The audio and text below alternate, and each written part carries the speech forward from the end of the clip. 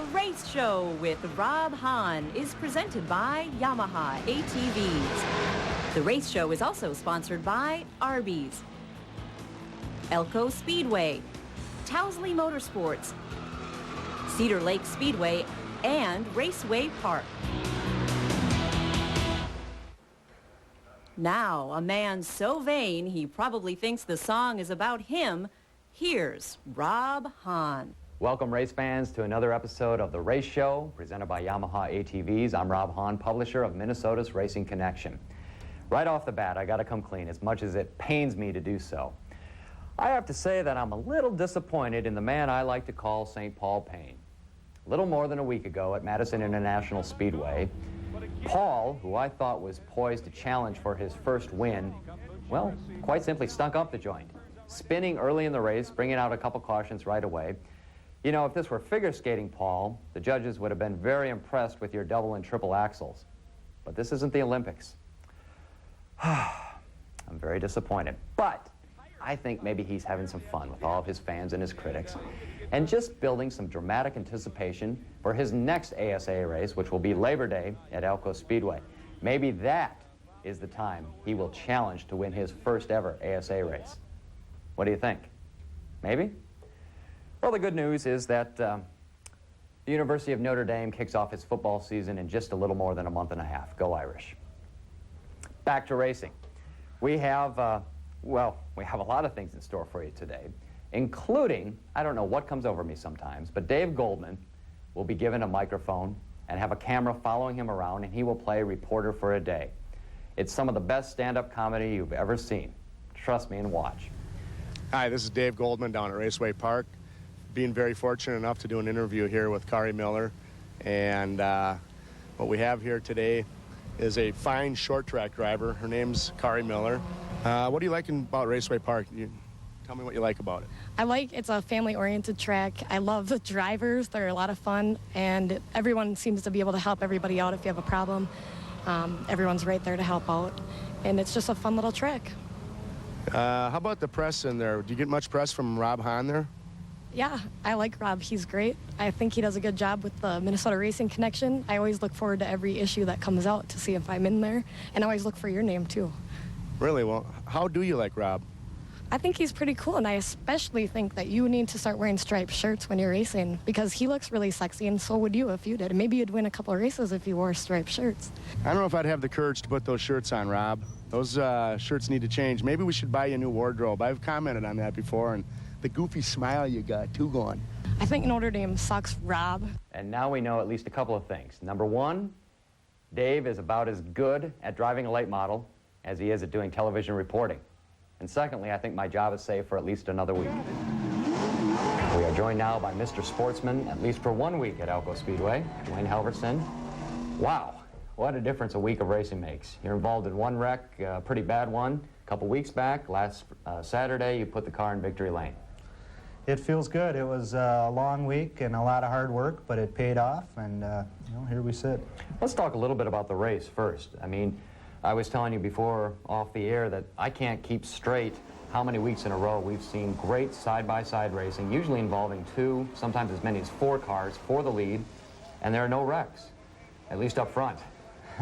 Well, the front runners, they keep it clean, and it's a good group of drivers, and we're all kind of right there at the same time, and as far as time trialing goes and the speed of our cars, so yeah, it makes for a good finish. What about the finish? I mean, even coming out of 4, you and Jonathan Island might have traded a little paint, huh? Yeah, to say the least, but we ran clean for 29 laps. My hat's off to Jonathan for that. We always haven't had the best of luck when we're together, but he ran me clean, and like I always say myself, coming out of 4 on the last lap, it's fair game, go for the win. What exactly does that mean, we haven't had the best of luck when we run together? Could you elaborate a little bit? I'd just soon not. You're on the spot now. Yeah, I guess. No, I think, he's a heck of a driver. He's young. I think at times he's been overzealous, and maybe I haven't given him enough room, but it's just never been a really awesome result for us when we get that close together. How big is the win for you and your team in terms of a morale boost, in terms of putting you in the right direction for the rest of the season? Oh, it's huge. My family, my mom, my dad, my crew, we've been working so hard, and we've gotten the car really close, and you know, we just weren't quite there. And then after a bad week like that, this is huge. This feels really good. We needed it, that's for sure. And then we got to bring you down by bringing you into the race shack. I mean, is this a studio or what? Here you're riding high, and we call you in to do this interview, and you're probably thinking, geez, when can I get out of here? I'll come to the race shack any day. Don't fall through those 2x4s there. Right, our I pallets. see that. Thanks for joining us. A spectacular run, very exciting for the fans and obviously for your team as well. Thanks, Rob. Dwayne Halverson, sportsman, feature winner at Elko Speedway, and we will be right back. The race show is brought to you by Raceway Park and Yamaha.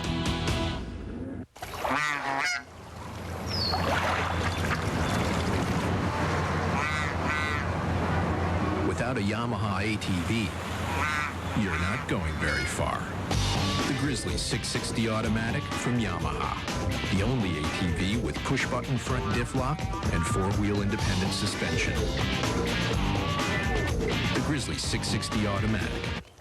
Where you go now is up to you. See 61 Marine and Sports in Hastings and Waldock Sports in Forest Lake. NASCAR racing under the lights at Elko Speedway on Saturday nights in 2003. See NASCAR Budweiser late models, Miller Lite Sportsman, Coca-Cola Thunder Cars, Exhaust Pros of Northfield Street Stocks. A full night of NASCAR Dodge Weekly Series action. Visit GoElkoSpeedway.com for more information. It's fun for the whole family. Elko Speedway proudly presents the race show with Rob Hahn. Don't miss any of the excitement at Elko Speedway this summer. You gotta be there. Down and Dirty is sponsored by Cedar Lake Speedway. Stan Meisner, our dirt expert with the earring, and videographer Brian Nelson have been running around again at Cedar Lake Speedway, and let's catch up with them. We're talking to Trent Fulmer, driver of the number 31T Wissota late model. Trent, how old are you? I turned 22 last January. And how long have you been racing? I think this is our 10th year now. And tell us how you started out in racing. I remember you in a modified. How do you progress into the Wissota late model? Well, I started out when I was 10 years old driving quarter midgets. And we ran them for 3 years and decided that we ran well enough to move up and get a Wissota Mod 4. And we went from that to the modifieds. And last couple of seasons in the modifieds, we had some pretty good seasons and won a few races. And we won a USMTS race here at Cedar Lake and decided this year maybe if we could come up with the funds to pick up a late model, and we've done it. So we're just kind of trying to keep her going and see what we can do. Well, I've seen you a couple of times have some really good runs out here. What are your aspirations this year in the late model? Well, I'd just like to be able to keep the thing going and maybe run, just try and keep it in the top 10 every night, get into the features and keep the car in one piece, and hopefully we can have some top fives and maybe even get some wins too. So we'll see. So what is your schedule this year? You're running here at Cedar Lake. You're running any other tracks or any specials? Yeah, I'm going to run Cedar Lake just about every Saturday night. We're going to try and go for the Rookie of the Year.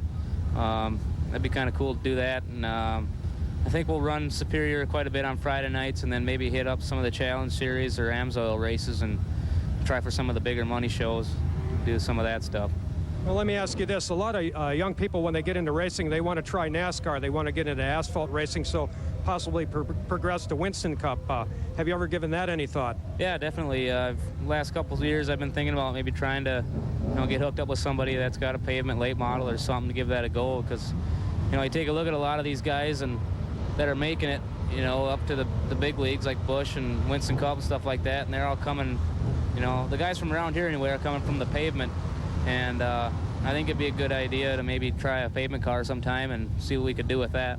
Well, we wish you good success in your career and have a good run tonight and throughout the season. Well, great. Thanks a lot. I appreciate it. Thank you, Trent.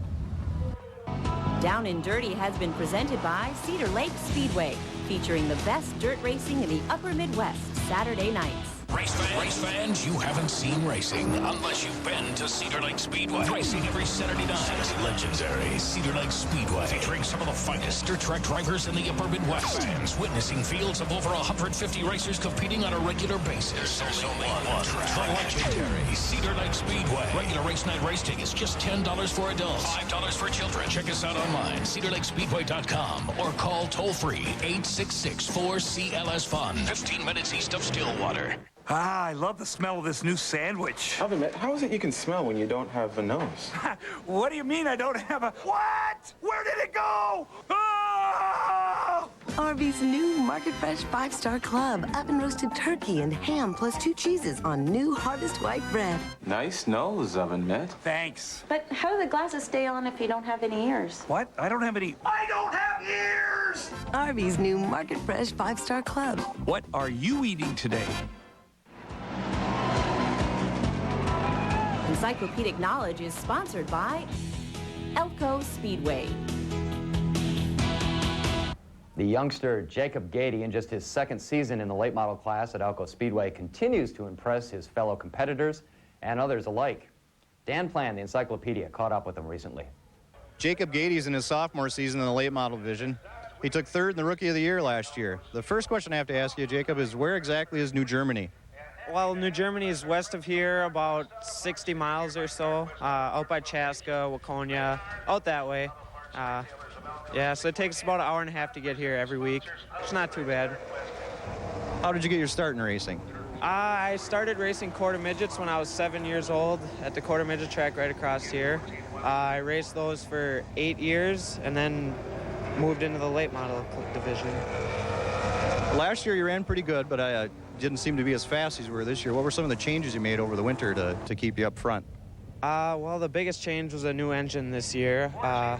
We got a part sponsorship deal from High Tech Motorsports, and they're the motor in the car, and that's the big difference. And I feel I'm getting a little bit better at driving the car, and I think that's pretty much the two biggest differences. Does parking next to Steve Anderson help you or hurt you? It might help a little bit sometimes. You know, he's been racing out here for a lot of years. He knows what he's doing, I think. I noticed you've got the Ford Taurus body on your car, but you've got the Chevy motor. Why did you go with that combination? Well, the Ford body came on the car, and we got an extra body with it, so we've just kind of stuck with it. We've got a lot of parts for it, so I would still like a Monte Carlo, but we're sticking with the Taurus for now. What are some of your goals for this year and beyond? Well, this year I would like to win a feature and hopefully finish in the top 5 in points. That would be great. And I don't know what the future has in store, but hopefully racing something for sure. Okay. Well, good luck, and we hope to see you on the race show again. I'm Dan Plan with the Double O. I kind of need the caution. We were kind of stuck in traffic. Pile in there, I had to beat Martin in there. If he got underneath me, he would have done the same thing. He would have gone by Schultz and Mergic. So I had to beat Martin in there, and once I got down there, and stuck pretty good and went on to win. You've had some struggles this season with the car. Is it one of those nights where everything just worked really well? Yeah, I mean, you can always perfect on things, but, you know, the car did work very decent, and, you know, the last couple weeks it's also, you know, worked real well. Yeah, I was a little loose, and I maybe should have stayed down, but I wasn't positive. The sway bar bottoming out earlier, and I was a little concerned about getting in too deep and making the bottom out harder. We haven't really been happy with the way this thing's been running, and we haven't been able to quite find the right answer to get it a little quicker. Not to take anything away from Dean or Schultz there, I just don't think I should be in a position where I have to defend myself, and that's the way it's been all season, it seems like. I know a couple weeks ago that your brother Chris, who works with you quite closely, was very frustrated after a feature when you finished uncharacteristically near the rear. Does this finish tonight, even though it's not a win, really give you a boost, you and the team, and point you in the right direction? Well, probably getting whooped on by the youngsters there gives us a boost more than anything there. We'll be out here working a little bit harder there. If I'd have coasted to a win, we probably would have been a little lazy this week, but we're not going to be lazy this week. You almost made it look easy. It was fun. The car was hooked up. We made it work tonight. We actually came in practice today, so it paid off.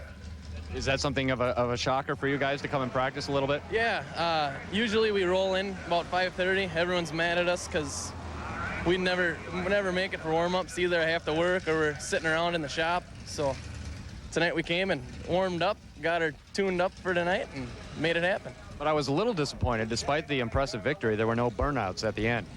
Well, you know what? My crew hollered at me after the first couple ones and said, when you got a good car, you just got to save the tires. Encyclopedic Knowledge has been presented by Elko Speedway, featuring the NASCAR Dodge Weekly Series every Saturday night. NASCAR racing under the lights at Elko Speedway on Saturday nights in 2003. See NASCAR Budweiser late models, Miller Lite Sportsman, Coca-Cola Thunder Cars, Exhaust Bros of Northfield Street Stocks. A full night of NASCAR Dodge Weekly Series action. Visit GoElkoSpeedway.com for more information. It's fun for the whole family. Elko Speedway proudly presents the race show with Rob Hahn. Don't miss any of the excitement at Elko Speedway this summer. You gotta be there. Towsley Motorsports, bigger than a football field. Champions ride Hondas. Now and in the future.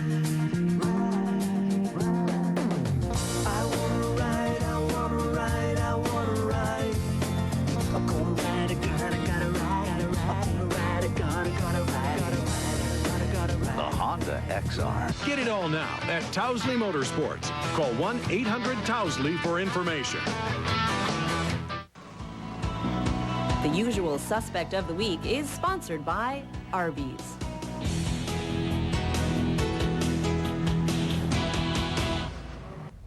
We're back in the race shack and joined by Cletus. Cletus, it's got a nice ring to it, doesn't it? Yep, it's notorious. Some people call you Kurt Barfnick, a very few.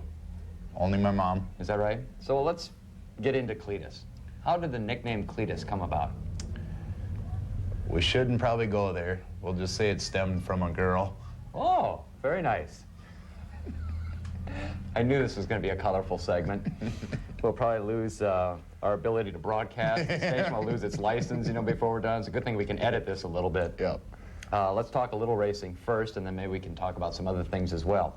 No, let's talk about the burnout, because you're very upset that we haven't given you proper credit for the burnout that you did in that modified, that station wagon with the modified engine in the spectator drags about a month ago at Elko.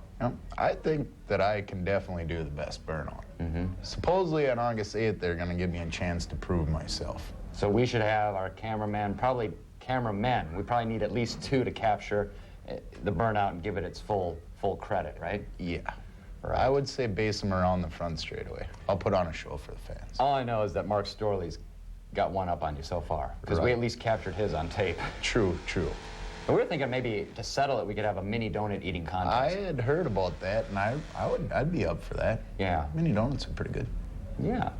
Maybe wash them down. But I like to do big donuts. You do, and wash them down with a little beer, right? Yeah. I'm sure. And maybe we could do it in the wagon while we're spinning around.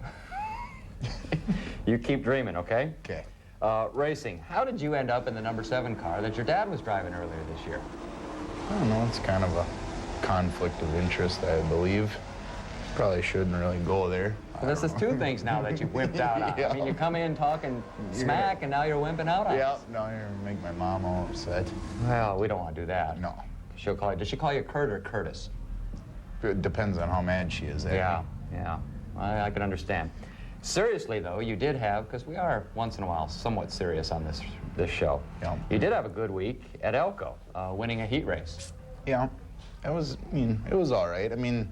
Tonight was the first night in the car, and I was just out there to see how everything panned out in long runs, and I think we figured out what I need to know. Can we expect to see you in the car the rest of the season? Yeah, I believe so. Tom and Julie I kept her in one piece tonight, which I haven't had a good track record lately, so. Right, so what we're about to do is kind of rewarding you for past experiences. Right, a little pat on the back, maybe. A little pat on the back. Here, Oven Mitt Man, giving you a pat on the back, okay?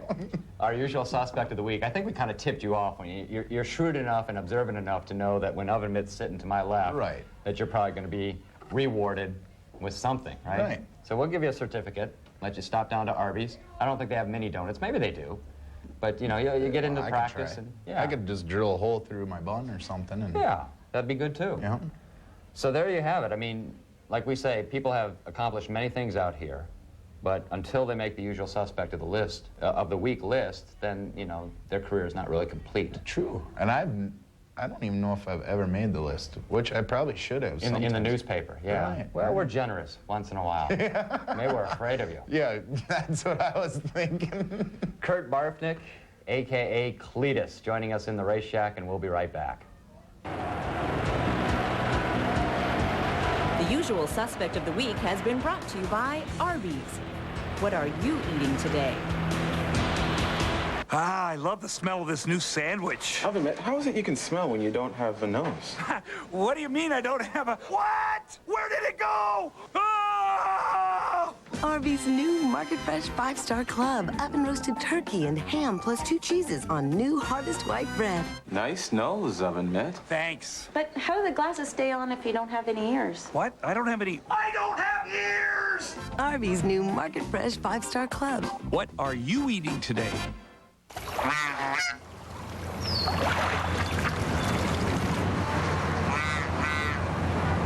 Without a Yamaha ATV, you're not going very far. The Grizzly 660 Automatic from Yamaha. The only ATV with push-button front diff lock and 4-wheel independent suspension. The Grizzly 660 Automatic. Where you go now is up to you. See Beeline Sports Center in St. Cloud and Moto Primo in Minneapolis. The race show is brought to you by Towsley Motorsports and Raceway Park.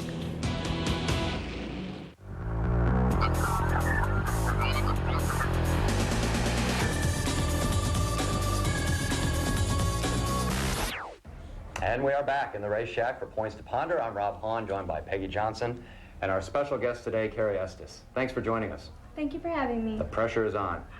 Now, before we get to Points to Ponder, let me give you a chance, because I know you've been savoring the opportunity all week to get it off your chest.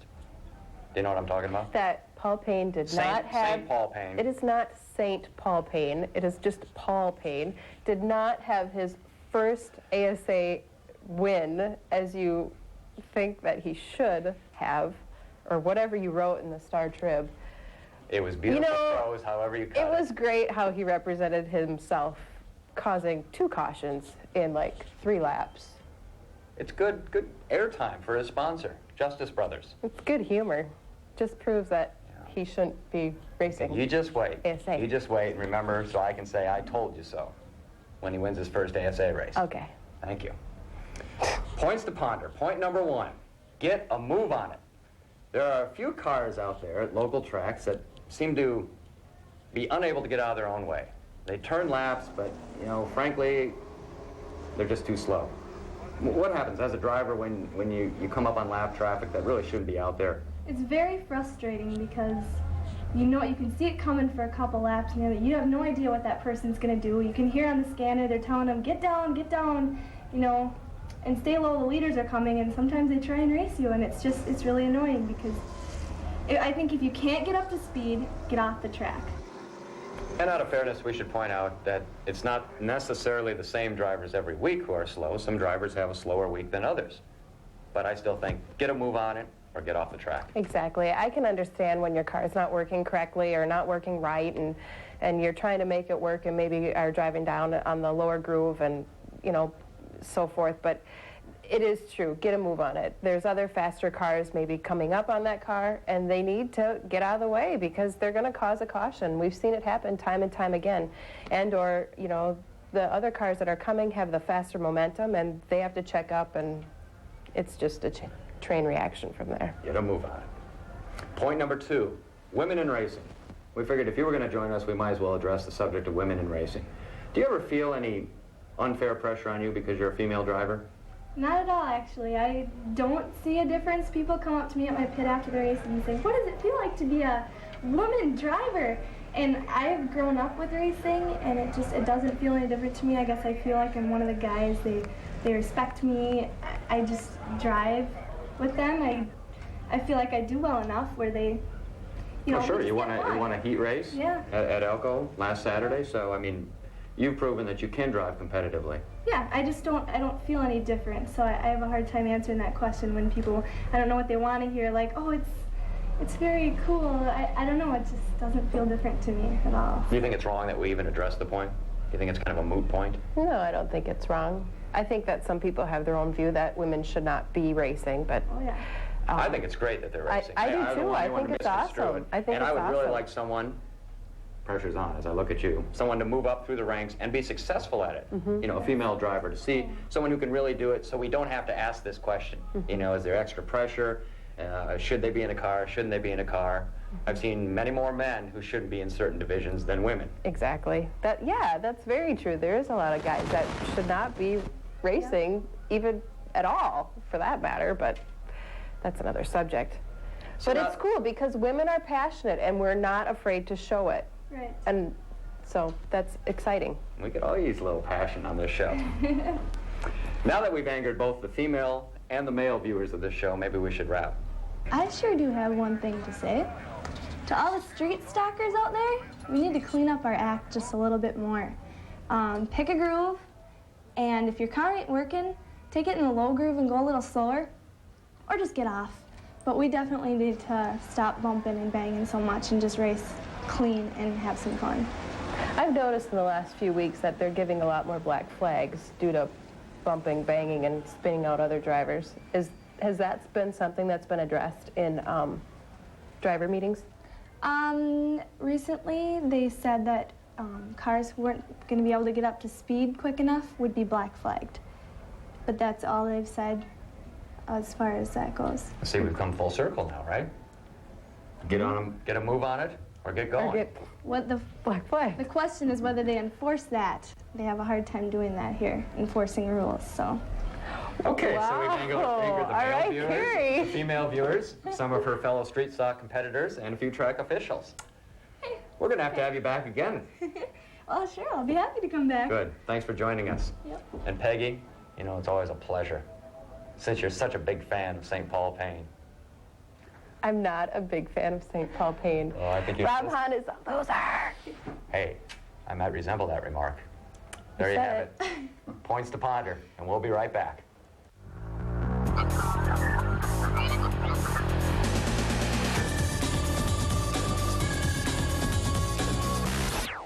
Towsley Motorsports, bigger than a football field. The climb to the top is never easy. To make it, you need the biggest ATV Honda has ever built. 650 cc's, fully independent rear suspension, sport-tuned automatic, the Rincon from Honda. Get it all now at Towsley Motorsports. Call 1-800-TOWSLEY for information. It's been called the fastest growing sport in the country, and it's right here at Raceway Park, Minnesota's first and finest NASCAR Weekly Racing Series track.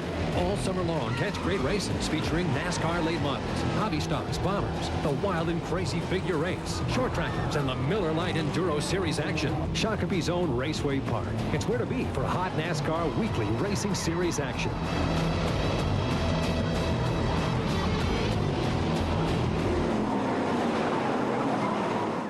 That's it, folks. It goes by so quickly, doesn't it, when you're having fun? Another episode of The Race Show. My thanks to the Big O, Mr. Production, and we will see you again next week.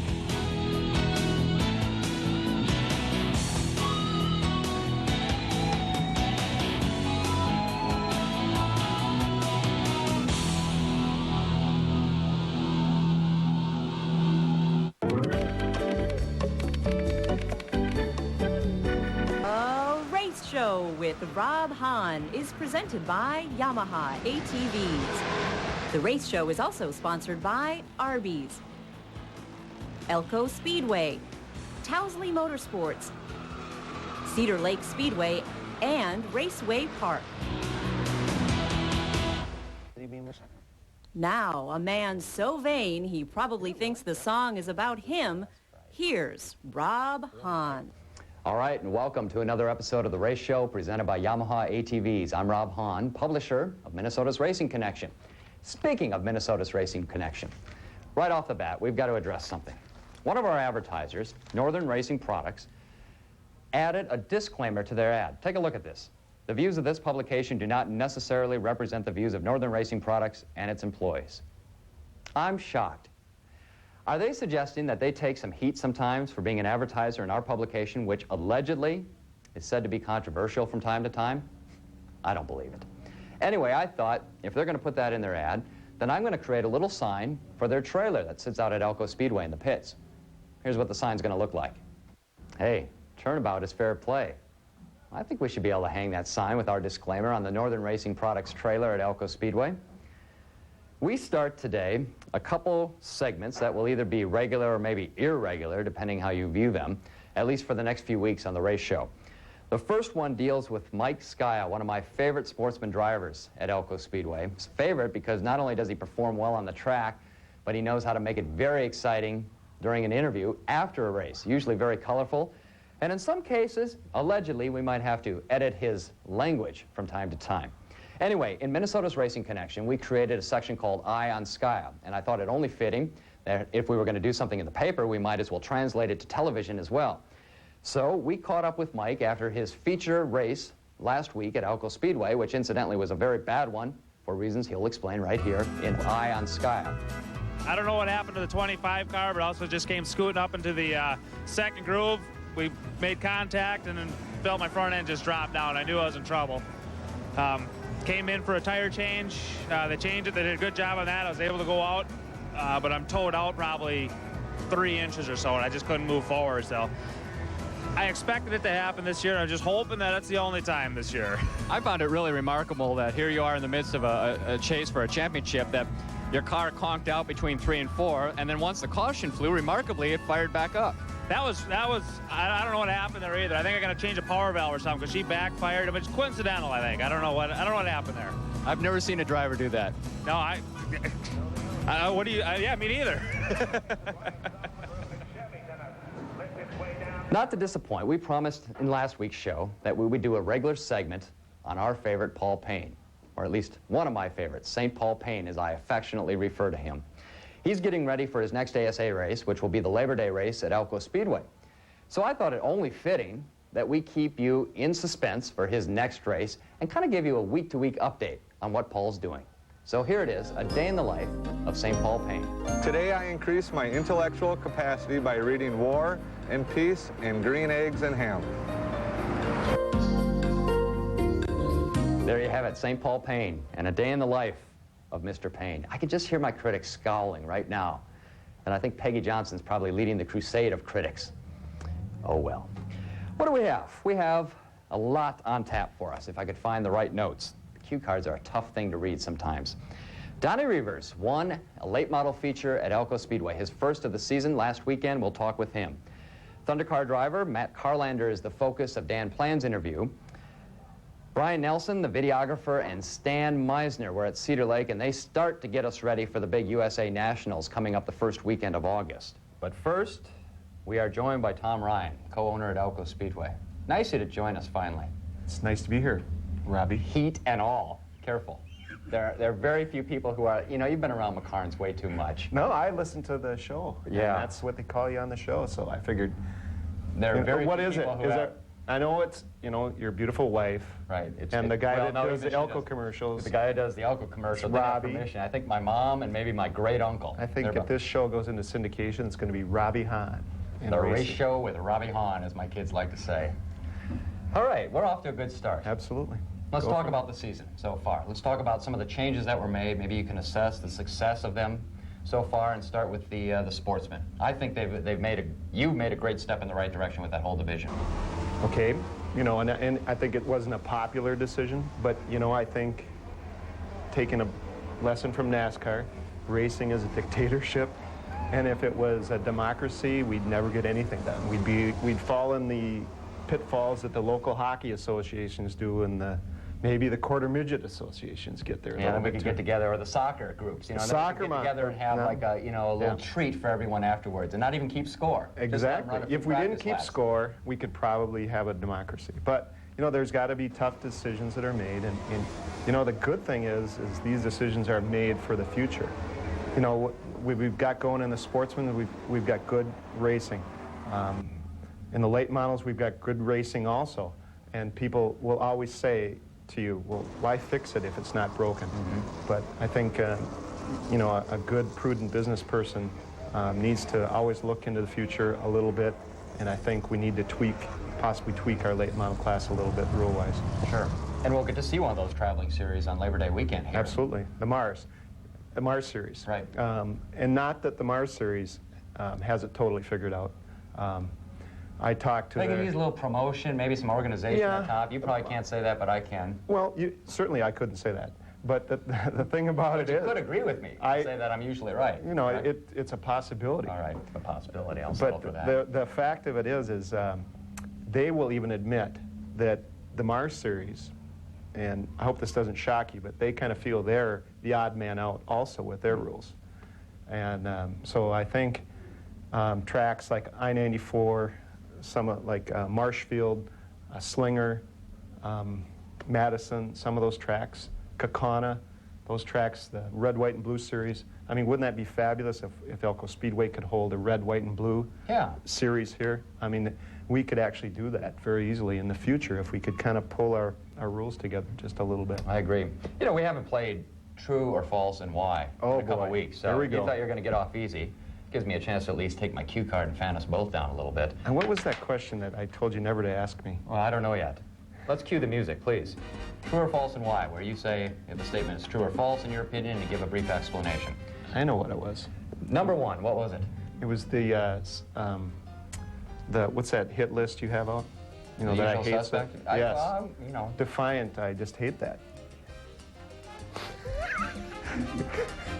Go from there. Okay. Go ahead, Rob. Now, I'll take this was a nice question, this was a nice question, they're all gone. Go Number for one, everybody loves a track owner. True or false? False. You know, believe it or not, I was, one of my first things, the first grief I got being involved in Elko Speedway, somebody complained about the chicken strips. Don't look at me, okay? Unbelievable. Don't look at me. Picky. Number two, true or false? Chris Schultz, columnist for Minnesota's Racing Connection, allegedly had some Corvette on the track at Elko Speedway a few weeks ago and did about 20 miles an hour tops.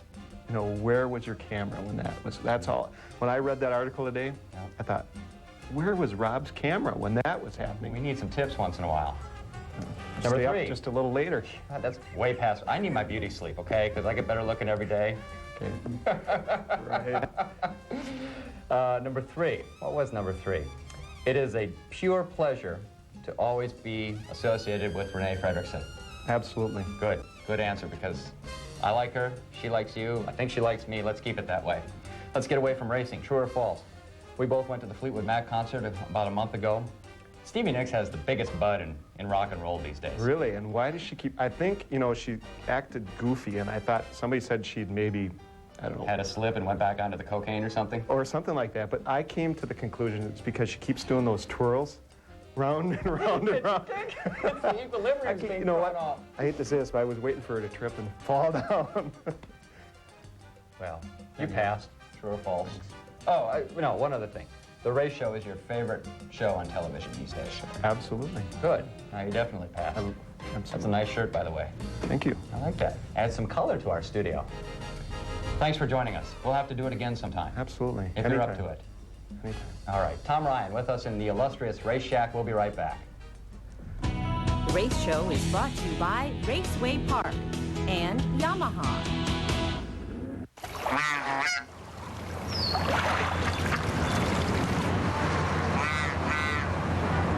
Without a Yamaha ATV, you're not going very far. The Grizzly 660 Automatic from Yamaha. The only ATV with push-button front diff lock and four-wheel independent suspension. The Grizzly 660 Automatic. Where you go now is up to you. See Towsley Motorsports in White Bear Lake and Brothers Motorsports in Baxter.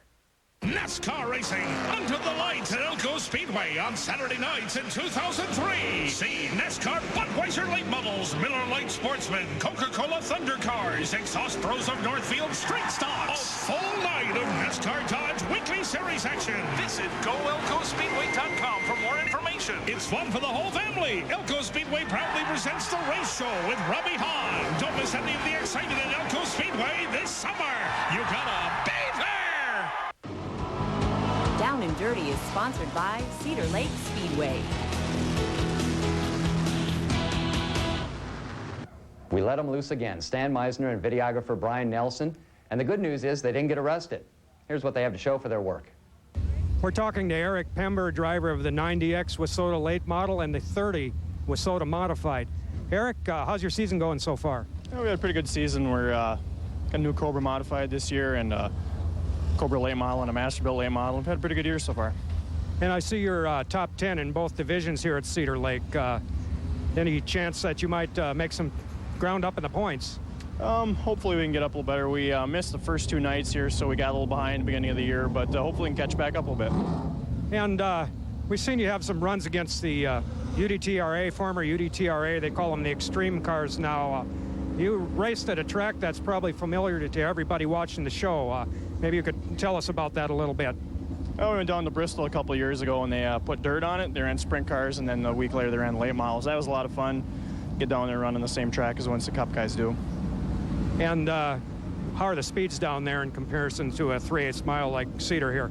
They were quite a bit higher. We had to do a lot of bracing and stuff on the body to keep the bodies on the cars. Actually, it was kind of a rush. And anything else that you're doing this year, Challenge Series or any of those types of shows? We haven't really done many of the Challenge Series races this year. Actually, in a couple weeks, we're going to do some of the WDRL, the Polydome Series. So we're kind of looking forward to that. All right, well, you have a good run here tonight and hope you have success for the remainder of the season. Thank you very much. Thank you, Eric.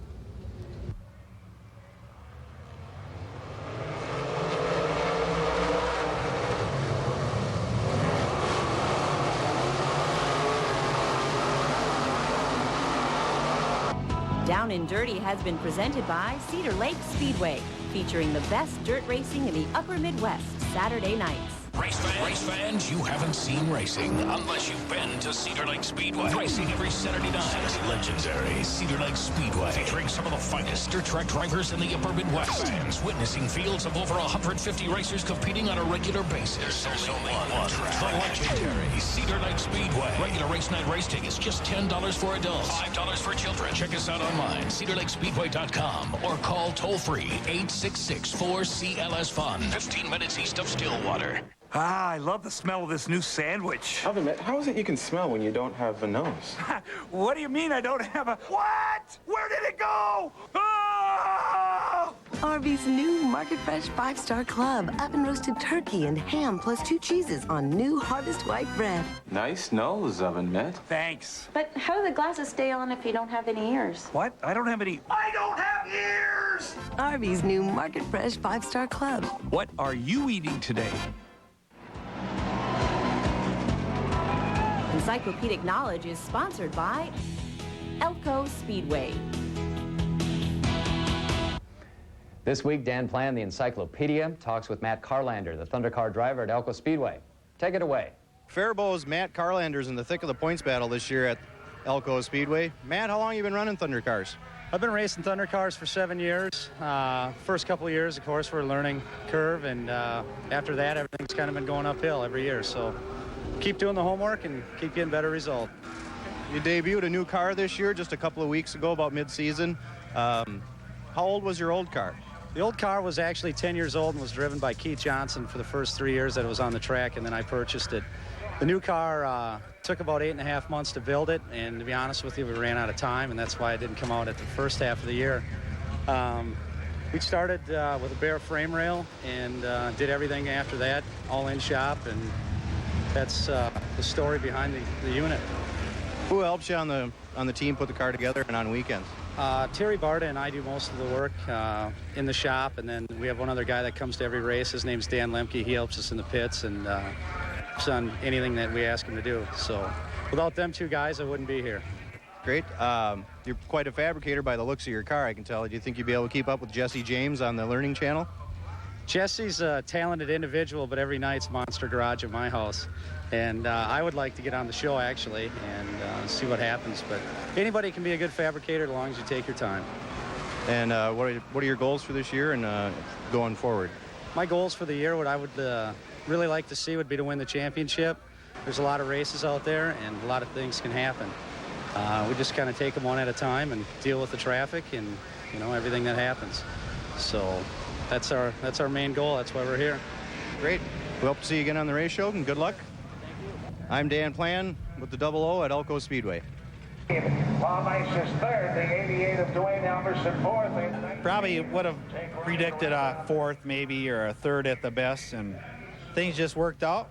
And when 77 started on the outside, I figured, well, I'm working pretty good on the bottom, so I just gave it a shot, and we were loose. You know, I took too much diagonal out at the beginning of the race, and but we held on for the win. I guess that's what counts. It must be pretty gratifying after what arguably has been kind of a tough 4 or 5 weeks for you. Well, actually, I've been getting pretty fast the last 4 or 5 weeks, but I just haven't had the breaks, and finally something went right for me. So, yeah, it's good to have a win. Encyclopedic Knowledge has been presented by Elko Speedway, featuring the NASCAR Dodge Weekly Series every Saturday night. NASCAR racing under the lights at Elko Speedway on Saturday nights in 2003. See NASCAR Budweiser late models, Miller Lite Sportsman, Coca-Cola Thunder Cars, Exhaust Bros of Northfield Street Stocks. A full night of NASCAR Dodge Weekly Series action. Visit GoElkoSpeedway.com for more information. It's fun for the whole family. Elko Speedway proudly presents the race show with Rob Hahn. Don't miss any of the excitement at Elko Speedway this summer. You gotta be there. Towsley Motorsports, bigger than a football field. Champions ride Hondas. Now and in the future.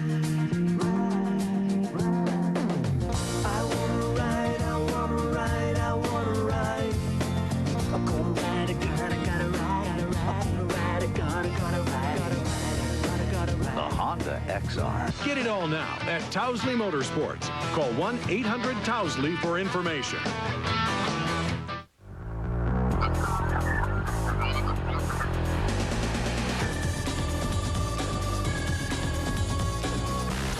We are back in the race shack for Points to Ponder with Peggy Johnson to my right, and Carrie Estes makes a return appearance. You have a lot of guts to join us 2 weeks in a row.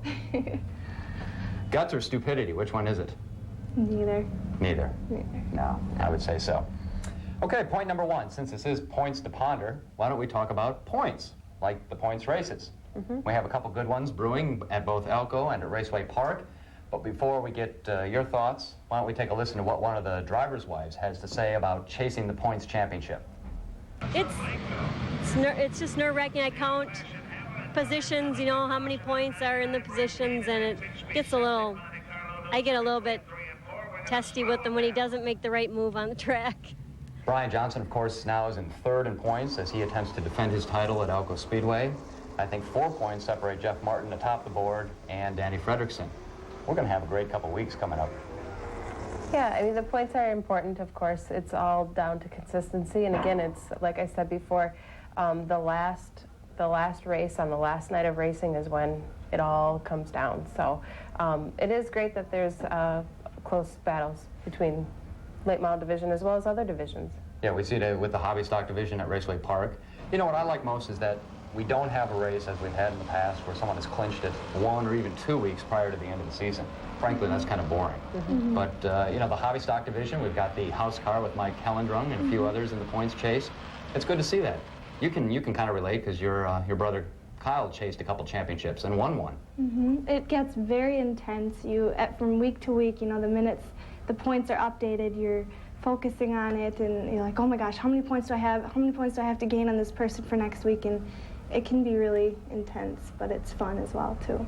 Yeah, I think that's what the whole season's kind of about, is chasing these points. And we talked a couple weeks ago that the mid-season championship meant only one thing, and that's that the winners of the mid-season championship were at least in a position to compete for the end-all championship. Speaking of points, point number 2, let's make the fast dashes at Elko Speedway count for something. I think with both the sportsman and the late model that it would be really nice to have a points fund and have, you know, your position your finishing position in the fast dash count for points that can be applied to a total point fund at the end of the year. So at least it means something, and we don't see drivers pulling off because they don't want to wreck their cars or something. I totally agree. I mean, I think if these guys are going to take their late models out and run hard like they do in the fast dash, that they should be getting something out of it in the end, or a little bit of an incentive, or for putting on such a good show like they do every week in the fast dash. Yeah, and they do put on a good show, but I think there would be that added incentive to put on an even better show and get a little more racing. Exactly. There should be something. I mean, the sportsmen and the late models, they're spending money out there when they're running laps, basically. They're spending money on gas, they're spending money on tires, and also just wear and tear on the car. And, you know, things can happen in a, what is it called? A fast dash.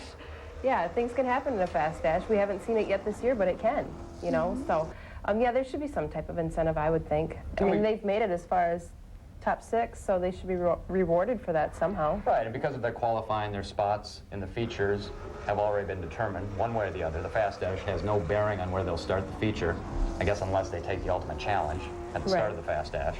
But let's add some points to it. Now, finally, apparently your fellow street stalkers didn't heed your advice last week. Not so much. I got a headache after that race. It was more like a circus than a race, but that's how the street stocks are. I mean, I don't know if it'll ever change. Are you thinking about moving up to another division at some point in the future? I would love to. The problem is you have to have money, you have to have sponsor. She's a loan officer at a bank.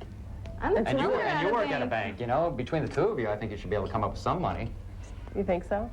Oh, yeah. I know some tricks, no. So you work... I'm also the internal auditor of a bank. Well, that's Did you know that? I hate auditors. Very nice. Anything else on your mind? No. No? Okay. No. There we have it. Points to ponder, and we'll be right back.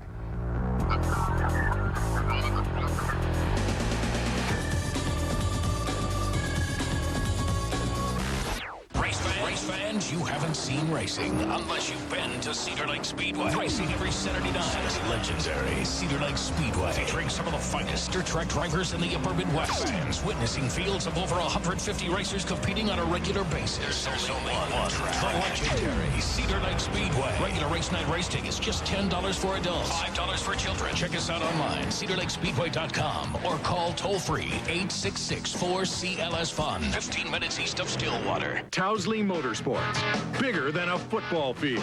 The climb to the top is never easy. To make it, you need the biggest ATV Honda has ever built. 650 cc's, fully independent rear suspension, sport-tuned automatic, the Rincon from Honda. Get it all now at Towsley Motorsports. Call 1-800-TOWSLEY for information. It's been called the fastest growing sport in the country, and it's right here at Raceway Park, Minnesota's first and finest NASCAR weekly racing series track.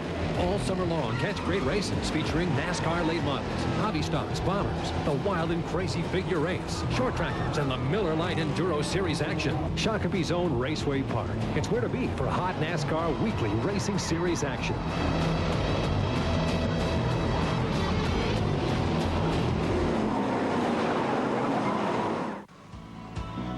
The usual suspect of the week is sponsored by Arby's.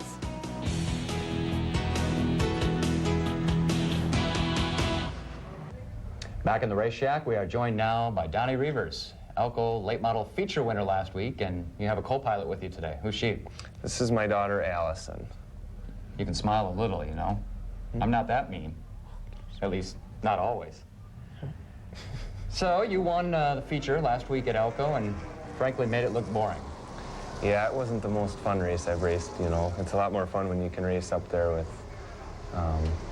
something to do. Right. You know, but I'll still take it, though. Yeah, anytime you can get into victory lane, you gotta take it. I was a little concerned, and we were talking earlier, that maybe you forgot how to get to victory lane. Yep, I thought so, too. And it's been a tough season, but, you know, Elko Speedway, though, there's so much competition here that it's tough, you know. There's a lot of guys that are good here. The season has been an interesting one for you because in addition to racing at Elko, you decided to take the year off from Raceway Park, where you won the title last year, but you also got to race some ASA races earlier this year. What's that been like? It's been a lot of fun. It's a lot of work, though. We're looking forward to our next one will be at the Elko race here. And then we'll hopefully do a couple more at the end of the year, but it's a big learning experience for us, so that's for sure. Now, speaking of big things, you probably didn't know this, but we have our usual Suspect of the Week award. And you don't get it for wrecking. See, we change the rules all the time, so we're going to give it to you for making the feature boring. Oh, okay. You made it look too easy. See, you probably never thought you'd win the usual Suspect of the Week for that. No, well, Dave Goldman will be happy that I'll be on the list with him then. Yeah, but you're not quite that bad. Let's just remember. Let's talk about Goldman. I mean, he's like your PR agent at times, which is a scary thing. I'd be a little concerned if I were you. Yeah, you know, Dave's a good guy, though. He's always... you know, he called me after every one of my ASA races, and whether I did good, bad, or anything, you know, he had nothing to, good things to say to me, you know, to try and cheer me up if it was a bad day or something. Yeah, I could just hear him. Yeah, done it, Dave. Yeah, that's a good race. That's a good race. Yeah. Well, we love Dave. Yeah. Kind of. Thanks for joining us. Well, sure. Been a good run in that feature, even if it was a little boring, but we'll give you a little certificate to go down to Arby's and enjoy yourselves, and you get Oven Mitt Man for just 1 week. Hopefully just 1 week. Hopefully. You know, if you win the Suspect again next week, then, you know, we'll give you Oven Mitt again. You know, I wouldn't mind if I'd get it again for the same reason next week. It wouldn't be the worst thing in the world. Probably not. Donnie Reavers with us in the Race Shack, and we will be right back. The usual suspect of the week has been brought to you by Arby's. What are you eating today? Ah, I love the smell of this new sandwich. Oven Mitt, how is it you can smell when you don't have a nose? What do you mean I don't have a... What? Where did it go? Ah! Arby's new Market Fresh 5-Star Club. Oven roasted turkey and ham plus 2 cheeses on new Harvest White bread. Nice nose, Oven Mitt. Thanks. But how do the glasses stay on if you don't have any ears? What? I don't have any... I don't have ears! Arby's new Market Fresh 5-Star Club. What are you eating today?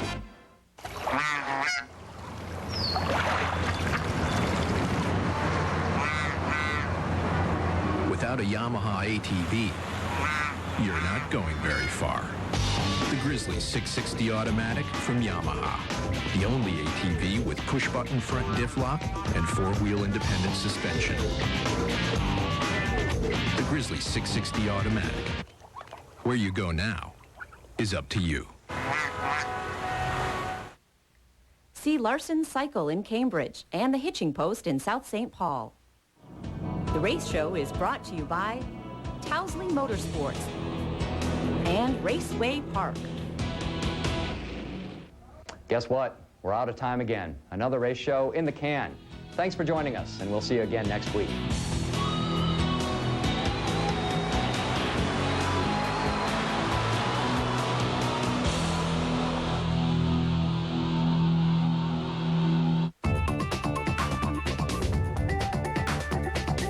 Row Follies.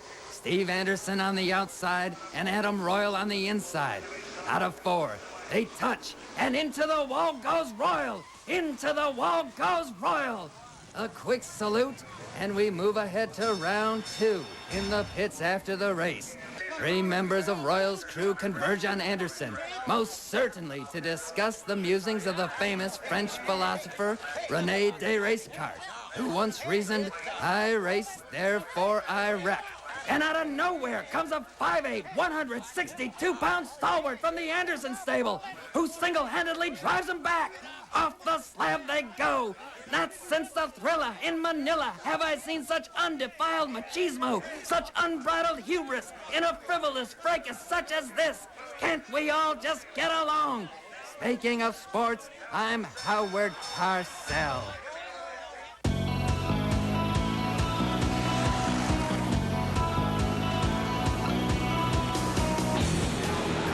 The Race Show with Rob Hahn is presented by Yamaha ATVs. The Race Show is also sponsored by Arby's, Elko Speedway, Towsley Motorsports, Cedar Lake Speedway, and Raceway Park. Now, a man so vain he probably thinks the song is about him. Here's Rob Hahn. All right, welcome to another episode of The Race Show presented by Yamaha ATVs. I'm Rob Hahn, publisher of Minnesota's Racing Connection. And wow, do we have a show in store for you today.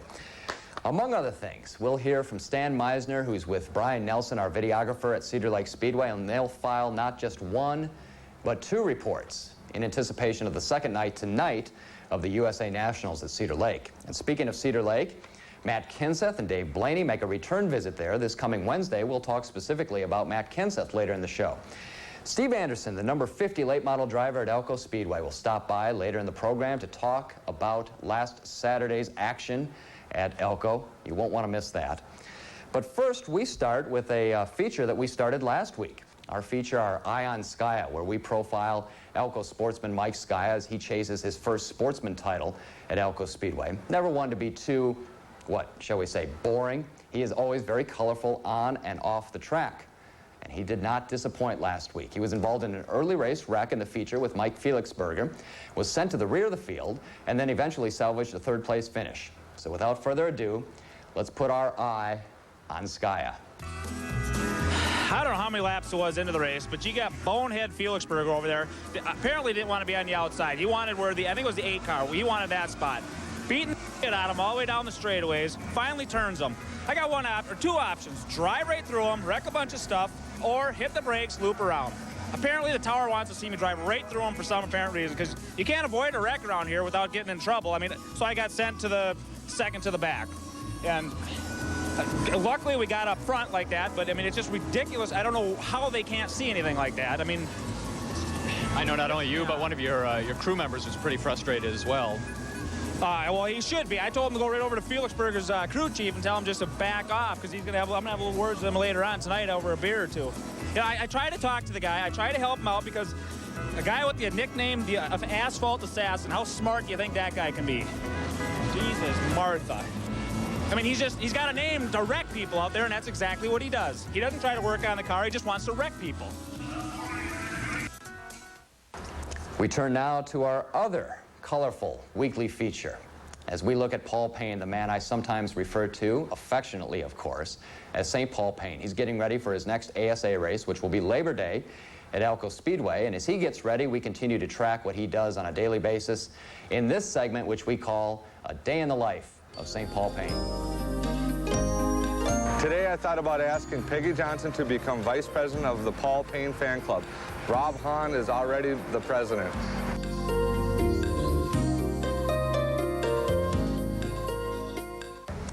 One of the best points races locally, as we've noted before on the race show, is in the hobby stock division at Raceway Park.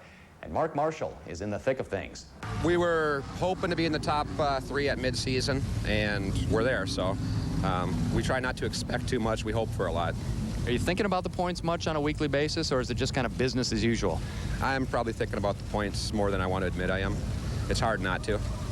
So having said that, does that mean when you're in the midst of a race, be it a heat or feature, you're thinking about it at all? Not during a race, but pretty much when I'm not in the car, I've been thinking about it a lot, especially in this last week. Are there any 1 or 2 drivers in the hobby stock division that you're really kind of focusing on that you think are in a good spot to challenge you for the title? I wish there was just 1 or 2. Right now there's 5 probably. Mike Hellendrung, Chris Cooley, Brian Turtle, and Jeff Williams, and then us. I think right now from 1st to 5th, I think it could be any one of us on any week in the lead. What's been the best part of the season so far?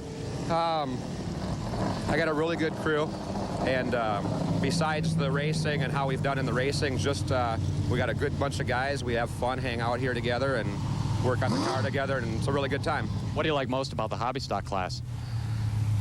That's a good question. I got tired of bombers because I got tired of feeling like I was going around in a circle at a demo derby every week. And so I like the hobbies. They're fast. It's pretty clean racing. Not too terribly expensive. Do you have plans at some point or aspirations to move up to a different class? Hopes. I've, giving a Raceway late model a strong consideration. Now, what about, if I could bring this discussion back to me just for a second, because the show is all about me, remember? That's yeah. Here. These striped shirts, do you like them? A lot of people give me flack for them. You know, there's one reason and one main reason I'm going to take your side, and that's because Goldman gives you such a hard time about them. Well, that's reason enough, don't you think? Definitely. The race show is brought to you by Raceway Park and Yamaha.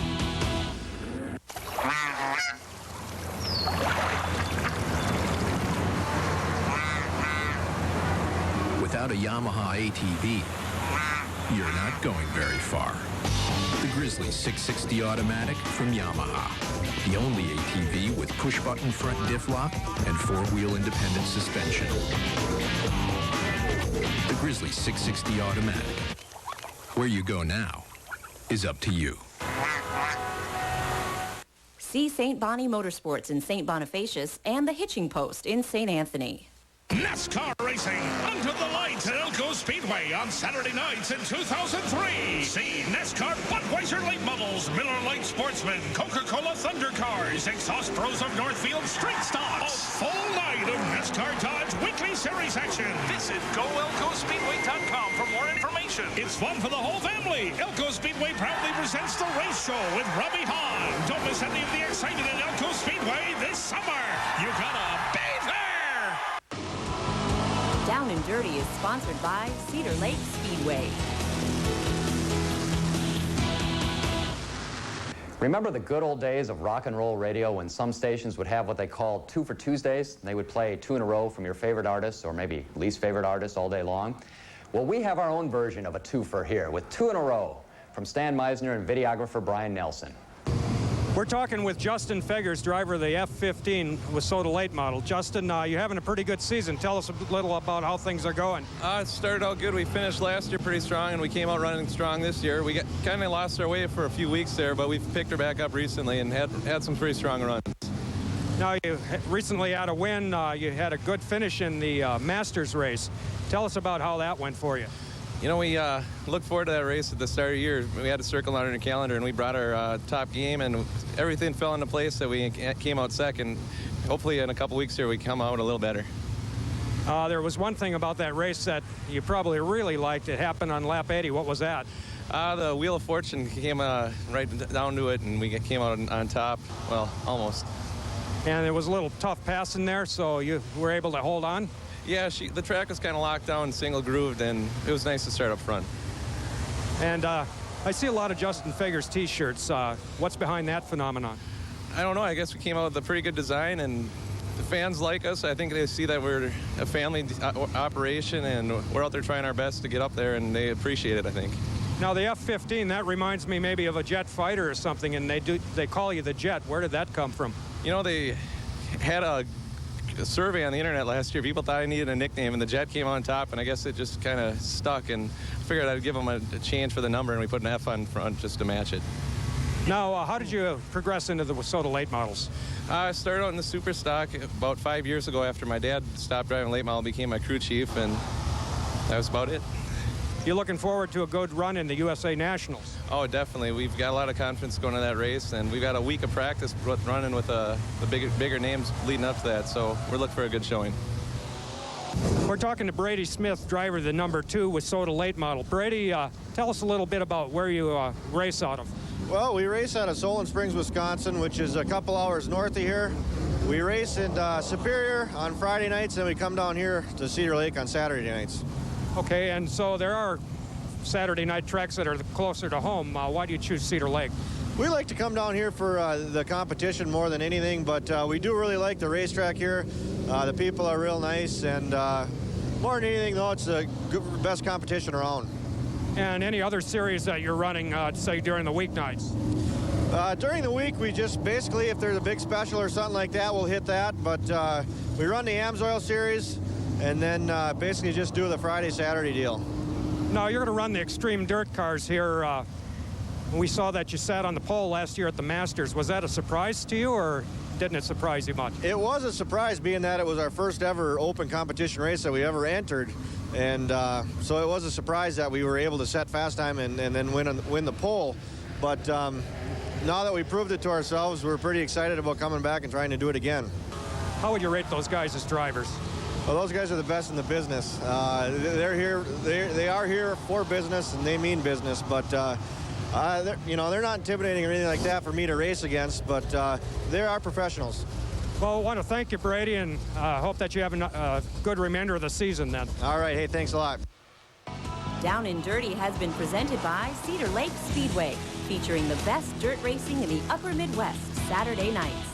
Race fans, you haven't seen racing unless you've been to Cedar Lake Speedway. Racing every Saturday night. Legendary Cedar Lake Speedway, featuring some of the finest dirt track drivers in the upper Midwest. Fans witnessing fields of over 150 racers competing on a regular basis. There's only one track. The legendary Cedar Lake Speedway. Regular race night race tickets just $10 for adults, $5 for children. Check us out online, cedarlakespeedway.com, or call toll-free 866-4CLS-FUN. 15 minutes east of Stillwater. Hey, sir, we need another turkey ranch and bacon. Here you... Go. Hey, go ahead. You try wrapping these things with one lousy thumb. One lousy thumb. Get all the goodness of Arby's oven-roasted turkey, plus thick-cut pepper bacon and creamy ranch, all on bakery-soft honey wheat bread. So I'll just stick to the ovens. Yeah. How about the slicer? No. Try Arby's Market Fresh Turkey Ranch and Bacon. What are you eating today? The usual suspect of the week is sponsored by Arby's.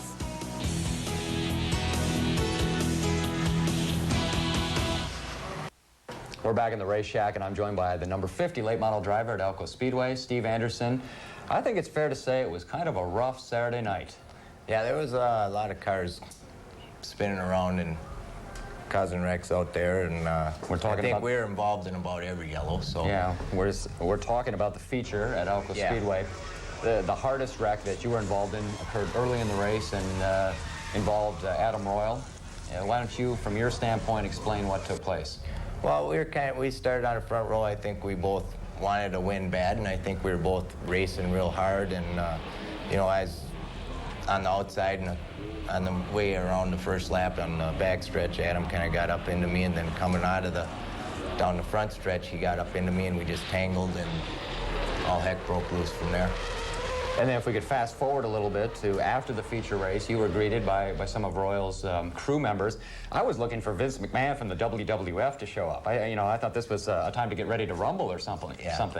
Yeah. What exactly happened down in the pit? Well, as I was driving in, one of their guys came by and kicked my car as I was driving in, and then, I don't know, I got up to my slab, and all of a sudden there was, 10 people up there and not letting me out of my car and so on, and my crew just kind of pushed them back and told them to get off our slab, and eventually cooler heads prevailed and nothing serious happened, which was good. I think the Jets and the Sharks from the West Side Story would have been jealous of this rumble. Yeah, it looked a little rough at first. It was, everybody around there, Jeff's crew and Katie's crew, they helped out and separated everybody out. So, how do you respond? I mean, it's no secret that you have your critics in the pits and some in the fans, among the fans as well. They don't like your style of driving. They say you're involved in more than your share of wrecks. How do you respond to these critics? Well, I don't know. It's like I don't think they criticize me much when I'm running slow, but if my car's working better, then they criticize me a little more. And there's some guys out there I can run with for, me and Adam. Not too many features ago, we're side by side on the front row for 15, 20 laps and never touched, and I was on the inside that time. But some guys, it just doesn't work out that way. I think people take more liberties with me than they maybe do with some other drivers, and that sometimes causes wrecks. I get run into more than maybe I should when I'm on the outside, and people just kind of come up and let their car slide up into me and push me out of the way, because they want to get going and they don't think that I'm fast enough to keep up or something. I don't know.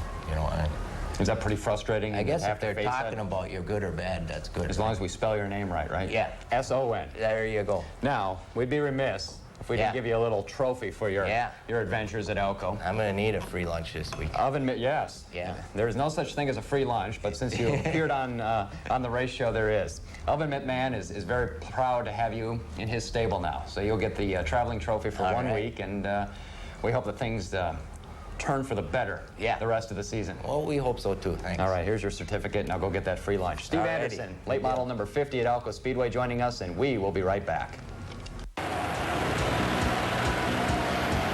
The usual suspect of the week has been brought to you by Arby's. What are you eating today? Hey, sir, we need another turkey ranch and bacon. Here you go. Hey, go ahead. You try wrapping these things with one lousy thumb. One lousy thumb. Get all the goodness of Arby's oven-roasted turkey, plus thick-cut pepper bacon and creamy ranch, all on bakery-soft honey wheat bread. So I'll just stick to the ovens. Yeah. How about the slicer? No. Try Arby's Market Fresh Turkey Ranch and Bacon. What are you eating today?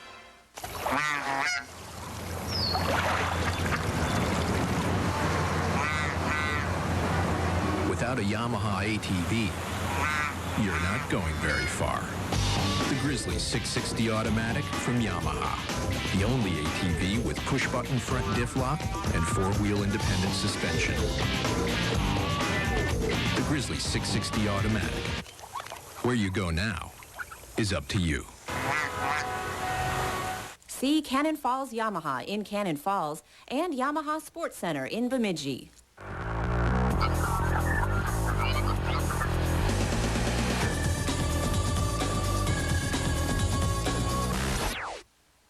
Back in the race shack for Points to Ponder, I'm Rob Hahn, joined as usual by Peggy Johnson and Carrie Estes. Let's start, or restart, by talking about restarts. Where should we start on this? At the beginning? At the beginning. A very good place to start, right? Sure. For our Sound of Music fans. First things first.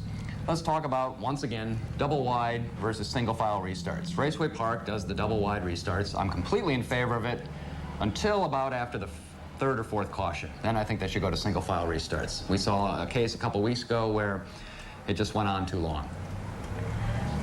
Double file restarts, I'm not in favor of. I'm just not in favor of it. I don't think that the drivers can handle them for some reason. In the case that you're stating at Raceway Park, I think, if I'm not mistaken, there was 3 or 4 restarts within 2 laps, and it was just enough. It was way too much. I mean, single file restarts are my vote. But why is it, and we've talked about this before, that the lower classes can go on and have a double wide restart and not seem to have the problems that the late models have? And the late models are supposed to be the best drivers at the tracks. You know, I haven't really seen a problem with having a double file restart, but I just think a single file restart would be way better, because then everybody's at the same place. You can either go to the outside of the guy you're behind or the inside after the first lap, and it just starts everybody out kind of on more of an equal playing ground. Okay, well, Why do you like double wide? So because I like the strategy involved. You know, I like the fact that if a guy's car is handling well on the outside, that he can move up 6, 7 spots because a bunch of people in front of him choose to take the lower side. Now, I have, taken a step back and said, after the third or fourth caution, let's go to single file restarts. But I would love to see Elko Speedway bring back the double wide restarts. But speaking of restarts, there were some differing opinions about how Jason Schneider was doing some of the restarts during the Elko feature last Saturday. I think it's up to the guy in front to set the tone, one way or the other, slow, fast, or otherwise, and everyone needs to follow. Definitely. If you can't, you gotta stay with the guy who's on pole. You have to stay at his speed. If you're slacking off, you're gonna lose out, because you just have to stay on his bumper. That's the one thing I know my brothers told me. Get up there, stay on that guy. Don't lose him, If you do, that's your own fault. And the guy takes off, and good for him.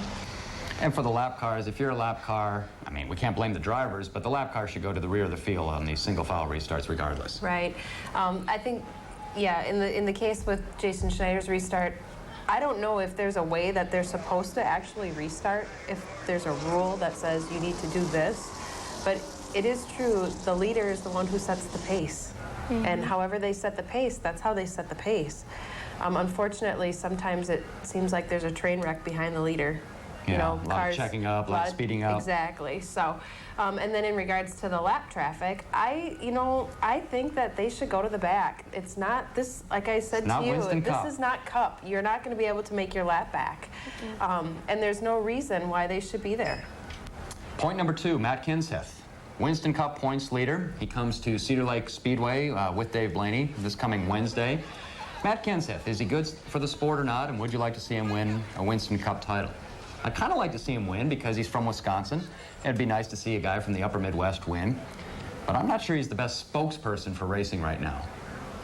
Are you laughing at this mosquito that just landed on me like a big 747? Because it's going between us. We need to start that over. No, keep rolling. It is the, this is the race shack, right? This isn't Fox Studios or something like that. Kenseth. All right. Matt Kenseth? I like Matt the Brat. I know you think he's boring. But, I remember watching him when he raced, I think it was Arco or something like that at Pixox Center, and I think it's really cool that he still comes back to his roots. So for him to win a championship, actually for him to be the points leader, I think is a huge deal. I think it's awesome. And a great opportunity for the fans locally to get to go out to a track like Cedar Lake and see the points leader. Definitely, that's really cool too. And I say go Matt, because he is from around here, and you always like to root for the guy that you know or that you have some kind of connection to. So if he can do it, I say that's cool. Yes, I think he would be very good on David Letterman if he wins the Cup. He is kind of boring when he talks. He is. But you know, NASCAR is so like cookie cutter. Structured that yeah. So who cares if he's boring though? What about Ward Burton? Is it he talk funny too? And he's coming to the Twin Cities too for a little dinner. But Ward Burton talks funny because I think he has something wrong with his tongue. Oh really? I think that's what I've heard. I don't know if that's a rumor or not. Let's not use this. You think it's because there's something wrong with his tongue? Somebody told me he has something wrong with his Is he tongue. missing his lingual frenulum? Don't put this in the show. Is he missing his what? Lingual frenulum. Okay, you got to talk down to our level here. Sorry, I'm gonna be a nurse here. Wow. You just did something amazing. What? All right, Carrie. Thanks, Peggy. She got you. Got you. Yeah. Well, you're funny, aren't you? Both of yous. As my grandmother used to say. Both of yous. Points to ponder. And we'll be right back.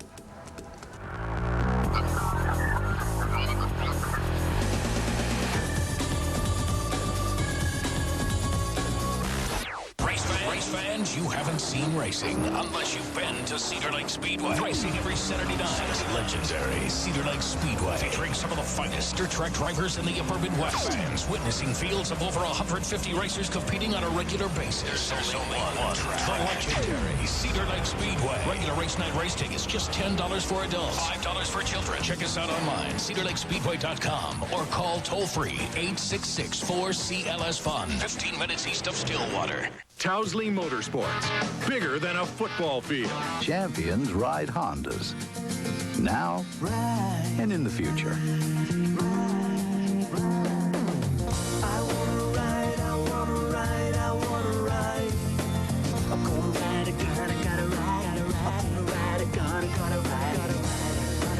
The Honda XR. Get it all now at Towsley Motorsports. Call 1-800-TOWSLEY for information. It's been called the fastest growing sport in the country, and it's right here at Raceway Park, Minnesota's first and finest NASCAR Weekly Racing Series track. All summer long, catch great races featuring NASCAR late models, hobby stocks, bombers, the wild and crazy figure eights, short trackers, and the Miller Lite Enduro Series action. Shakopee's own Raceway Park. It's where to be for hot NASCAR Weekly Racing Series action.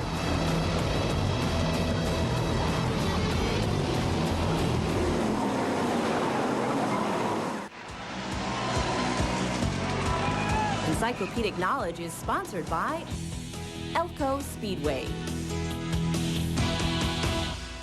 Mark Neschheim's been running late models at Elko for several years now. Mark, you originally ran the sportsman division for a few years and you moved up to late models quite a few years ago. What led you to move up to the late model division? Well, I sold my car, decided I was done racing, and then a good deal came along. I decided I'll buy the car and see what happens. It wasn't a good deal, but we've had a lot of fun putting something else together and just coming out having a good time. And your brother Randy started racing recently, and I know he's been a big part of your crew in years past. How does that affect your crew with him racing and you driving also at the same time? Actually, it really doesn't hurt it because, you know, we got enough crew guys where we help each other out. And Randy crashes pretty bad, you know, about a month ago. And it'll be a while for he's back, so it all kind of works out. To the untrained eye, the late models and sportsmen are real similar appearing these days with the rule change recently. Can you describe for the fans some of the major differences between the late model and the sportsman? Well, if you look at the speeds, there's not a lot anymore, but the late model's got a fab chassis and an aftermarket body, which now the sportsmen actually have an aftermarket body too. Horsepower-wise, they've got us beat, but our cars are just a little more money, and that's all. A little bit faster, a little bit better handling car. And how many years older than you is Dick Moeller? 3. Is Dick Greg's dad, or are they brothers? Well, people think he's his dad because he looks like it, but he's actually his older brother. All right, well, thanks a lot, Mark, and have a good season this year. Okay, thank you. I'm Dan Plan with the Double O at Elko Speedway. Encyclopedic Knowledge has been presented by Elko Speedway, featuring the NASCAR Dodge Weekly Series every Saturday night. NASCAR racing under the lights at Elko Speedway on Saturday nights in 2003. See NASCAR Budweiser late models, Miller Lite Sportsman, Coca-Cola Thunder Cars, Exhaust Pros of Northfield Street Stocks. A full night of NASCAR Dodge Weekly Series action. Visit GoElkoSpeedway.com for more information. It's fun for the whole family. family. Elko Speedway proudly presents the race show with Robbie Hahn. Don't miss any of the excitement at Elko Speedway this summer. You gotta be there! Towsley Motorsports, bigger than a football field. The climb to the top is never easy. To make it, you need the biggest ATV Honda has ever built. 650 cc's, fully independent rear suspension, sport-tuned automatic, the Rincon from Honda. Get it all now at Towsley Motorsports. Call 1-800-TOWSLEY for information. The race show is brought to you by Towsley Motorsports and Raceway Park. Now, don't ever say this show is boring. Whew, I'm still catching my breath after some of the footage today. That's it for another episode of The Race Show. Thanks for joining us, and we'll see you again next Saturday.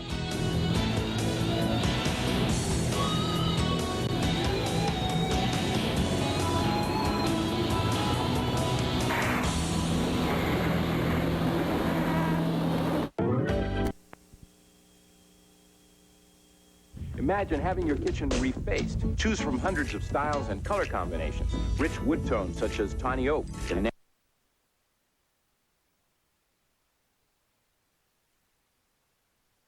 Welcome to another episode of The Race Show, presented by Yamaha ATVs. I'm Rob Hahn, publisher of Minnesota's Racing Connection. First things first, let's get something straight. You probably just heard our studio announcer say that I am so vain, I think the song is about me. She has the audacity to suggest that I am so vain that I think the song is about me. I don't think it's about me. I know it's about me. I'm talking about the Carly Simon song, You're So Vain, which we have heard in recent weeks in news reports. She is going to tell somebody, just one person, I guess it's the highest bidder in a charity auction, who the song was about. There's been speculation for years that it was about Mick Jagger, maybe it was about James Taylor or Warren Beatty or all three of them. But I'm here to tell you that it is about me, Rob Hahn, publisher of Minnesota's Racing Connection. And remember, vanity is a horrible thing to waste, so use it wisely. We move now to a little story I once heard about a Catholic priest and one of his parishioners. The parishioner was struggling with belief in God. And he said, Father, how do I know that God exists? And the priest said, well, you need to look for signs of goodness in this world. And the parishioner says, well, yeah. Well, what kind of signs? He goes, well, like miracles. All right. The parishioner says, what kind of miracles? And the priest says, well, for instance, if Mike Skya were ever to win a sportsman feature at Elko Speedway, that would be a miracle. And it happened. Miracles never cease to exist. Mike Skya put his car in victory lane last week, and now we put our eye on Skya. Started way back at the beginning of the year when we've been waiting for this one victory. I mean, that's all I really wanted, was just to get a checkered flag. I was talking to Conrad this afternoon as I asked him how to hold that flag going around for that checkered flag, because he got his first one this year too. So he taught me a few things, and I almost lost it going into turn 3 because I had it in second, but I was going too many RPMs. I left off the clutch, just about looped her. Made a fool out of myself, but who cares? What about that final restart with, what, maybe 10, 12 to go? You and Nicias had a pretty good battle for about a lap and a half, 2 laps. Yeah, I thought when that caution came out, I thought, here I go again. I mean, there's always just something, and Nicias has always been fast. I saw Lynn right behind him. Dwayne's been doing good. I just thought, okay, I got to hold on. Then to top it off, I was asking the radio, or Chad, the crew chief, I was asking him, how Nicias was coming up on me, if he was faster or what. I said, I need to know if I'm going to go high or what. I just had to figure out the lineup. Well, the radio went dead, and he pulled out an extension cord and drug it up there and plugged the radio in. So we got a little communication going there, but we're tickled. The only thing I got to complain about today is I have nothing to complain about. Yeah, if it stays this boring, we're going to have to cut this segment. I know it, but we'll try to pick it up next week. I'm sure something will happen. Way to go, Mikey. But I can't believe it. You won your first feature race of the season without an image of my smiling face on your hood. How dare you do such a thing? Upward and onward, we turn now to St. Paul Payne, getting ready for his next ASA race, which will be Elko Speedway on Labor Day. And to get you ready, we chronicle a day in the life of St. Paul Payne. Today I listened to the song Pinball Wizard and thought about cars bouncing off me in my next ASA race. That deaf, dumb, and blind kid sure can drive a mean race car. I'm just kidding, Paul. Don't worry. We would never do anything to defile the image of St. Paul Payne on this show. At least I wouldn't. We have a great show in store for you today. Carrie Estes will join us in Points to Ponder, as she usually does on a weekly basis, and talk very specifically about her 2 wins in the street stock division last week at Elko Speedway, a heat, and her first career feature win. Amy Woodward, a sportsman driver at Elko, stops by the race shack. Stan Meisner and Brian Nelson were at Cedar Lake Speedway last week for the USA Nationals, and they'll file a full report. We're joined now in the race shack by Steve Mergic, late model feature winner at Elko Speedway last Saturday, your 2nd of the year, and the 2nd time you've graced us with your presence here in the illustrious shack. Well, thanks, Rob. I look forward to getting in here more often, but it just didn't work out. It's been an up and down season, and we struggled to get here, but now we're back running pretty good, and I'm looking forward to coming back. Let's talk about the race real quickly. You had a heck of a battle with Brian Johnson early on, and with Dean, and Jason Schneider joined the mix. It was a well-fought race. Yeah, it was an excellent race. Me and Brian raced quite a bit before the yellow. We picked it up right after the yellow, and it was fortunate to just edge out in front of them and then get up with Dean. And it was a tough battle. Dean and Brian were both running very well. And how about this points race? I mean, you struggled, a few weeks ago, and all of a sudden you're in the thick of things. I think, 4, maybe 6 points out behind Danny, and the win last week obviously helped your standing quite a bit. Well, we knew we'd have to dig and really work hard here at the end of the year to be in contention, but that was our goal, and there was moments during the season when we struggled and we looked hopeless, but we kept fighting, and my brothers Chris and Pete helped me, and Joe, he gave us a good setup from Raceway. It got us going good now. But we were tenacious, we stuck at it, and I think we're in good shape here for the end of the year. That's the easy stuff. Let's turn to the hard stuff. Let's play a little true or false and why. Cue the music, please. True or false and why, where I give you a statement, you tell me whether you think it's true or false, and then a brief explanation of why. Are you ready? I'm ready. Hot seat is on. Number 1, true or false? Joey Garofalo has taught you everything you know about auto racing. He's taught me about a lot of things, but auto racing isn't it. Like what? What has he taught you? Oh, some terms they come up with that I've never heard of, and we don't want to go into that. I can imagine. Number 2, skipping away from racing to politics real quickly. Arnold Schwarzenegger is a dope of a candidate for governor in California. True. Thank you. I agree, too. Number 3, you love racing side by side with John Lemke. False. That wasn't too difficult, was it? No. Me and John just had a little incident here, and I don't really want to dwell on that. He's a good racer. Things happen every now and then. We're just going to let that slide. Fair enough. Fair enough. Well, thanks for joining us. And we'll look forward to watching you down the stretch in this, what promises to be a very exciting points battle here at Elko. Well, I'm glad I could get back here. I didn't think I was going to the way it was going earlier this year, and I'm looking forward to a good finish. Great. Steve Mergic with us in the race shack, and we'll be right back. Speaking of sports, I'm Howard Carcel. Be sure to join me next Saturday on The Race Show for my one-on-one exclusive interview with our favorite cheesehead, Matt the Brat Kinseth. The Race Show is brought to you by Raceway Park and Yamaha.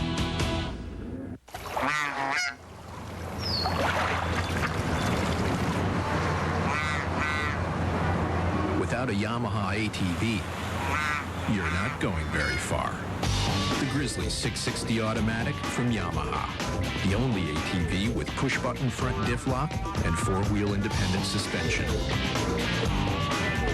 The Grizzly 660 Automatic. Where you go now is up to you. See Heinen Yamaha in Osseo and Larson's Motorsports in Little Falls. NASCAR racing under the lights at Elko Speedway on Saturday nights in 2003. See NASCAR Budweiser late models, Miller Lite Sportsman, Coca-Cola Thunder Cars, Exhaust Pros of Northfield Street Stocks. A full night of NASCAR Dodge Weekly Series action. Visit GoElkoSpeedway.com for more information. It's fun for the whole family. Elko Speedway proudly presents the race show with Rob Hahn. Don't miss any of the excitement at Elko Speedway this summer. You gotta be there. The USA Nationals took place last weekend at Cedar Lake Speedway, and it's always exciting when $175,000 in total purse money is up for grabs. Stan Meisner and Brian Nelson were there for all the action. We're talking to Scott Bloomquist, winner of the USA Nationals. Scott, how was the track tonight? Track was great. You know, we had just enough things up on top there to make where guys had problems, and the cushion was a little bit treacherous tonight. But, you know, it just makes for guys making mistakes, which makes a good race. So, you know, you got to have some mistakes out there to have a good race. And our car was just pretty flawless tonight. And being able to work on the bottom, you know, that made the whole difference. Well, you started out, you were third place, and you methodically worked your way up. Talk about that a little. Well, you know, Shannon, he kept pushing off the corners and having to stop. And once we changed lines there and got under him, you know, we just went ahead and tried to get him knocked off as soon as possible. You know, then I knew I had enough laps left and was patient and just was steady. And once I got to Brian and we got in traffic and I saw him start moving around the racetrack, he was only good on the top. And when he tried to move down, he just wasn't that good. And that's what did it for us. We're talking to Brian Burkhofer, driver of the 15B, second place in the USA Nationals. Brian, you had the lead early. What happened there? I got pretty free. I get up to run that cushion, I get a little tight, and then I run free. And I seen Scott get in the second, and I knew what he had on. I think I know what he had on for left rear tire, and it enabled him to get down lower on the racetrack. And I tried it, and I just couldn't quite make the same lap time he could. I could almost run with him there at times, but you know, it's one of my best runs here. I'm pretty happy with. We're getting there. We're just, year by year, we're getting closer and closer. Race fans, you haven't seen racing unless you've been to Cedar Lake Speedway. Racing every Saturday night. Legendary Cedar Lake Speedway. Featuring some of the finest dirt track drivers in the upper Midwest. Fans witnessing fields of over 150 racers competing on a regular basis. There's only one track. The legendary Cedar Lake Speedway. Regular race night race tickets just $10 for adults, $5 for children. Check us out online, cedarlakespeedway.com, or call toll-free 866-4CLS-FUN. 15 minutes east of Stillwater. Hey, sir, we need another turkey ranch and bacon. People can't get enough of Arby's Market Fresh Turkey Ranch and Bacon. Here you go. Hey, go ahead. You try wrapping these things with one lousy thumb. One lousy thumb. This could be the best tasting sandwich ever. Get all the goodness of oven roasted turkey, plus thick cut pepper bacon and creamy ranch, all on bakery soft honey wheat bread. If you haven't tried Arby's Market Fresh Turkey Ranch and Bacon, you don't know what you're missing. What are you eating today? Encyclopedic Knowledge is sponsored by Elko Speedway. This week, Dan Plan, the Encyclopedia, catches up with Mike Tuma. Mike Tuma's been racing in the Twin Cities for over 20 years. How'd you get started in racing, Mike? Well, I guess one of my crazy nights in spectator races, I brought a Jeep out here, and I've been hooked since. Your brother Mark also used to race. Did the two of you race together quite a bit? Actually, he was in the late models before I was, and I was still in the, well, they were hobby stocks then, but then I moved up into late models, and Mark hurt his back, actually, and doctor didn't want him doing it anymore, so that's why. So it's not because he couldn't keep up with you, it's because he hurt his back? I think a little of both. I've noticed the last few weeks you've had the red Steve Anderson from Lonsdale helping you out on the team. How's that been going? How'd that come about? Well, we've been struggling for probably a year and a half now with the car. We just can't seem to get it. And one of the reasons is I changed jobs, and I don't have the time anymore, and my priorities are changing maybe a little bit after 20 years. You know, it just starts getting a little old. And Steve noticed us struggling, and heck, they come over to the shop and said, hey, we'll help you out. And, you know, I with open arms, they says, come on and help. So it just takes a lot of hard work, the competition. If you're off, you know, just a tick, you're going to see it on the track. And Steve and his guys are really helping out a lot. You've been racing late models for quite a few years. What are some of the bigger changes you've seen since you started going up until today? Well, I guess the competition, you know, it's always been competitive, but I think there's more drivers that are a lot closer in the ball game now than it used to be years ago. I think there's more cars, and it just seems like the cars are way more competitive. So if you're off, you know, just a tick, it's going to show up big time. Any big changes in the cars over the years, or are they pretty much remain consistent? They're remaining pretty good. I mean, you have the rules have been the same now for quite some time, you know, and I think, you know, the biggest change with the cars was the track when it got repaved. That changed a lot of setups. Well, good luck, Mike. We hope to see you again on the race show. Thank you. I'm Dan Plan with cameraman the 00 at Elko Speedway. 2 wins tonight. Obviously, your first feature win. It's got to be quite an evening for you. Yeah, it feels really good. I mean, we've been working so hard all year, and it just feels great. You got off to a pretty good start, had a decent lead built up, and then a couple cautions, and you had to fight for that win down the stretch. Yeah, I mean, Ray Sandgren was pretty good on the inside, and he almost got me, but and then we had another restart, and Kevin Lutz was right there, and he's a real fast car. I was getting a little nervous, but we were able to pull it off. Encyclopedic Knowledge has been presented by Elko Speedway, featuring the NASCAR Dodge Weekly Series every Saturday night. 3 big days of racing at Elko Speedway Labor Day weekend. Saturday, August 30th, it's the LeFevre Home Sellers Night at the Races with Budweiser late models, Coca-Cola Thunder Cars, Miller Lite Sportsmen, Street Stocks, plus Cruisers. ASA action at the track includes Sunday pole qualifying, the National Pit Stop Contest, and a 100-lap Mars event at 9. Labor Day, it's the Minnesota Governor's Cup 400. 3 days of racing Labor Day weekend. Saturday, August 30th through Monday, September 1st at Elko Speedway. Towsley Motorsports, bigger than a football field. Champions ride Hondas. Now and in the future.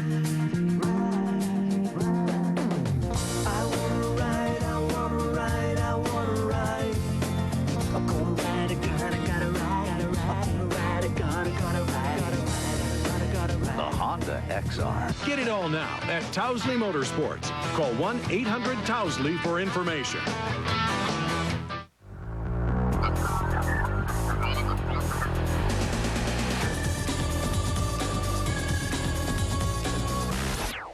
Back in the race shack for Points to Ponder, I'm Rob Hahn, joined as usual by Peggy Johnson, and our feature winner at Elko Speedway, Carrie Estes, complete with props today. Yes. It's a pretty nice weekend. A heat and a feature win. Your first feature win in the street stock division. Yeah, I figure it was about time that I needed to win a feature. It was the right time to do it. I'd been holding off and, decided to go for it tonight. What a difference a week makes. What, a black flag last week? Yeah. I think the black flag helped me a little bit in the win, but... Oh, it did, huh? I'll take it, Yeah. Well, what's it like? I mean, can you put it into words, your first feature win? It's so... And keep the words simple, not, like that description of the tongue that you used for Ward Burton last week. Don't encourage her either, please. Okay. All right. Go ahead. This is the Olecranon process. Thank you. Okay? There you go. Now Is it going to be a quiz? There's going to be an anatomy quiz, so listen up. No, this was expected. I needed to win, and it's a good thing. I'm not like ecstatic because I know I could have done it, before this. It just hasn't happened, and now it has. But the trophies look good. Yeah, they do. Aren't they good? Now, speaking of looks, that's the serious issue. The semi-serious issue. Now we're going to turn it over to you for the real serious issue. The real serious issue? Yeah, to reinforce these stereotypes that we sometimes propagate. Well, apparently it's a big deal about how Carrie wears her hair, if she wears it up or if she wears it down. So today she's got it half and half. Right. I had like 10 people tell me that I should definitely wear it up and none of this down stuff. And then I had like 10 more people tell me that I should wear it down and not up. So I did right in the middle, half up, half down, so I'm pleasing all of you. Wow. There, I just wanted to straighten that out. Glad we got that clarified. Yeah. Now we can move on. Maybe discuss a little more racing? Okay. Or should we just talk about you for the rest of the segment? Me would be pretty fun, but we Which can would talk be about good racing. because most of the time you just talk about yourself, don't you, Rob? And it would be strange that we would talk about somebody else besides Well, once in a while I talk about isn't St. Paul this Payne. show about It is you? about me. You learn very quickly. It's not about racing, it's about Rob. Yeah. Thank you. Well, let's talk. I was going to try to keep it positive, but now you got me fired up. Okay. I'm very angry with NASCAR. As you might have heard in recent weeks, they decided that they're going to add lights to Darlington. Not only does this, I think, kind of, denigrate this historic facility by adding lights to it. I mean, we were talking earlier. To me, adding lights to Darlington, one of the most storied tracks in NASCAR, is akin to Christy Brinkley getting silicone implants or something like that. Well, I mean, you don't mess with perfection. It'd be like messing with the Mona Lisa's eyes or Mick Jagger's lips.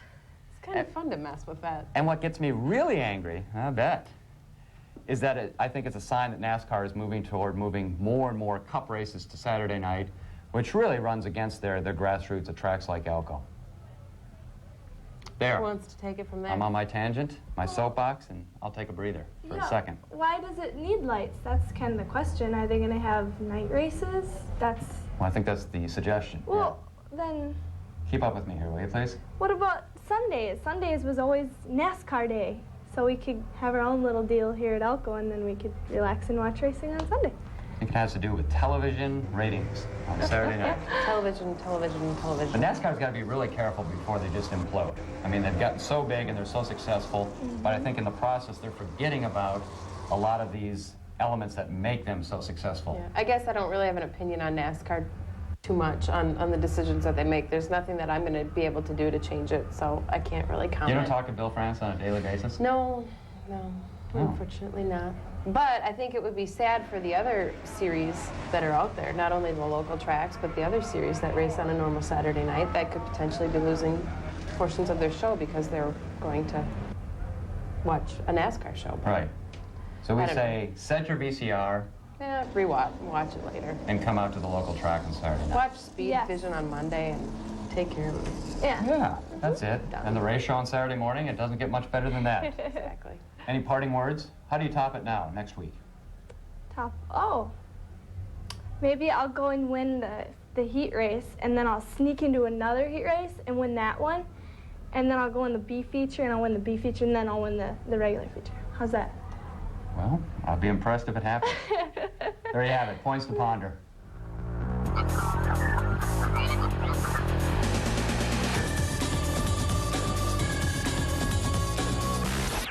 Speaking of sports, I'm Howard Carcel. Be sure to join me next Saturday on The Race Show for my one-on-one exclusive interview with our favorite cheesehead, Matt the Brat Kinseth.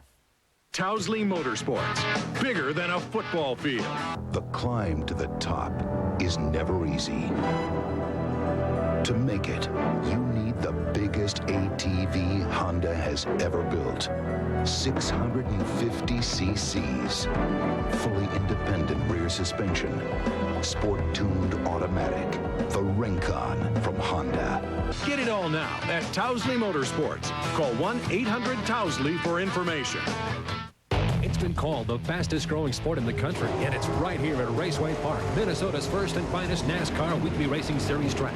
All summer long, catch great races featuring NASCAR late models, hobby stocks, bombers, the wild and crazy figure race, short trackers, and the Miller Lite Enduro Series action. Shakopee's own Raceway Park. It's where to be for hot NASCAR weekly racing series action.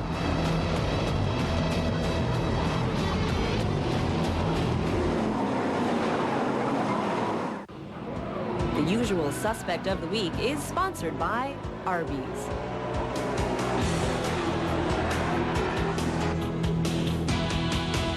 Back in the race shack, and we are joined now by Amy Woodward, a sportsman driver at Elko Speedway. I should probably give myself the usual suspect of the week award because we're letting you, an Iowa native, into our race shack. Oh, come on. Iowa's a good state. I am moving, though. I am moving. To what? I am moving, but yeah, Iowa's fun. We have cornfields.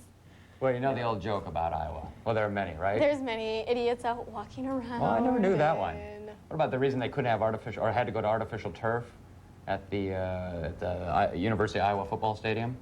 I don't know. Because the cheerleaders kept grazing all the time. That's so mean. That is so mean. I used to be a cheerleader, too. We don't need the grass. Well, you probably didn't know you were getting into this coming up. I don't know what I'm getting into. Let's talk a little racing because, as we say, allegedly this is a show about racing. Yeah, No, it's a show about me, and racing is secondary. Oh. Your first year on asphalt. You've raced dirt before, but it's your first year on asphalt in the sportsman division at Elko. Mm-hmm. How's it going so far? Actually, it's going a lot better than what I thought it would be because I figured, you know, I'd still be getting pretty much dead last, not improving that much. But me and my dad, we picked up really quick, which really amazes me because my dad's kind of a slow learner. But it works. I notice he's here to defend himself, too. Hey, huh? he'll watch this and he'll be like, that's it, you're grounded. Yeah. What's been the biggest challenge? The biggest challenge from going dirt to asphalt is just totally changing the driving style. Because in dirt, we, you know, wing our cars around and everything. This, you gotta drive it straight in and be smooth. So I just raced dirt last night, so I was worried about coming up today and being like picking up the old style and stuff. But I think I'm making the adjustment pretty good.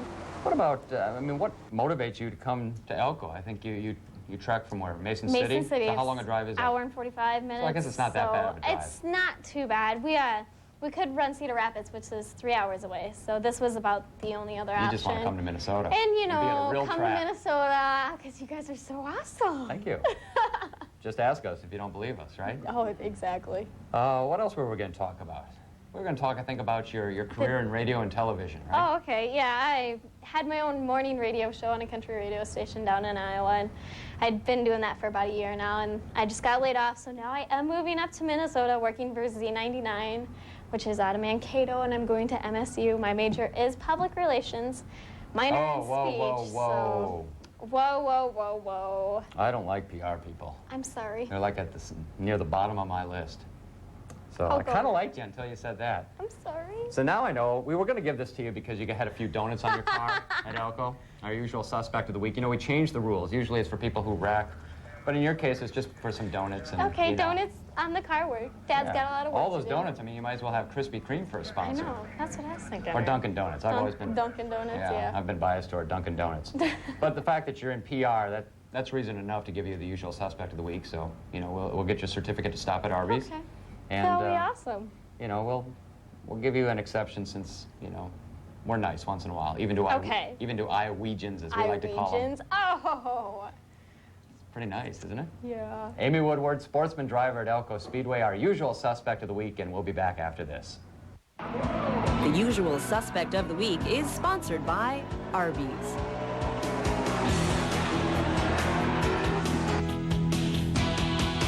Hey, sir, we need another turkey ranch and bacon.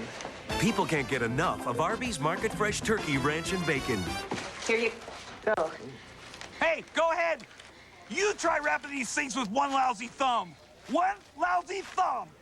This could be the best tasting sandwich ever. Get all the goodness of oven roasted turkey, plus thick cut pepper bacon and creamy ranch, all on bakery soft honey wheat bread. If you haven't tried Arby's Market Fresh Turkey Ranch and Bacon, you don't know what you're missing. What are you eating today?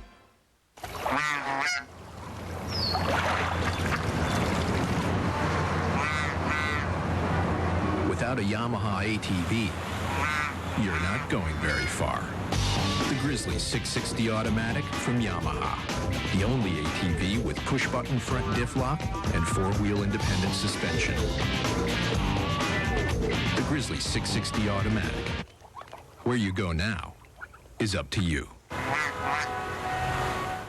See Miller's True Value Yamaha in Staples and the Hitching Post in Hopkins. The race show is brought to you by Towsley Motorsports and Raceway Park. Few, if any, people can claim to have seen as many local stock car races as the Encyclopedia Dan planned, but he has found two who might rival him. Once again, here's Dan. Two of the familiar faces at Elko Speedway and Raceway Park are Jeff and his dad, Glenn Savota.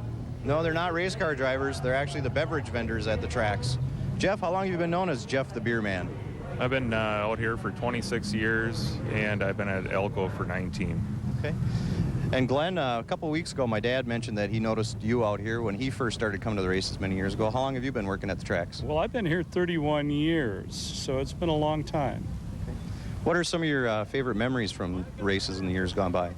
I guess I remember people like Mike Murjic and different people like that I guess back then that racing was a little cheaper sport, and now it's got to be a more expensive sport, I guess. What were some of your favorite cars over the years that you've seen out here? Well, I guess some of my memories of racing around here probably would have been when Dale Earnhardt came out here. I guess a couple weeks ago when Tony Stewart came out to Elko. I mean, them are things that I remember. There you have it, another episode of the race show in the can. Thanks for joining us. And my thanks to the Big O, the man behind the camera here in the Race Shack. We'll see you again next week.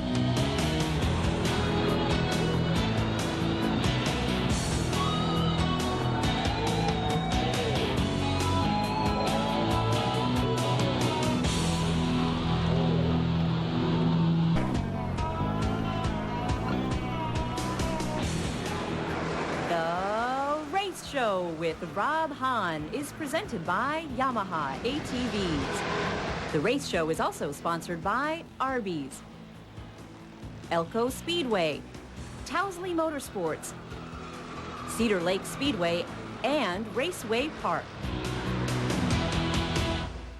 Here's a man who says he gets better looking every day. If only he watched his own show, he'd know better.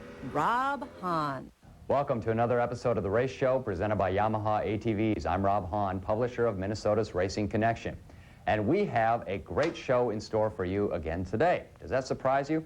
Probably the finest half hour of television the Twin Cities will see this weekend. Seriously. And if you don't believe me, look up modest in the dictionary and you'll see a picture of me right next to that word. Among other things, we just might show you the interview that our own Howard Carcel did with Matt Kenseth about a week ago at Cedar Lake Speedway. We certainly will talk to the asphalt assassin later in the show, Mike Felixberger. Dan Plan checks in, as do Carrie Estes and Peggy Johnson during Points to Ponder. But first, what some people will do for publicity. Take a look at this. I mean, street stocker Bud Kane's been begging for more publicity for his whole division and for him all year long, so he sends me this photo. We'll talk to him in just a few minutes. We also will catch up because we're a mere, 2 weeks away from the ASA Labor Day weekend extravaganza at Elko Speedway? Well, in fact, let's do it right now. Let's check in and see, as we get ready for that big weekend, what Paul Payne is doing in a day in the life of Paul Payne. Today I gave serious consideration to running for governor or senator or even president. Just think, if St. Paul Payne were living in California now and not Minnesota, Arnold would have a lot to fear. Really? Well, look what a couple weeks does, or at least a week. Mike Skaya, 2 weeks ago, won his first feature of the season, and then last week won a heat, and then finished fourth, and then when we went to interview him for our Eye on Skaya, we found out that this man who had finally won a feature had turned to a very mellow, plain vanilla individual. Well, maybe I kind of exaggerate, but let's put our eye on Skaya anyway. There was nothing to do. I mean, there were some fast cars up front, and I was just happy to be with them, waiting for one of them to make a mistake, and they both did really well. But this thing was fast tonight. I can't complain all the time, Rob. You know that. Well, I know. You leave that to me. Right. How frustrating is it, though, to get stuck behind a couple cars when you know you have a fast machine? It's more frustrating when you know it's for the lead. I mean, I saw Jonathan way up there. And it all depends on the weather. Today was a nice, cool day, so I would like I said, I started back there 9th or so, and I thought, geez, I'll be happy to finish in the top 5 because I had to pass all these guys, to get up there. But I was happy with 4th. I mean, I said top 5 and got 4th, so. It's a nice new twist. Now, I didn't know you were a meteorologist as well as a driver. You're kind of giving us a weather report, too. Yeah, I don't know. I don't know where you're going with that one.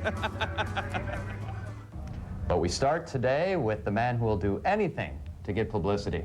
And who would think it from a street stocker? Usually it's the late models, the guys who are thinking of moving up, and here you are at the bottom level. Not that there's anything wrong with that. The bottom level of racing from a class standpoint. It's kind of a caste system we're talking about. Be careful. It's like the British system. They've got their upper class and then everyone else. Bud Kane joins us. We should at least get your name in here someplace. Winner of last week's street stock feature at Elko Speedway. That thing went on forever and ever. Well, it was a tough race. I started back a little ways and had to be patient. I'm up in the points, and I had to be careful because there was a lot of cautions out there, a lot of wrecks. Yeah, you avoided them, or they avoided you.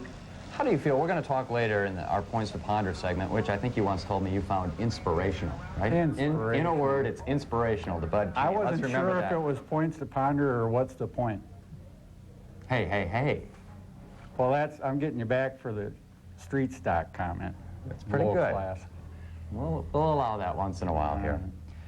We're going to discuss, if you would let me finish, if you'd be kind enough to let the host finish with his question, wherever this is going, I don't know. We're going to discuss the possibility of putting a time limit on some of these feature races. Let's say a half hour. If you haven't completed your 20-lap feature in a half hour, you take the running order there, and that becomes the final running order. How do you feel about that? Well, you can do that right after I take the lead. Okay, I'll be then you can drop the flag. I don't care how many laps are left. When I take the lead, you can drop the flag. Let's say you're running third, and it's a race like last week with innumerable number of cautions, and all of a sudden they drop the checkered flag. How would you feel then? Well, Rob, I got to remind you that some of these upper classes have been having a lot of nights where they have a lot of cautions. We've gone 4 weeks in a row without any cautions. Tonight, we just had to make up for it. This guy's good. You know, we got a lot of I'm videos, just a street stock driver. That's right. And don't forget that, okay? Let's talk about a couple guys who are in the Thunder division. Your two sons, Brent and Nate. Nate was out there last week. I think he was racing for a little bit. Got in Brent's way on one of those laps. Well, Nate brought a car out here that I think is going to be ready next week. Is it fun to watch those two drivers, your two sons, really? That's what I'm here for. That's what I'm here for. I've been watching those kids race since they were 10 years old. I started them out in the quarter midgets over here, and nothing is better than having my sons on either side of me in the pits and watching them go out there and race. That's what it's all about. I've always said you can have your kid in football or baseball and you sit in the stands. Here in racing, we're all right together in the pits and we're working on each other's car, and that's what it's all about. This is a family sport. You're exactly right. Well, congrats on the good feature win, as long as it took to complete. You know, I'd be remiss if I didn't give you a little static for that, but it helps enhance your points lead, and we'll watch you through these final 4 weeks as you track down a title. Cross your fingers. I've been waiting a long time. Good luck. Bud Kane with us in the race shack. You got to like our shack, too, by the way, don't you? First time in here. I told you once about how high-tech and all your gadgetry and everything. Plush, huh? This is something. This is the real thing. We'll be right back. The race show is brought to you by Raceway Park and Yamaha.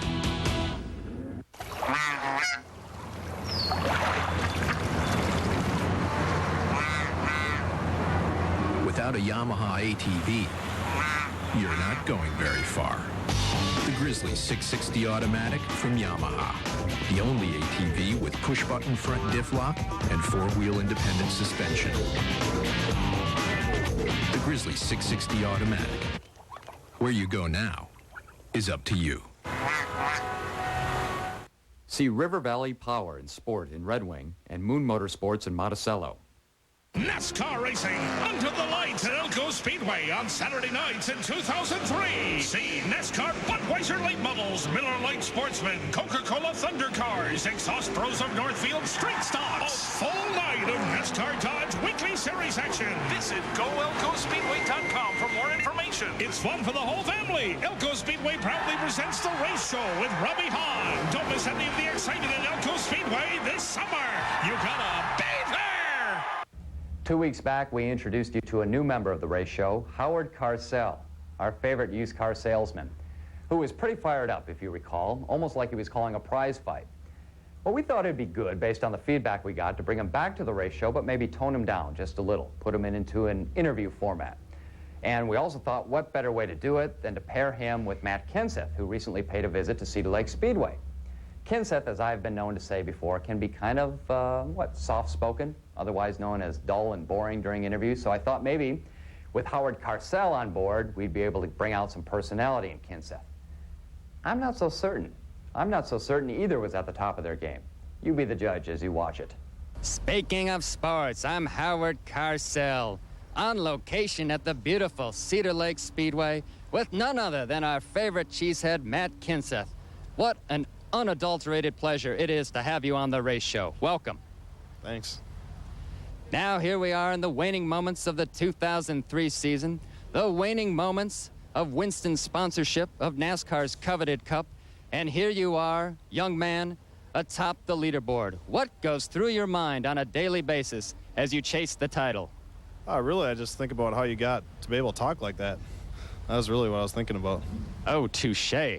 I must commend you and say that I am most impressed with your ability to juggle racing and the demands that the sponsors put on you. What with all the time you spend playing with your DeWalt Master Blaster, eating a slab of Velveeta cheese from Kraft, and downing it with an ice-cold Smirnoff Ice, how does one find the time to matriculate through the ranks of Winston Cup? Matriculate? Move forward, my friend. Just take it one day at a time. Every week's a little different. Some weeks are real busy. Some weeks, aren't so busy. So it's been a really busy month for us, and I don't think I've been home more than a couple days in about 3 weeks. So this has been a busy time of the year, but it's been fun. We're kind of going through the tough part of the schedule. And as soon as we get through August, it seems to get a little bit better. I caught you on a morning news program, a national program no less, a few weeks ago, and I was most impressed with your dignified approach dealing with these ignorant, no-minded blowcombs whose composite IQ could fit through a restrictor plate at Daytona. How do you deal with these ill-founded questions from these people who consider themselves journalists and probably wouldn't know the difference between a stock car or a motorcycle? That's a good question. It is my job, young man, to ask good questions. You better keep working on it. Let's switch gears, if you'll excuse the pun, and move ahead to football. You must be a Packer fan. Yes, sir. I remember those nights at Lambeau Field with Frank and Dandy Don, when the blood alcohol content of the crowd was probably greater than the number of points the Packers scored in a given night. Who are you picking this year, the Vikings or the Packers? The Packers. No matter how bad they are, I'd have to always pick the Packers, no matter what. I can only hope that your racing career ends up better than your erroneous, ill-founded prognostications for the NFL. I can't thank you enough for the time. All right, thanks. Got to stand behind your team. On location, Howard Carcel, speaking of sports. Race fans, you haven't seen racing unless you've been to Cedar Lake Speedway. Racing every Saturday night. Legendary Cedar Lake Speedway. Featuring some of the finest dirt track drivers in the upper Midwest. Fans witnessing fields of over 150 racers competing on a regular basis. There's only one track. The legendary Cedar Lake Speedway. Regular race night race tickets just $10 for adults, $5 for children. Check us out online, cedarlakespeedway.com, or call toll-free 866-4CLS-FUN. 15 minutes east of Stillwater. Hey, sir, we need another turkey ranch and bacon. People can't get enough of Arby's Market Fresh Turkey Ranch and Bacon. Here you go. Hey, go ahead. You try wrapping these things with one lousy thumb. One lousy thumb. This could be the best tasting sandwich ever. Get all the goodness of oven roasted turkey, plus thick cut pepper bacon and creamy ranch, all on bakery soft honey wheat bread. If you haven't tried Arby's Market Fresh Turkey Ranch and Bacon, you don't know what you're missing. What are you eating today?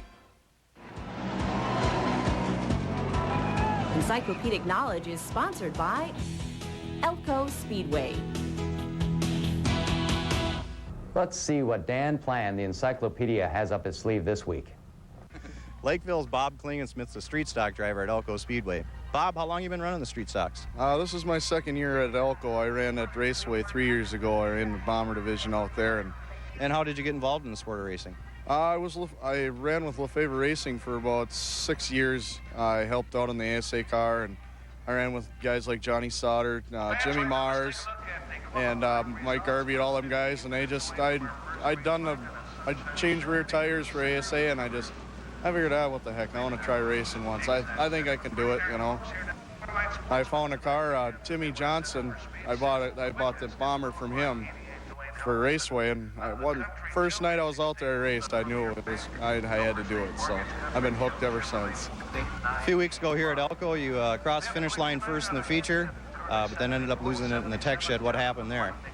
Well, it was, to me, I guess I didn't understand why they disqualified me. I mean, they had a little legitimate excuse why they did it, but my biggest complaint is I've been checked already this year and last year, you know, and they've always checked in the same spot, and all of a sudden, you know, they don't check it there. They check me somewhere else, and I had no idea that I was low there.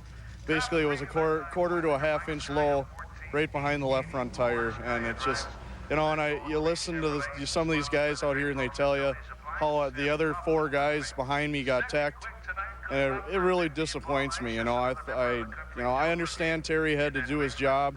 You know, I'm not mad at him. It was, you know, it happened. But I just wish everybody would get teched fairly out here, and that's my main concern. You know, rules are rules, and generally everybody gets teched fair. Oh yeah, rules are rules. You got to stick by them. You know, and like I said, Terry's doing his job. Everybody's doing their job. You know, I have no hard feelings about it. So I mean, it happened. You know, I got myself the night off last week due to doing a burnout. You know, that didn't really impress Terry too much. So, you know, I understand that. You know, that was my fault. So now I just learn from my mistakes and come back out here and kick some butt. And last year during the Fall Festival of Speed, the two of us actually got to help Jason Schneider do his pit stop during the Remax race. How did you get involved in that?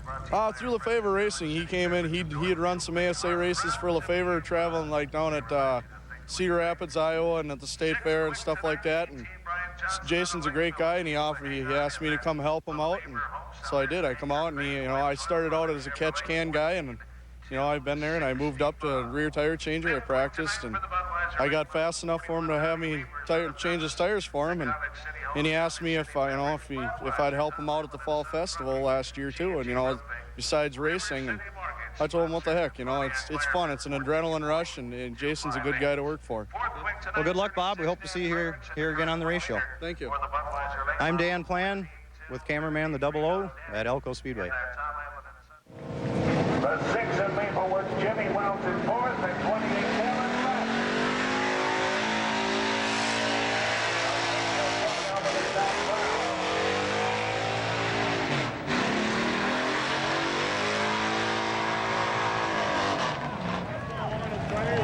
All right. Smoke them if you got them, I guess. We're Lakeville's Mark Shorley. Encyclopedic Knowledge has been presented by Elko Speedway, featuring the NASCAR Dodge Weekly Series every Saturday night. 3 big days of racing at Elko Speedway Labor Day weekend. Saturday, August 30th, it's the Lefevre Home Sellers Night at the races with Budweiser late models, Coca-Cola Thunder cars, Miller Lite Sportsmen, street stocks, plus cruisers. ASA action at the track includes Sunday pole qualifying, the National Pit Stop Contest, and a 100-lap Mars event at 9. Labor Day, it's the Minnesota Governor's Cup 400. 3 days of racing Labor Day weekend. Saturday, August 30th through Monday, September 1st at Elko Speedway. Towsley Motorsports, bigger than a football field. Champions ride Hondas. Now and in the future.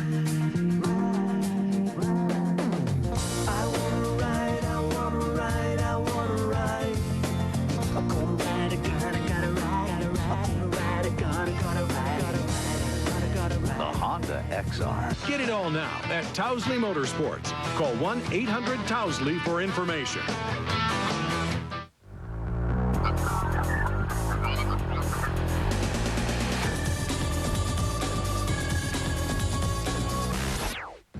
Back in the race shack, I'm Rob Hahn with Peggy Johnson and Carrie Estes. We managed to drag you away from last week's street stock feature.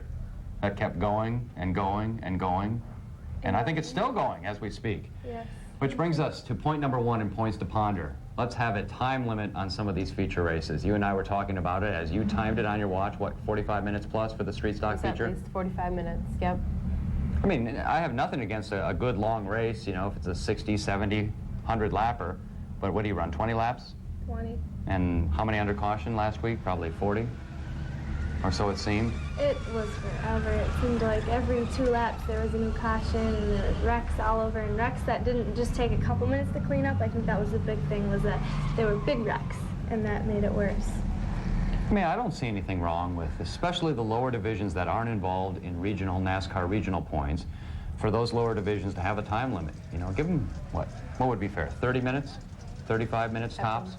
Yeah, I agree. I think that the race last week was way too long, and if we would have if there is a time limit implemented, they could have called it, I think, with like 7 laps to go. There was 3 cautions, like boom, boom, boom, and then they mess around with double file restarts, and then they mess around with the last 2 cars on the track. They weren't in the right position. It's really frustrating as a fan to sit there for 45 minutes, and I don't care what division it is.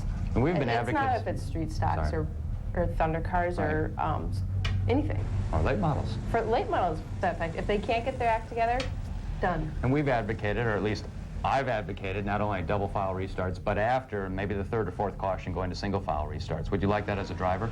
No, because the street stocks the leader would be touching the back end of the last place guy if you did that. You just have to take the good with the bad. I mean, it stinks for the fans that a race goes on for 45 minutes like that, but it also stinks for the drivers. I mean, we're sitting in a car that's over 100 degrees, and half of us aren't the ones causing the wrecks. It's just, but you have to, there's no way to put a time cap on it. You can't just that's too big of a thing to do to a division. I just don't like that idea at all. Well, 2 against 1. By the way, they're about ready to give you a 1 to go in that feature from last week. Point number 2. 2 to go. We give 2 to goes, then we give 1 to goes. Point number 2, surprises of the 2003 season. I told you about this ahead of time today, and I thought we would kind of pick out 1 or 2 surprises, things that have surprised us. Jacob Gady, he's my choice. I never thought he'd be so strong in the late model division in his second full season. That's my surprise. Well, isn't that kind of funny? So surprised, yeah. I agree. I think he's doing an outstanding job. I listen to his spotter on a weekly basis, and he does really well. And your surprise? Well, my surprise, and it wasn't so much a surprise, but how well rookie Steve Schultz is doing in the late model division. I mean, he's won 3 features already. He's had 9 top sixes in qualifying, and he's had a top 10 almost every week. And this is his rookie season as a late model. I was just really impressed with that. I think Steve is doing a great job, and it was a surprise as well, too. Not your feature win, though. You said that was long overdue, and you expected it. So Not my we feature. can't count that. We can't count that. No. But I'm not a rookie. No, So. you're not. No. It's true. Right. I wasn't implying. Maybe I was. I don't know. Any other surprises? You know, the other thing I was thinking about when you told me about this subject was just the car count. The car count in general. I know a couple years ago it was down, and it's slowly gaining again. Seems like every week, though, it kind of comes and goes a little bit. But consistency also is a big thing. So. On the car count? Yeah. Yeah, I think it's a good thing, especially still in the throes of a sluggish economy. Exactly. To see these drivers who are willing to put the time and the money to get out here every week or almost every week. So that's good. Sponsors, I have to say thanks to the sponsors that really help a lot of us out. Righto. Yeah. There you have it. Points to ponder, and we'll be right back.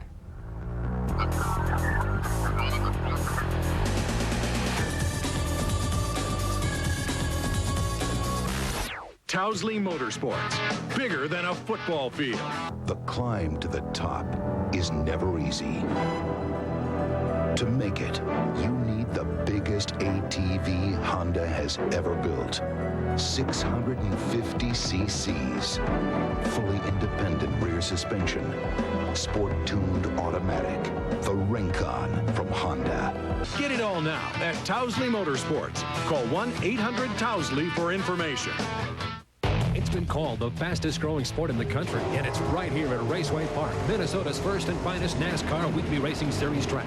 All summer long, catch great races featuring NASCAR late models, hobby stocks, bombers, the wild and crazy figure race, short trackers, and the Miller Lite Enduro Series action. Shakopee's own Raceway Park. It's where to be for hot NASCAR Weekly Racing Series action.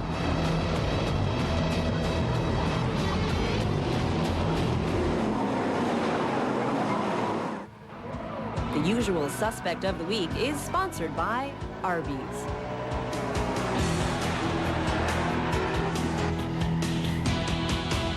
We're back in the Race Shack. I'm Rob Hahn, joined now by the man simply known as the Asphalt Assassin. Do I have to be careful how I address you, no, for fear that you might get angry and really put that nickname to good use or bad use? How did the nickname, by the way, this guy is Mike Felixberger, for those of you who don't know him, but you have the nickname the Asphalt Assassin. How'd that come about? Well, that's from the announcer, Jim Burns. He just made it up one night and it's stuck ever since. One night I was following a car in the Thunder cars, and I knew that the car in front of me was faster than he was, and I think he wanted to win the race, so he stayed side by side with the guy on the outside pole, and we must have been there probably 8 laps, close to a dozen laps, and I gave him a couple of taps on the bumper, and he got a little loose, and that allowed him to go up, me to go under, and when I came in the pits, my crew helpers said, Burnsy's up there calling you the Asphalt Assassin. And then it just came on from there. You've got your own website, too, I think. Yeah, and I took it to the web and built a website, www.asphaltassassin.com, and John Hinckley Jr. has nothing on you. No. Let's talk about the sportsman class. I mean, you're a rookie this year. I think it's fair to Right. say, like most rookies, you've experienced some ups and downs during the season so far. Oh yes, it's quite an eye opener. Is it what you expected, making the jump from Thunder cars? No, it's more. Really? It's a lot tougher. I figured the suspensions are pretty close to the same, the setups are pretty close to the same, and I figured that it would be easy, but no. It's easy? Yeah. What worthwhile in life today is easy? Just remember that. Not much. This is a very deep philosophical show from time to time, so right. we share these deep thoughts with you. What has been your greatest accomplishment or made you happiest so far this season in the Sportsman division? Well, that I could stay in pretty much most of the time, finish the top 10. That's my biggest accomplishment. And one of your competitors has found it on occasion fitting to call you a bonehead. Yeah, well, that's I don't know. You know, when people call me a bonehead, which is quite often, I say at least they know who I am, right? So Right. maybe you can kind of take that same approach. Now, you have not wrecked recently, but we wanted to bring you in and give you a little gift for being a Sure. rookie, for struggling a little bit. So we'll give you the usual suspect of the award. On TV, it's not quite what it is in the paper. Right. On paper, you have to earn it, or in the paper, you have to earn it by wrecking.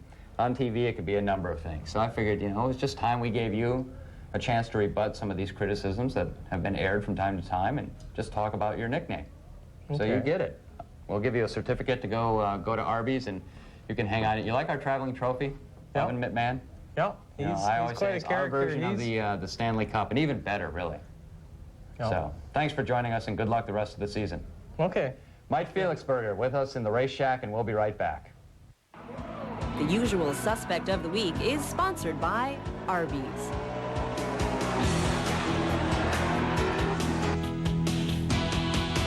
Hey, sir, we need another turkey ranch and bacon. People can't get enough of Arby's Market Fresh Turkey Ranch and Bacon. Here you go. Hey, go ahead. You try wrapping these things with one lousy thumb. One lousy thumb. This could be the best tasting sandwich ever. Get all the goodness of oven roasted turkey, plus thick cut pepper bacon and creamy ranch, all on bakery soft honey wheat bread. If you haven't tried Arby's Market Fresh Turkey Ranch and Bacon, you don't know what you're missing. What are you eating today?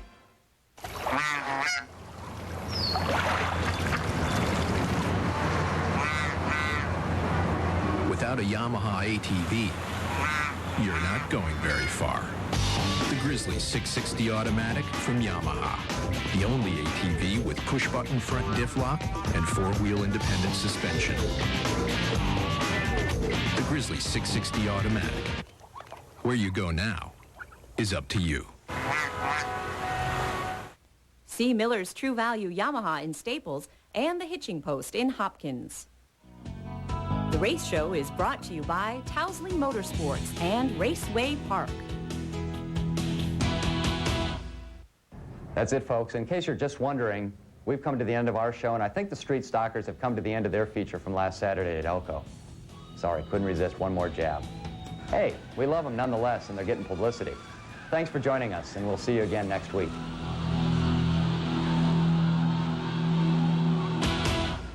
What is so relaxing about all of these? The Race Show with Rob Hahn is presented by Yamaha ATVs. The Race Show is also sponsored by Arby's, Elko Speedway, Towsley Motorsports, Cedar Lake Speedway, and Raceway Park. Here's a man who says he gets better looking every day. If only he watched his own show, he'd know better. Rob Hahn. Welcome to another episode of The Race Show presented by Yamaha ATVs. I'm Rob Hahn, publisher of Minnesota's Racing Connection. And quickly, I'm going to make you think right off the bat today. Quickly, tell me what these three things have in common. Big attendance, country music acts, and auto racing. Big attendance, country music acts, and auto racing. They, of course, are three things the Minnesota State Fair Grandstand does not have this year. But I'm not bitter. Don't worry about it. I'm not bitter that the State Fair Board last year voted to get rid of one of the greatest races in the history of Minnesota. All right, there I have it. It's off my chest. I won't bring it up, at least for another 5 seconds. Seriously, ASA will be in the state for its annual Labor Day race at Elko Speedway on Monday afternoon. And if last year's race at Elko in June of last year was any indication, we've got a great show ahead of us. Not just the race show, but I'm referring to the race on Monday, the ASA race. And speaking of the ASA race on Monday, let's catch up with our man, St. Paul Payne. Today I sent Kevin Sawinski some touch-up paint and told him I'm ready for the ASA race at Elko on Monday. In case you have a short memory, which means I'm not referring to any race drivers because they have anything but short memories. But in case you have a short memory, Paul Payne and Kevin Sawinski traded a lot of paint last year during their battle at Elko Speedway. Will we see much of the same this year? Who knows? Upward and onward, if that's what you want to call it on this show. Sportsman driver Mike Skaya continues to chase down his first ever sportsman title, but he kind of stunk up the joint last weekend during his feature. In fact, he didn't qualify well, he struggled in his heat race, and he finished okay in the feature, but as you'll see now as we put our eye on Skaya, that not all was well. Hey, when you first walked up, I said, I got nothing to complain about, even though I got like 7th or 8th. I saw Island drop out, and then Nice was just right in front of me. What happened was that somebody pushed somebody out of his way, or their way, early on in the race, and everybody checked up. And I think Jonathan forgot to lift off his throttle, just come flying by and just smacked into my left front. Total racing incident. Then from there on, I could hear my tires squealing around. We checked them 2 1/4 inches towed out. I got my left front cambers way off. I was just holding on. I could ride the inside groove. I could just put my left tire on the concrete, just kind of have that hook me up. I just we kept discussing trying to come off if we were going to straighten it out, which way it was a bent. But there was nobody blew up or anything. I was kind of waiting for some, debris on the track or some oil or something like that for a little longer pit stop. So I'm very fortunate to get where I was tonight. So it must be a sign of a championship season, though. You lose 5 points on your closest competitor in spite of having what we could say was a bad car. I don't even know that I lost 5 points, did I? I mean, I think Nice just finished right in front of me. It's 2 points per position. I don't know where you go. You're right. Oh, yeah, that's true. I don't go to school. It is 2 points. I'm thinking Winston Cup. I'm giving you way too much credit. Yeah, I don't know. I've got nothing to complain. When I saw Nice just finish right in front of me there, I think he was a little upset at his partner for not giving him the spot. There had been 2 more points. Every point of the points is going to count towards the end there. So, but I don't know what happened to Jonathan. His tire just went flat or something like that. But I mean, I hate to see that happen. We're joined now by Dan Fredrickson, the winner of the last 2 features at Elko Speedway. Who let you in the studio anyway? I broke in. I had a key from a couple of years ago. I know I wouldn't have picked you as a guest. Yeah, right, because your show is usually dull and boring. It's usually good. Yeah, you'd hate to have a guy that can make people laugh or at least listen, watch. Well, then we better get rid of you right now.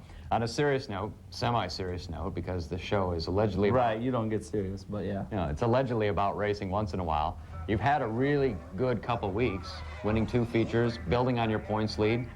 What's been the key? I think the key is the fact that we've been doing the same thing all year long. It might go without saying, but it was a very emotional win, winning the Dwayne Barron's Memorial Race. Yeah, I mean, this is the only big race that I've always wanted to win, that I have not won yet. And I knew Dwayne when I was a little kid, and I thought he's a super great guy. And he and my dad's team, which my dad didn't drive, but he owned the cars, and Jeff Martin, they always had great battles, and Steve Murgick back in the day. And, when I look at real, true racing, I mean, Dwayne Barron's is a part of that. And I was just super happy to win this race. I had my goal set. I mean, I had a bad starting spot, and I thought, no matter what, I'm going to win this race, no matter what it takes. And it wore me out, but I mean, I just had to win this race. It was super important to me, and there was a lot of tears in victory lane. None from me, of course, because, You're a man. I don't have feelings. Right. You've got a busy weekend this weekend. You've got the late model race tonight. You're going to compete in the Mars race tomorrow. And then you'll be, in attendance or maybe helping someone during the ASA? I'm surprised I'm you a crew chief of the John Island car. Really? Tom Island, Sun Trucking. My pity to him. He's got something coming. He thought Cletus was bad. All right. Frankly, I'm surprised you haven't conned your way into a ride for Monday's ASA race. It's kind of unlike you. I had a couple deals that were so-so, but I don't want to ever do any more ASA racing unless it's going to be super stellar. I mean, I'd like to get in the truck and Bush deal, but if I have to make a good living racing super late models and Remax. I mean, Steve Carlson, I know him real well. He makes a great living, and you know, he just races local stuff. And I see him having more fun. You know, I went down south, talked to Johnny Sauter and a couple other guys. They're not enjoying themselves, and they don't care because, you know, they don't care about the money. You know, if you're not having a good time racing, you're doing it wrong. Finally, you're looking forward, final 3 nights of points racing, and you're in a good situation to chase down this first late model title. Yeah, I am. You know, but, I mean, anything can happen. I know that. I hope for the best and prepare for the worst. That's my theory. And I just hope things go well. And, you know, my crew guys keep holding up their end of the deal, and I'm wheeling her okay lately. I mean, they might fire me at year's end, but we're having a good time, and I got a lot of people that help me out, there's no doubt, and it's fun. Well, I'd like to say that it's been a pleasure having you on the race show, but then I'd be lying. So I'll just say that's Dan Fredrickson, chasing down his first late model title at Elko Speedway. Yeah, with that's us, Rob trying to make a bad show good. Oh, and I do by merely showing up. We'll be right back. The race show is brought to you by Raceway Park and Yamaha.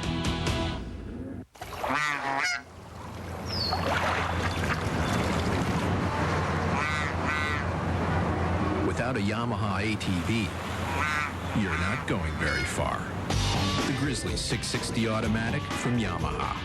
The only ATV with push-button front diff lock and 4-wheel independent suspension. The Grizzly 660 Automatic. Where you go now is up to you.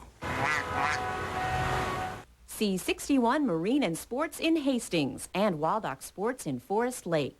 NASCAR racing under the lights at Elko Speedway on Saturday nights in 2003. See NASCAR Budweiser late models, Miller Lite Sportsman, Coca-Cola Thunder Cars, Exhaust Pros of Northfield Street Stocks. A full night of NASCAR Dodge Weekly Series action. Visit GoElkoSpeedway.com for more information. It's fun for the whole family. Elko Speedway proudly presents the race show with Rob Hahn. Don't miss any of the excitement at Elko Speedway this summer.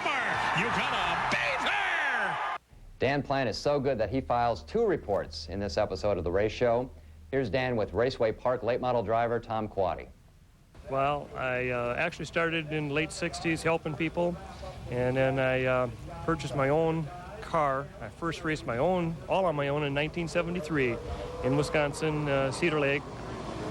Raced on the dirt, started there, and just progressed and retire every once in a while, come back and run for a little while and retire, and always kept it as a hobby. What are some of the different divisions you've run throughout the years? Well, I guess my first car in the dirt, they called them, at the time, they called them a sportsman and a hobby stock.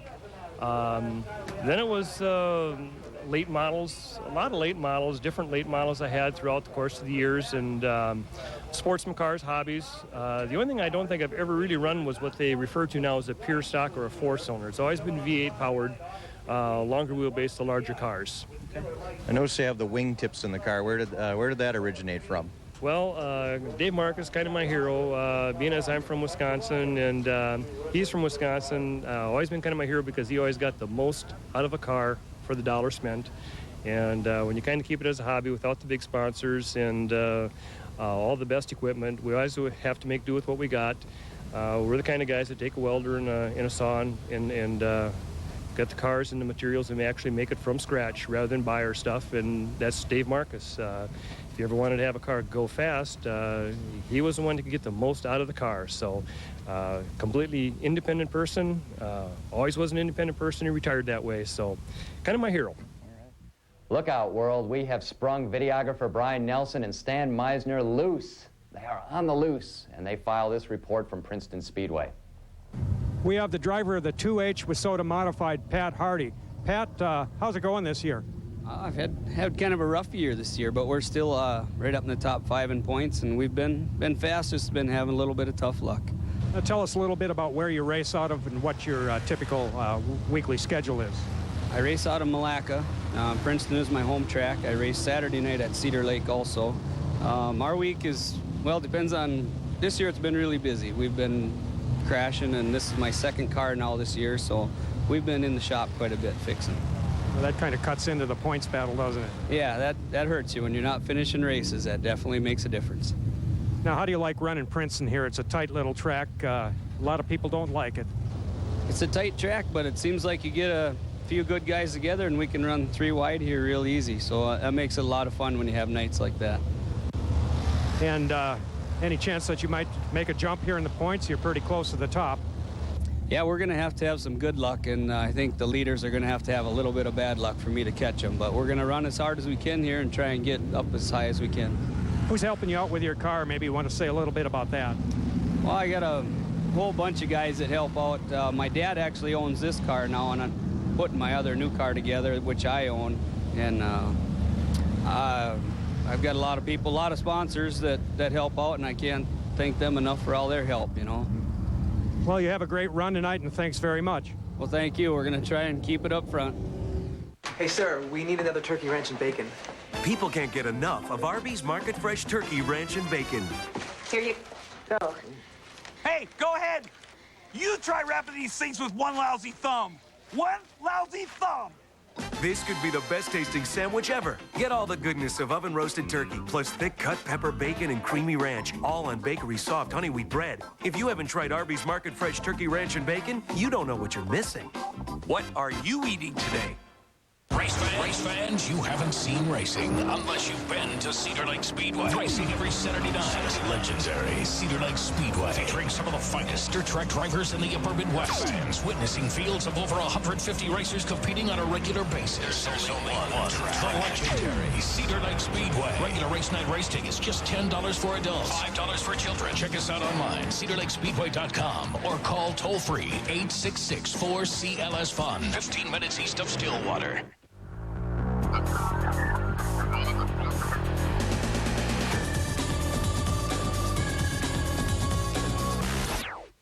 Back in the race shack, I'm Rob Hahn for Points to Ponder, or as Bud Kane would say, what's the point? What is the point? I don't know. What's the point? Any answer? Carrie Estes on my left, Peggy Johnson on my right. Points to Ponder, let's talk about points races. First and foremost, the late model race at Elko Speedway, including this weekend, 3 weeks to go. Danny Frederickson leads by, I think, 16 points, if my math is right, and usually isn't, so let's just assume it's somewhere between like 14 and 18, and hopefully we're close. Who are you picking? I would like to see Steve Burgick win the points race. It's a very close points battle. It's up in the air. Like I've said several times before on the show, it's all up to that last race on the last night, so. Unless someone clinches it with 2 weeks to go. Not with 16 points. Not in the late model. It's not going to be clinched. We'll see it in other divisions at Elko and at Raceway, but not in the late model division. Who are you picking? I'm picking Danny Frederickson with his performance last week when he just kind of zoomed by everybody and took the lead, and it was pretty awesome, and I think nothing's going to stop him. He's going to take it, definitely. And I'll stay neutral on this. What? When have you ever been neutral? I picked Steve Mergic. I think that he's been coming on strongly. He had a couple bad weeks in the middle of the season. I won't be surprised if Danny Frederickson wins, but I think Steve Mergic will have enough at the end to do it. Hobby stock points race at Raceway Park. We've got a close one there with the house car driven by Mike Hellendrung. It's no longer called the house car, I've been told. Who told you that? Mr. Father. Really? Yeah. Now, Pinger, Mike Hellendrung calls it the house car. I forget what it's called now. Oh. They told me. Okay, so who are you picking in the hobby stock division? Pinger, because he's, like, cool. Okay. Yeah. Peggy? I don't know who's going to lead the points race at Raceway, and you know what? It's all going to come down to the last and final night. Oh, there's an original thought. I don't have... You're like a certain beer, the original. May I finish? Yes, you may. Thank you. I don't have any prediction for Raceway Park hobby stocks. Oh, well, that's enlightening. I will go with the house car because I kind of like the sound of it, even though you say it's got a different name. I'll pick Pinger, but I think it's going to be close, especially with Mark Marshall. Boy, I can speak today, can I? Especially with Mark Marshall close on his heels. Point number 2, ASA returns to Elko Speedway for the annual Labor Day race. Not necessarily the annual Labor Day race at Elko Speedway, but certainly the annual Labor Day race for ASA, and they were here at Elko in June of last year and put on a good show, and we expect much the same in 2 days. Yeah, it's a pretty good show, and it's nice to have him in because it's kind of a big name at Elko Speedway. It's a step up for Elko, I believe, and You know, the races are long and a little bit boring and you have to wear earplugs, but I do like the sound of the engine, so I'm excited for the race. You followed ASA for a number of years, and it arguably is the best short track series in the country. Definitely in the upper Midwest. If only ASA would realize that they're very strong in the upper Midwest. But it'll be good to see him back here. I agree. I think that it's great for Elko Speedway. It's great for the track to have the coverage that it will be broadcast live on Speed, right, on Monday. And so hopefully I will be here on Monday. Otherwise, I'll be watching it at home. But I'm excited. I think it's a great publicity for us. And if other people don't want to have it, I'm glad it's here. And I'm glad that Elko stepped up to the plate. I just wonder how they're able to broadcast it well while they're on Speed. Good one. Funny, Rob. Thank you. I'll work on my material. That's why you're not a comedian. I'll be here all week, or at least for the remaining moments of this show. One thing we should address is that there are rumblings out of ASA's headquarters that they're looking at venues next year that seat a minimum of 7,500, which theoretically could eliminate Elko. Number one, if this is true, I think it's the dumbest idea ASA's come up with in a long time. And secondly, if it's true, I think it's the dumbest idea ASA's come up with in a long time. They belong, get my gist here? Yep. They belong at small, short tracks like Elko Speedway. You know, I watch it. I watch every race, or I tape every race, and there's some tracks that there is not 7,500 fans in the stands. However, maybe Elko Speedway doesn't have the capacity to hold that many people, but when ASA is here, those stands are packed. They are. They are packed, and there's a huge following. And frankly, there's nothing worse than watching a race, either in person or on television, and seeing, you know, a couple specks of fans here and there scattered among all these empty seats. Yeah, definitely, which usually only happens during practice or qualifying in the sport of racing. Usually the stands are packed, so. So ASA, listen up. Stay at tracks like Elko Speedway. Enough said? Enough said. There you have it. Points to ponder.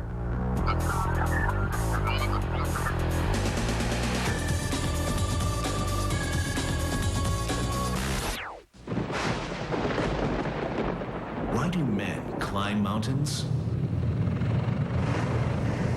Because they can.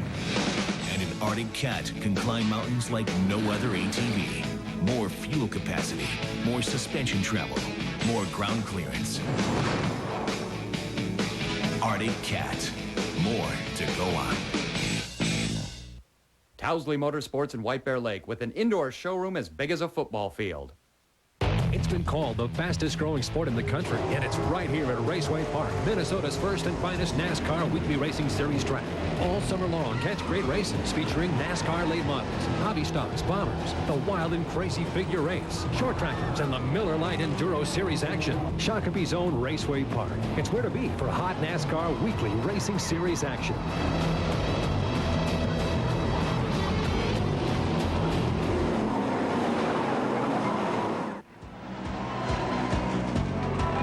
Encyclopedic Knowledge is sponsored by Elko Speedway. This week, Dan Plan, our own encyclopedia, catches up with Thundercar driver Kevin Lutz. Kevin Lutz is in his first full year in Thundercars at Elko Speedway. How's the year going so far for you, Kevin? Well, better than I thought. Could be worse. And you ran the Raceway Hobbies last year. Is this the same car that you ran out there? Yeah, same but different. And our editor of the paper noticed that it looks like you drive one-handed. Is that something you really do? Yeah. Yeah, I fight them, so I just put one hand up.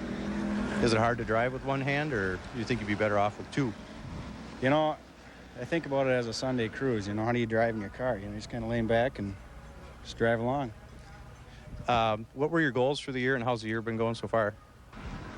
Well, my goals for the year is I wanted to finish better than 5th, or even a championship, but we'll see what happens for the rest of the year.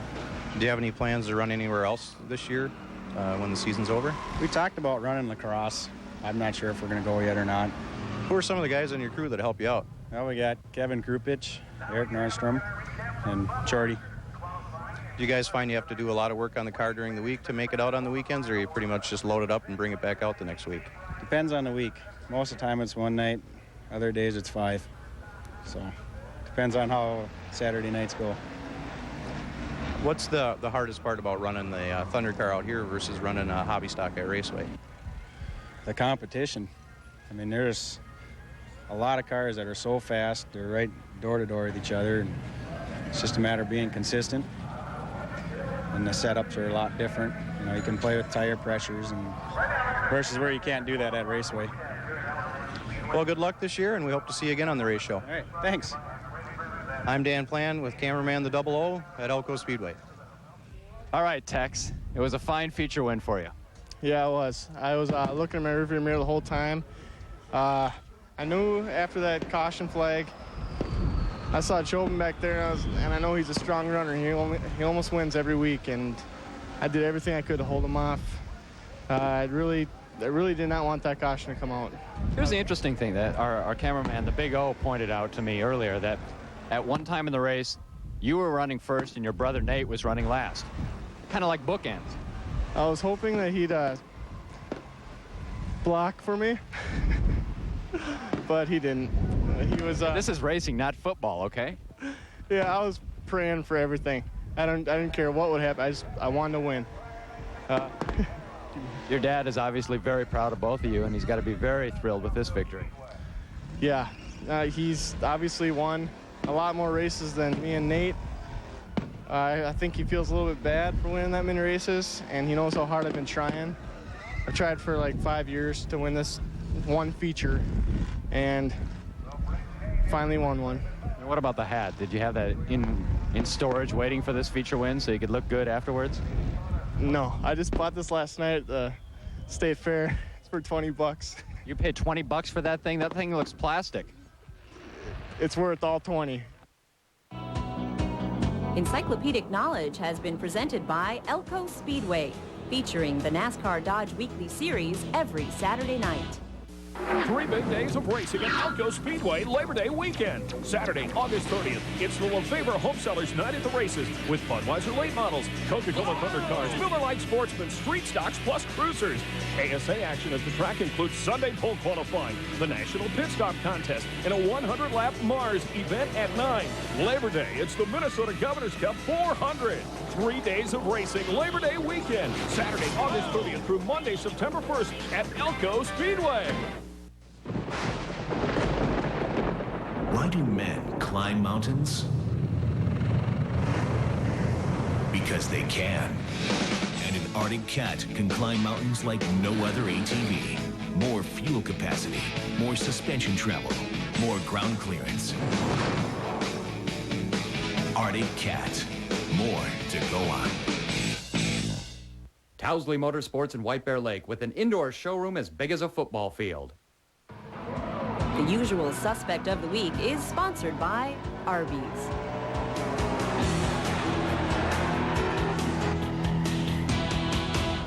And we are back in the Race Shack, joined now by Adam Royal, who will be doing, if things go as planned, double duty this weekend. A late model race tonight and then a Mars race tomorrow night at Elko Speedway. Yeah, hopefully we'll get our new Elko car done and we'll compete with our regular Mars car.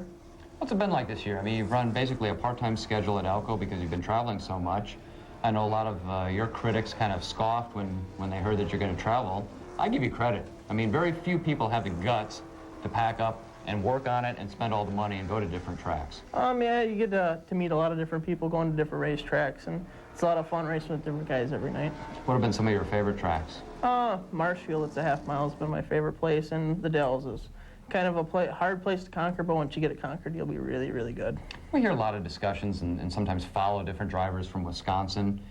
Arguably, it's a different racing culture and community in Wisconsin. Have you seen that? And how would you describe the difference between racing here in Minnesota and racing throughout Wisconsin? Yeah, them guys over there, they race, so they can race from Thursday till Sunday if they wanted to, and they're pretty, really, really, really clean racers to race with. It's a lot of fun. Mm-hmm. What about some of your critics who will say that you drive a little rough at Elko? Do you think that's true, or do you think that you're just getting a bad rap when that comes up? Nah, you'll get that everywhere you go. Yeah? It doesn't seem to faze you at all. No, you won't see that, no. Getting back to the Mars race, I mean, you know Elko Speedway better than most, if not all, the Mars drivers. Do you think that you have a good advantage going into tomorrow night's race? I'd hope to think so, but from what I hear tonight, that there'll be a lot of local late model guys that are going to convert their cars over to Mars cars, and it'll put on a good show. Hopefully we get like 40, 50 cars here. I was talking with Steve Schultz last week, and he's planning to do that, and he was talking about the difference in the tire. Is there a big difference between the tire that the Mars Series runs and what Elko late model drivers run? Yeah, there's a lot. The tire that the Mars cars are a lot stickier, so it'll take all the horsepower you can get. The Elko late model cars, I think, will be at a little bit disadvantaged because they don't have as much horsepower as we have.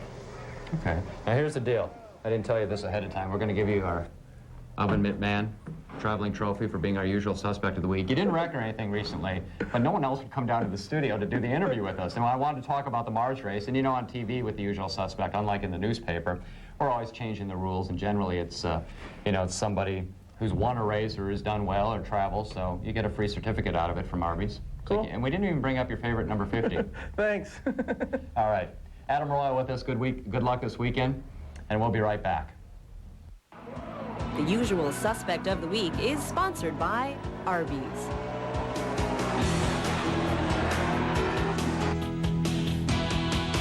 Hey, sir, we need another turkey ranch and bacon.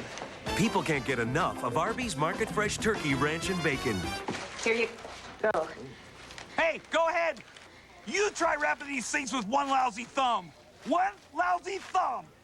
This could be the best tasting sandwich ever. Get all the goodness of oven roasted turkey, plus thick cut pepper bacon and creamy ranch, all on bakery soft honey wheat bread. If you haven't tried Arby's Market Fresh Turkey Ranch and Bacon, you don't know what you're missing. What are you eating today?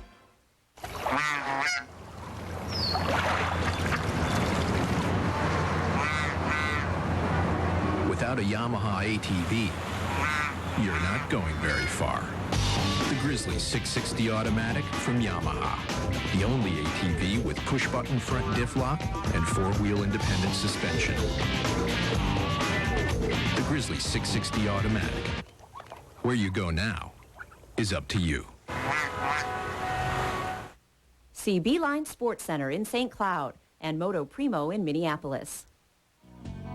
The race show is brought to you by Towsley Motorsports and Raceway Park. There you have it, another episode of The Race Show, and we'll see you at the races this weekend and back on The Race Show next. In Touch is the teaching ministry.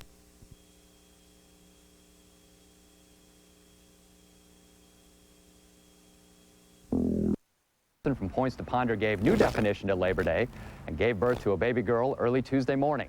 Now here we are on Saturday, the home opener for Notre Dame's 2003 season. Go Irish. And with that said, let's go racing.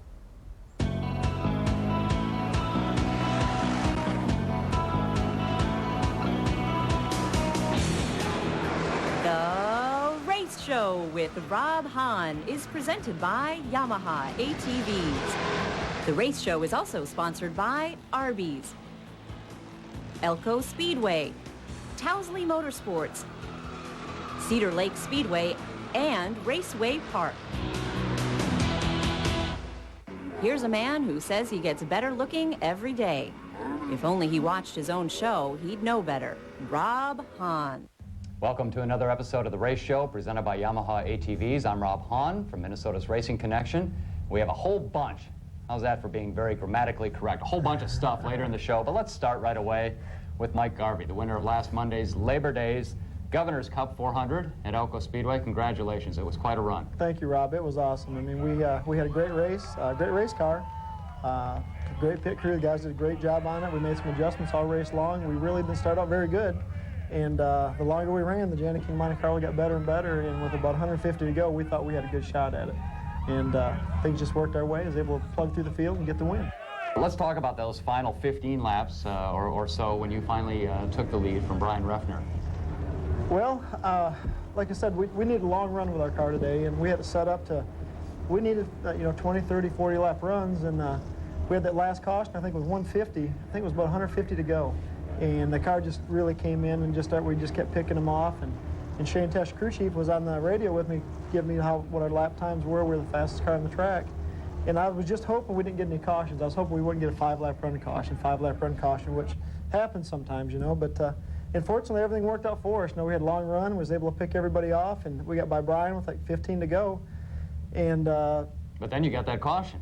Final caution with 5 laps, and you and I were talking earlier that it was like a flashback to the race at Elko last June when you were leading with about the same number of laps to go. Exactly. We was leading last year with 5 laps to go, and thought we had that race won, and we started back off and started sprinkling. and spun the tires, couldn't get the car going, ended up finishing third, I think. So, yeah, I didn't want to see that caution with 5 to go. I said, here we go again. Labor Day's been pretty good to you. Man, I love it. I'll tell you, last few years, yeah, I think our worst run we've had on Labor Day was last year. We were actually leading that race and had electrical trouble. So I think we finished in the top 3, I think, just about every year. I mean, you obviously raced with House of Lefebvre for a number of years and lived here in the Lakeville area. And I think a lot of fans consider you still, even though you moved away to Georgia. Yeah, back to Atlanta. Still one of our own, if you will. And you could see it in the crowd and their reaction today over those final few laps and then after you took the checkers. It's got to be pretty gratifying for you to see that reaction from the crowd here at Elko. Oh, man, I tell you, you just saying that gives me goosebumps because, you know, this is still home to me. I have a lot of friends here. I had a lot of great times. A lot of our people on our team are still from the area. Shane Tesh, Jerry Cassins. Let's talk quickly about the future of ASA beyond this year. There's been a lot of discussion that you're going to bigger tracks, such as Lowe's Motor Speedway, probably Atlanta Motor Speedway. I guess my question is, where do the small tracks, the short tracks like Elko Speedway that have a capacity smaller than 7,500 fall into it, and where would you like to see tracks like this fall into the schedule and the future plans for ASA? Well, that's hard for me to answer. I mean, I know talking to Steve Dale, the owner of ASA, he has a plan now. What he's trying to do is he's trying to get to tracks, and I hope Elko can do it. He wants to bring 10,000 people into a race. To make it a success, to keep growing ASA, he'd like to have 10,000 fans at a race. That's what he's told me. I think Minnesota's a pretty easy sell for him just because of the attitude of the fan and the excitement level. So just to answer a short question and long, I hope it stays. I hope we keep coming back to Elko because I know he wants to be in the area and wants to be in the market. And I definitely think it has a place in ASA. You know, we're gonna do Atlanta, we're gonna do Charlotte, the bigger tracks, which we have to expand our fan base. We have to bring more fans in to keep ASA growing. But I think there'll always be a place for the Elkos there. You just really put a hush on all my critics because they claim that I'm the one who talks the most on the show. Yeah, I'm You've sorry. proven them wrong. No, that's fine. I'm a big fan of tradition, too, and I think the fact that the fair for so many years had a strong tradition on Labor Day. I think at Elko, on Labor Day this year, we saw the establishment, we saw the continuation of a certain tradition and the establishment of a new tradition. Right. And I don't want to sound like Fiddler on the Roof, but, you know, I would like to see the continuation of this tradition on Labor Day in Minnesota. I would, too. I loved it. I mean, they had, you know, Tom Ryan and everybody here at Elko Speedway, they had racing, what, Friday, Saturday, or Saturday, Sunday, and Monday. There's people here every night, you know, so if the fans the fans show they want racing in the area. You know, they want to see good races, and I think it'd be terrible if we didn't come back, but if I had to bet, I would say we'd be coming back. Good. Now your mission, if you choose to accept that, convey that to Steve Dale. I'll work between them, yeah, okay. All right, Mike Garvey, the winner of this year's Labor Day ASA race at Elko Speedway. Thanks for joining us, and congratulations. Thank you, Rob. It's great to see you again. Good to see you. All right, in the big picture, a very strong run for the points title today. Yeah, it really was. You know, we were fortunate enough to pass Butch there at the end, and you know, top 10 finish, we'll take it and move on to the next race. We got 3 races to go, and hopefully we can hold on to these points. How would this race, the way your car handled the competition, compare to the race here last June? I think it's right about the same. Unfortunately, our Grease Lightning Orange Blast car got a little bit tight right in the middle there, and we just could never work it out. And you know, we had a fast car in the beginning stages, but just you know, lost hold of the handling and never got it back. Well, what was your debut like here at Elko in an ASA car? It was pretty good. We had a really good, strong run. You got turned around, and I don't know. I guess that's what happens. It's learning experience, but I don't know. I feel we did a really good job, and you know, we stayed out of trouble most of the day, and I have to say we did the best that we could do. And that's it. You got some help from someone who knows how to race these ASA cars really well. Oh, yeah. Mike Miller to my right here. We'll talk to him in just a second, but what sort of advice did he give you? He just told me, you know, since he's drove the car so many times, and he built the car actually, and he just told me, you know, the tricks and, you know, what's the best way of doing things, and, you know, help me through it. Mike, I'm not sure what's stranger, not seeing you in an ASA car or not seeing you at the state fairgrounds on Labor Day. Well, I think it's just a terrible, terrible sin that they tore up that racetrack at the fair. I mean, that was an icon to racing all over the United States. But I'd like to talk about Jonathan for a minute. You know, he's out there racing with Dick Trickle, and they raced first 100 laps or so. And Jonathan passed Dick Trickle the first time he ever raced with him. It took me 3 years. What sort of pleasure do you take in being able to kind of act as a guide, a tutor, and really help Jonathan along? Well, it was really fun because Jonathan's really, really, really a good kid, and he listens and he pays attention. He's a very polite nice kid, and he's got a lot of racing talent.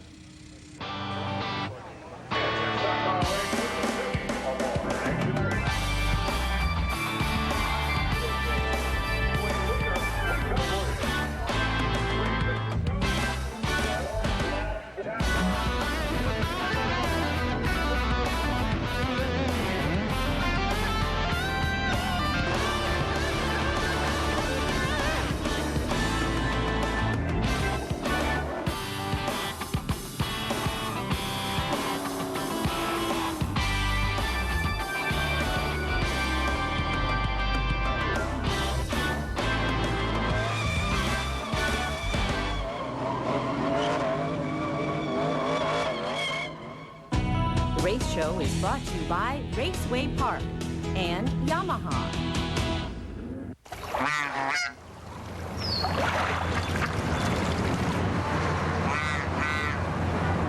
Without a Yamaha ATV, you're not going very far. The Grizzly 660 Automatic from Yamaha. The only ATV with push-button front diff lock and four-wheel independent suspension.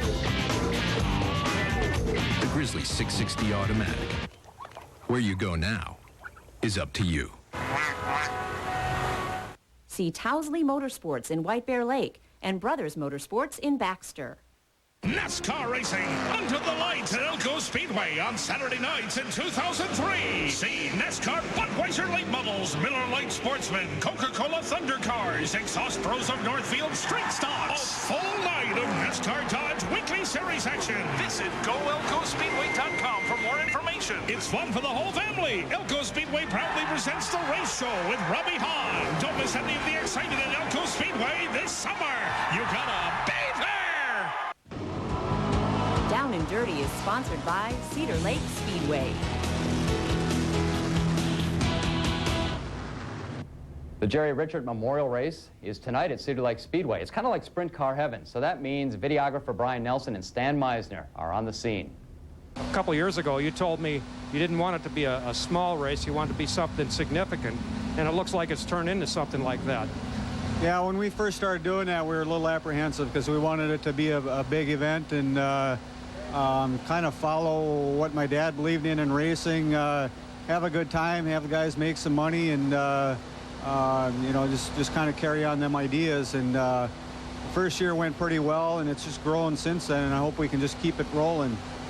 Well, a lot of people, they think of the state fair, they think of one ASA race a year, but there used to be a lot of racing there, and your dad was a big part of that. Maybe you can tell us a little bit about what he did in racing. Yeah, from early in his sprint car career, which would have been in the late 50s, on through, well, they raced sprint cars there. I believe the last sprint car he raced there was in 1976. But earlier in the years, they had, I'm trying to remember, I think they had like 10 days of racing or something, race every day, or there was an awful lot of racing going on. And from what I understand, it was one of the best sprint car tracks that my dad ever raced on. And he raced on a few, not just in the Midwest, but all over the country. Now, he was with the IMCA circuit. Today we think of the IMCA, it's kind of a low-budget beginner circuit, but that wasn't the case back in those days, was it? No, back in them days, we're talking from the early or late 50s to the late 60s, that 10-year span roughly. USAC was a premier event. USAC was the deal. They had Indy, they had sprint cars, they had stock cars, they had everything. IMCA was just below that though, and they had sprint cars, stock cars, midgets, and they were a tough bunch of guys that raced the IMCA. In fact, a lot of the guys went on to USAC and had a lot of fame there too. Last year we had a great field of cars here. I don't remember, it was mid-40s, I believe. Who are some of the guys that we might expect to see up here? Just guess. We can never know exactly who's going to show up, but who might we see? Well, you'll get all the IRA guys. Kim Mock, of course, he won it I think the first year. Excuse me. Joe Rowe and John Haney and I don't know them guys that well. Don't race against them a lot, but some of them guys. And then of course you'll get the Knoxville guys. Don Dowd, he won it I think the second year or last year. I can't remember. He won it one of the years. You know, Terry McCarl, some of the other Knoxville guys. They'll probably get a good field of the Knoxville guys up here. Ricky Logan and, you know, a bunch of them guys. So it should be an excellent race. We actually see larger fields than we see at the Outlaw race at that race, and it's an excellent deal. I think the fans don't really realize what they're missing when they don't come out to that. Yeah, it's a good race, a lot of fun for everybody. It's real competitive. I guess if I was a spectator, I think it'd be fun to watch. You know, I think it's good, hard racing, good, clean racing, and it should be a lot of fun for the people. And you had a real good run against the IRA. What would it mean to win that race? Well, earlier in the year on the June 7th, we won that race, and the car was set up. We were really going good. Hopefully we can get it back there and get it up front.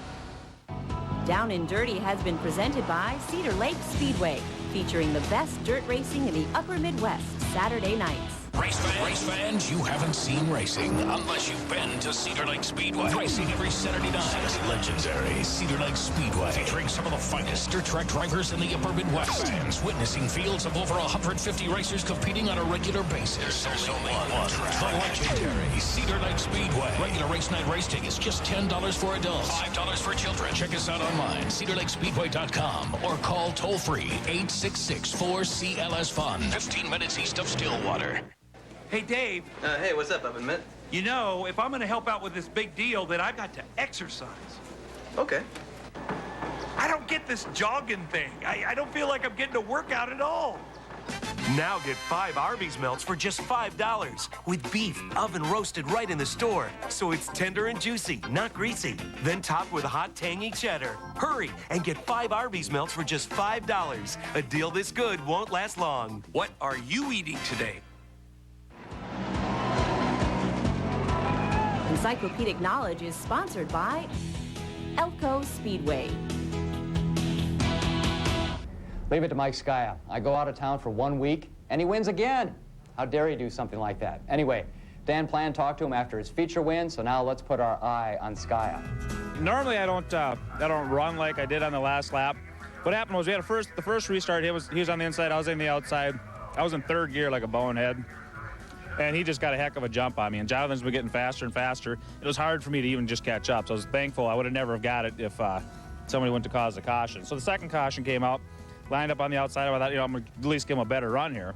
Well, regardless to what some people say is going down the straightaways, coming out of the corners, Jonathan was driving me up a little bit high. It was like 1 or 2 laps like that. So then I got an opportunity on the second to the last lap. Jonathan kind of drifted up the inside groove or outside groove. And then I just stuck it in there. The car stuck. I thought, I got 1 lap to make a mistake here if I need to, and just drove it hard as I could and went through it. I don't like to do it that way, but if I'm getting beat on beforehand, I don't mean beat on in a bad way. I mean, it was a racing deal, but I'll do a payback. Do you think Notre Dame stands any chance of making any bowl games? Absolutely not, especially with Rob following them. It's not a chance. This week, Dan Plan, the Encyclopedia, talks with Rick Burns, the Elko late model driver. Rick Burns is running in the late model division at Elko Speedway this year. Rick, how long have you been racing out here? I've been racing out here in the late models for about 6 years or so. And before that, you used to run the modified 4s, and you ran some dirt modifieds also? Yep, we ran 4-cylinder modifieds. It started out as mini stocks and went to modifieds and raced them for like 12 years, and then went to the V8 modifieds, and we ran that for like 8 years. And you raced against your dad. How was that, the two of you racing against each other? That was a lot of fun. I learned a lot. Made for some interesting nights, that's for sure, because we pitted right next to each other and worked on each other's cars, so there's always the family thing going on. What were some of the differences between running the lightweight 4-cylinder car all the way up to the late model? The lightweight 4-cylinder cars were fast. They cornered really, really well, and you didn't spend much time out of the throttle. On late models, it's a big car, it's heavy, you got to be out of the throttle on the brakes a lot more. It's a lot to learn to change from one to the other. Encyclopedic Knowledge has been presented by Elko Speedway, featuring the NASCAR Dodge Weekly Series every Saturday night. NASCAR racing under the lights at Elko Speedway on Saturday nights in 2003. See NASCAR Budweiser late models, Miller Lite Sportsman, Coca-Cola Thunder Cars, Exhaust Pros of Northfield Street Stocks. A full night of NASCAR Dodge Weekly Series action. Visit GoElkoSpeedway.com for more information. It's fun for the whole family. Elko Speedway proudly presents the race show with Rob Hahn. Don't miss any of the excitement at Elko Speedway this summer. You gotta be there. Why do men climb mountains? Because they can. And an Arctic Cat can climb mountains like no other ATV. More fuel capacity, more suspension travel, more ground clearance. Arctic Cat, more to go on. Towsley Motorsports in White Bear Lake with an indoor showroom as big as a football field.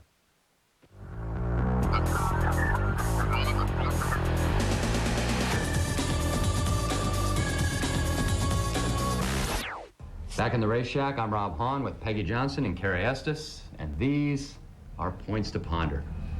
These are not the days of our lives. These are points to ponder. Point number one, booing winners is in bad taste. This is kind of your idea, so I'll let you start and then I'll follow. Well, I noticed recently at Raceway that there are plenty of fans booing Joey Garofalo after he wins feature race number 10, I think. And I think it's stupid to boo a winner. When they're doing good, you should say, good for you, and I hope you keep winning. I don't understand why people boo people who are doing good. Do you guys know? I think it's great because I think it signifies that a certain driver has evoked enough passion and enough response from the fans that not only is he cheered, but he's booed. A couple years ago, I interviewed Jeff Gordon, and he had just won a couple weeks prior to the interview. At Michigan, the first question I asked him, I said, I noticed when you got out of your car, you got a response that you hadn't had in a long time. I said, there were more boos than there were cheers. I said, I think that's a good sign. And he said, yeah, as long as they know who you are and have an opinion about you, it's a good sign. Mm-hmm. You know, I just think people are basically jealous, and that's the only way they can say it. I mean, that's the only way they can portray it. And so... I mean, I get booed all the time when I walk through the pits. I could imagine. You said it. It's just, I don't know, people come up with some pretty odd things as to why the person's doing good, and I just think it's ridiculous, and you need to get over it and start cheering for these people who are doing good because they deserve the cheers. Bravo. Thank you. Thank you very much. I'll bring the treat. Yeah, you do that. Point number two, names on windshields. We've seen kind of a deviation from this over the last couple of years. I'm all for putting the sponsors' names on the windshields of cars, but I wish they could kind of squeeze in the driver's last name as well to help us identify with the drivers. Now is probably the wrong time to talk about it because it's really an early season thing, but if we plant the seed now, maybe we can influence some off-season changes. Yeah, well, I think that when you come out here as a fan and you don't know who any of the drivers are, you see a number and that's all you see. I mean, God forbid, if this keeps up, every driver's going to feel like Bob Seger. Feel like a number? Stranger in this town? Sorry, I don't know that song. Yeah, me neither. Patriarch. I'm probably dating myself. You are. You know what I prefer to have? I like it when the names are on the rocker panels. Why are you looking at me like that? Well, then Bob Seger's right at home if they're on the rocker panels. I like it on the rocker panel. I like it when it's big and bold. I would say the divisions that can have it on the rocker panel, that's where I like them. The divisions that you can't have it on the rocker panel, of course on the windshield. Well, what about both? Would that be ideal? Yeah, that would be ideal, but what, I don't know. All right. There you have it. Deep points to ponder, and we'll be right back.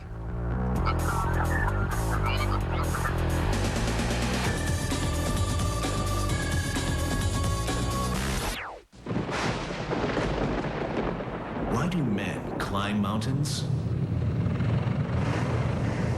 Because they can. And an Arctic Cat can climb mountains like no other ATV. More fuel capacity, more suspension travel, more ground clearance. Arctic Cat, more to go on. Towsley Motorsports in White Bear Lake with an indoor showroom as big as a football field. It's been called the fastest growing sport in the country, and it's right here at Raceway Park, Minnesota's first and finest NASCAR weekly racing series track. All summer long, catch great races featuring NASCAR late models, hobby stocks, bombers, the wild and crazy figure race, short trackers, and the Miller Lite Enduro Series action. Shakopee's own Raceway Park. It's where to be for hot NASCAR weekly racing series action.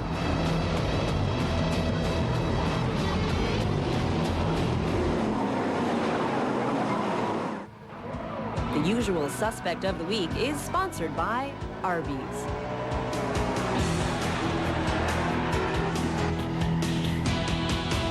We are in the racetrack and joined by none other than, in the flesh, St. Paul Payne.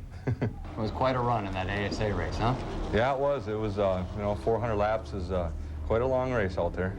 Now, it looked to me like you had moved, if my math was correct, to about 14th spot on the lead lap, and then you drove right into the number 20 after the caution come out. What happened? Yeah, well, we drove right up there, got up closer to the front, and, we started in the trunk, so the caution came out, and everybody checked up real good, and I didn't get checked up in time, and got in the back of them, and we had to pit then and tore the front end up.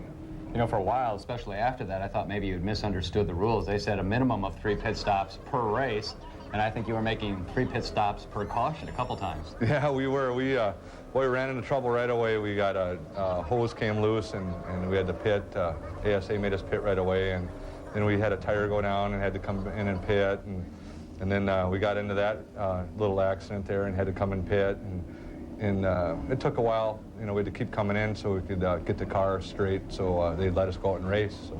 But in the big picture, still a pretty good day. I think you finished 13th on the lead lap, and for a guy who runs a handful of ASA races throughout the entire year, not every week, that's pretty good. Yeah, we're happy because, when to finish on a lead lap on a short track, 400 laps, is you got to be doing something right. But, we're, just the experience that we don't have, not making the right calls, and thinking we are, but, it hurts us sometimes. Sometimes, we do make the right calls, but just not being there all the time racing, it's tough to race with these guys. Mm-hmm. Now, we're going to shock your critics and my critics, and we're going to give you the usual suspect of the week award. Probably didn't think this was coming, did you?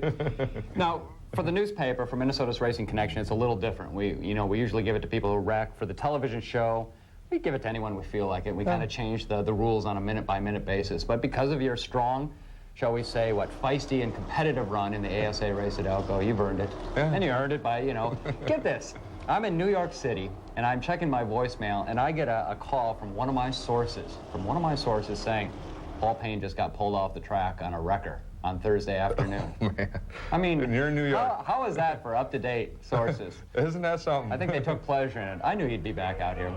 How about the feedback you've been getting to your spots on our television show? People like it? Yeah, that's, anywhere I go to the gas station, someone's saying, are you going to be on again on TV? And it's just awesome on all the people that, watching the show and just curious what's going to happen the next time. And a lot of fun. Well, we'll have to bring it back next year. You bet. In advance of the ASA race. Yeah. One of these times we're going to talk to you after an ASA victory. You mark my word. All right. Even Kevin Swinsky shook my hand today. Did he give you that? Did he give you the can of touch of paint, or was that after you gave him the can of touch of paint? No. All right. Thanks for joining us. Thank you. Paul Payne, our usual suspect, and we'll be right back. The usual suspect of the week is sponsored by Arby's.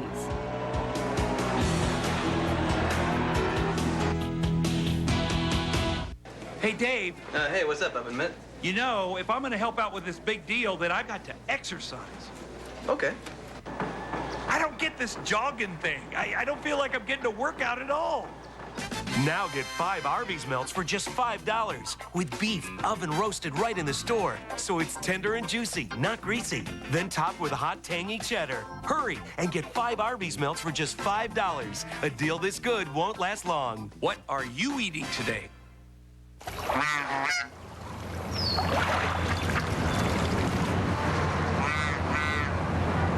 Without a Yamaha ATV, you're not going very far.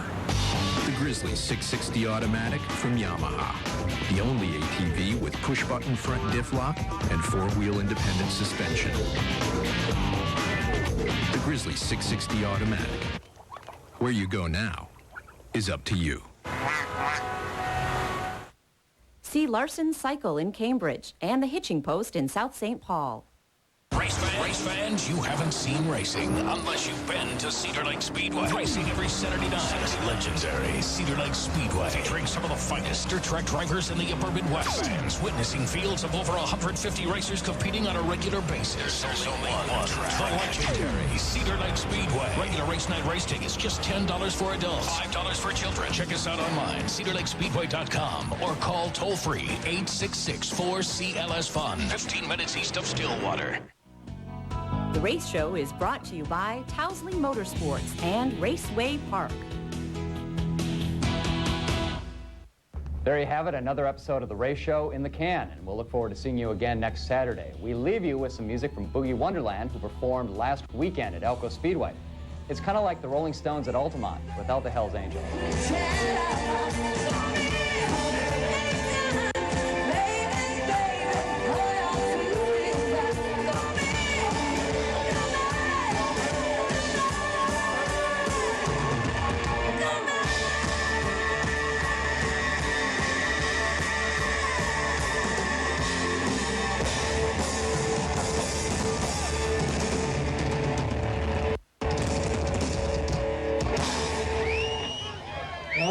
Some love music.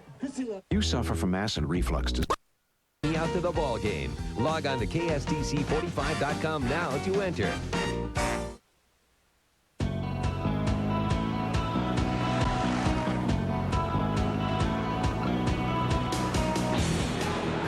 The Race Show with Rob Hahn is presented by Yamaha ATVs. The Race Show is also sponsored by Arby's, Elko Speedway, Towsley Motorsports, Cedar Lake Speedway, and Raceway Park. Here's a man who says he gets better looking every day. If only he watched his own show, he'd know better. Rob Hahn. Welcome to another episode of The Race Show presented by Yamaha ATVs. I'm Rob Hahn, publisher of Minnesota's Racing Connection. And if I sound just a little raspy today, there's good reason. My voice is still recovering from last Saturday. I spent the better part of last Saturday afternoon yelling at the television during the Notre Dame-Washington State game, as if they could actually hear me in South Bend. Anyway, as you'll notice our flag behind here, the Irish prevailed, 29-26 in overtime, and head into the big house in Ann Arbor this afternoon for a showdown against arch-rival Michigan. Go Irish. Now, moving ahead to racing, since the race show is allegedly about racing, we are into the final week of points racing at both Elko and Raceway Park. We'll talk a little bit about Raceway Park in just a couple of seconds. But to start, at Elko Speedway, Danny Fredrickson still leads the late model points. He added a couple points to his lead over Steve Mergic last Saturday. And in the sportsman division, well, to find out about the sportsman division, let's put our eye on Skya. All right, it would seem that, a logical driver who had a chance at clinching the points would do so and take a normal starting spot. But you, on the other hand, defied logic and took the ultimate challenge starting from the rear. Well, that was actually what today was about for us. So actually all week was I wanted to make the qualify the fast time, which I haven't done in a long time. Then I wanted to take the ultimate challenge just because I figured I can at least get up to 8th or 9th and still be pretty good in points. I think I was like 54, 56 points ahead. So, I'd had to absolutely do terrible tonight and next week to lose it. So I just thought, what the heck, got to go for it, have some fun. That's what we're here to do, is have some fun. You kind of got boxed in. It looked like you had a pretty good car. Kind of got boxed in. I got boxed in quite a bit. I was trying to be a little diplomatic for once. No, I got boxed in a lot, and I also got quite lucky a lot. There was some cautions or some wrecks that happened just like inches in front of me. I was able to get by that. And, it was a lot of luck, and it's a lot of luck. All right, now we have to address an important issue. I go away for a week, and Dan Plant fills in, and you win, and then you start dissing Notre Dame on the show. Oh, that was Dan Plans. He gave me $20. He gave me $20 to diss you in Notre Dame. Well, they won, and that's why I can barely talk, because I've been yelling at the TV. Well, you got to talk to Dan about that, because he just said, here's $20 to diss him. I said, all right. All right, well, we'll see. If I'm in a good mood, we might talk to you again. I'm not sure yet. All right, well, I wish you would. It's got one more week. And if my calculations are correct, in other action at Elko Speedway, Mark Storley and Conrad Jorgensen have a pretty good battle still going in the Thundercar division. And I think because Scott King had to drop out of last week's street stock feature, that Bud Kane has retaken the lead. That's if my math is right. We have to kind of add on the fly here. Now, moving ahead to Raceway Park. I don't know why I do this. I must be a glutton for punishment, but I thought it might be fun to sit with Dave Goldman in the pit bleachers and kind of analyze the points races there headed into the final weekend. Let's run through a couple of the classes. You observe a lot because Lord knows you don't drive, and when you drive, you don't drive well, but maybe we can get your thoughts on some of the classes and the drivers. Let's start with the short trackers. It's really been the year of the Garofalo. Yeah, Joe's been on a rail. He's done a pretty darn good job. He's really impressive. There's not many people that can really seem to challenge him. There's a couple of guys out there, but usually Joe gets out in front. There's no stopping him, and he's been pretty good. He's a good kid. I think he's got a good future in front of him. I really like Joe a lot. I think he's a good kid, like I said. By the way, Sally, and you don't mind if I call you Sally, do you? Rob, we wouldn't want to get into the name calling right now because it could get really bad, and we wouldn't lose a lot of the... But we know you have a limited vocabulary, so I'm one up on you, at least one up already. Yes, but I do have a good profanity vocabulary, so... Where's the striped shirt, by the way? I tried looking for one, but I couldn't find one, and I didn't know any Sally-type guys that had any, and I figured I'd call you, but that ruined the surprise, so here I am. Yeah, here you are. Let's move up to the hobby stocks where, you know, I'm shocked to have to admit that you once won a title. Yeah, I did dominate that class a few years ago. I had a lot of fun there, and someday I might be back. I don't know where I'm going to end up with the late model deal here. I've tried selling my car, and it really hasn't sold. Who's going to win the division this year? I think Pinger's going to. He's got a pretty good deal. He's pretty consistent. As long as Conrad doesn't get in his face, he'll be all right.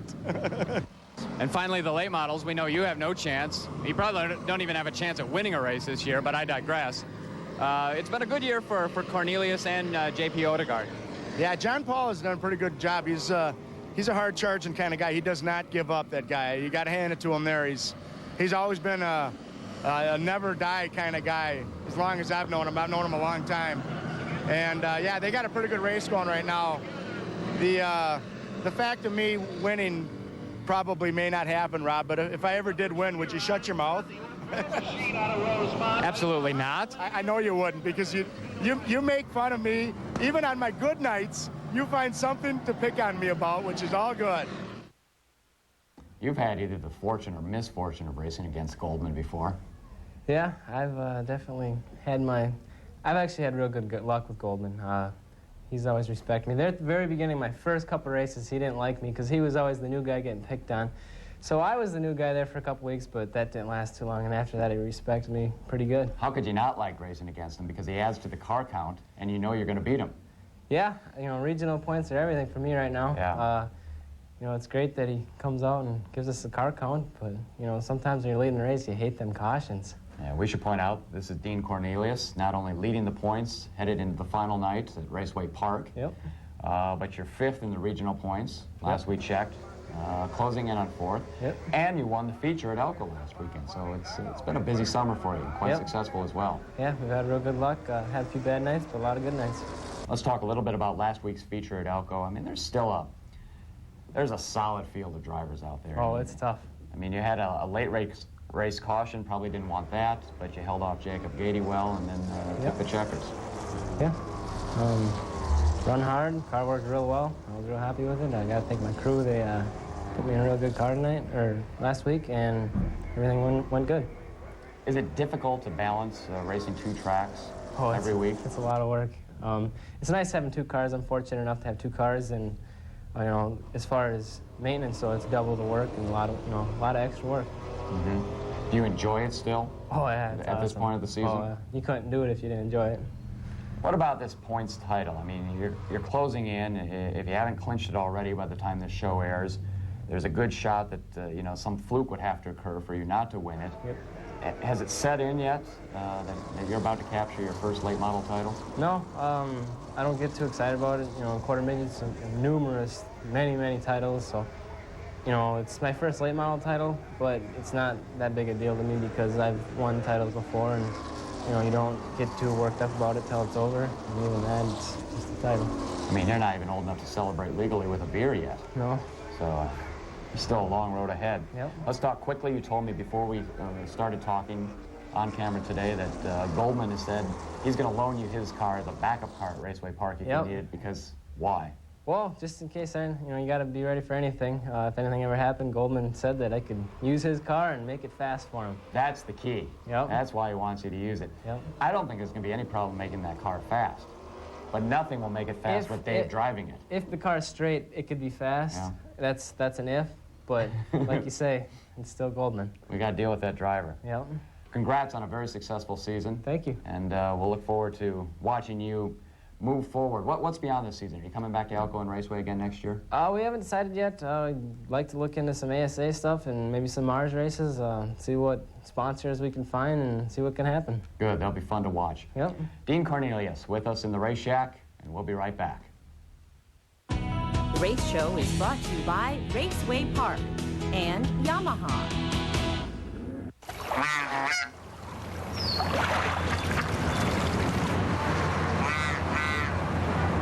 Without a Yamaha ATV, you're not going very far.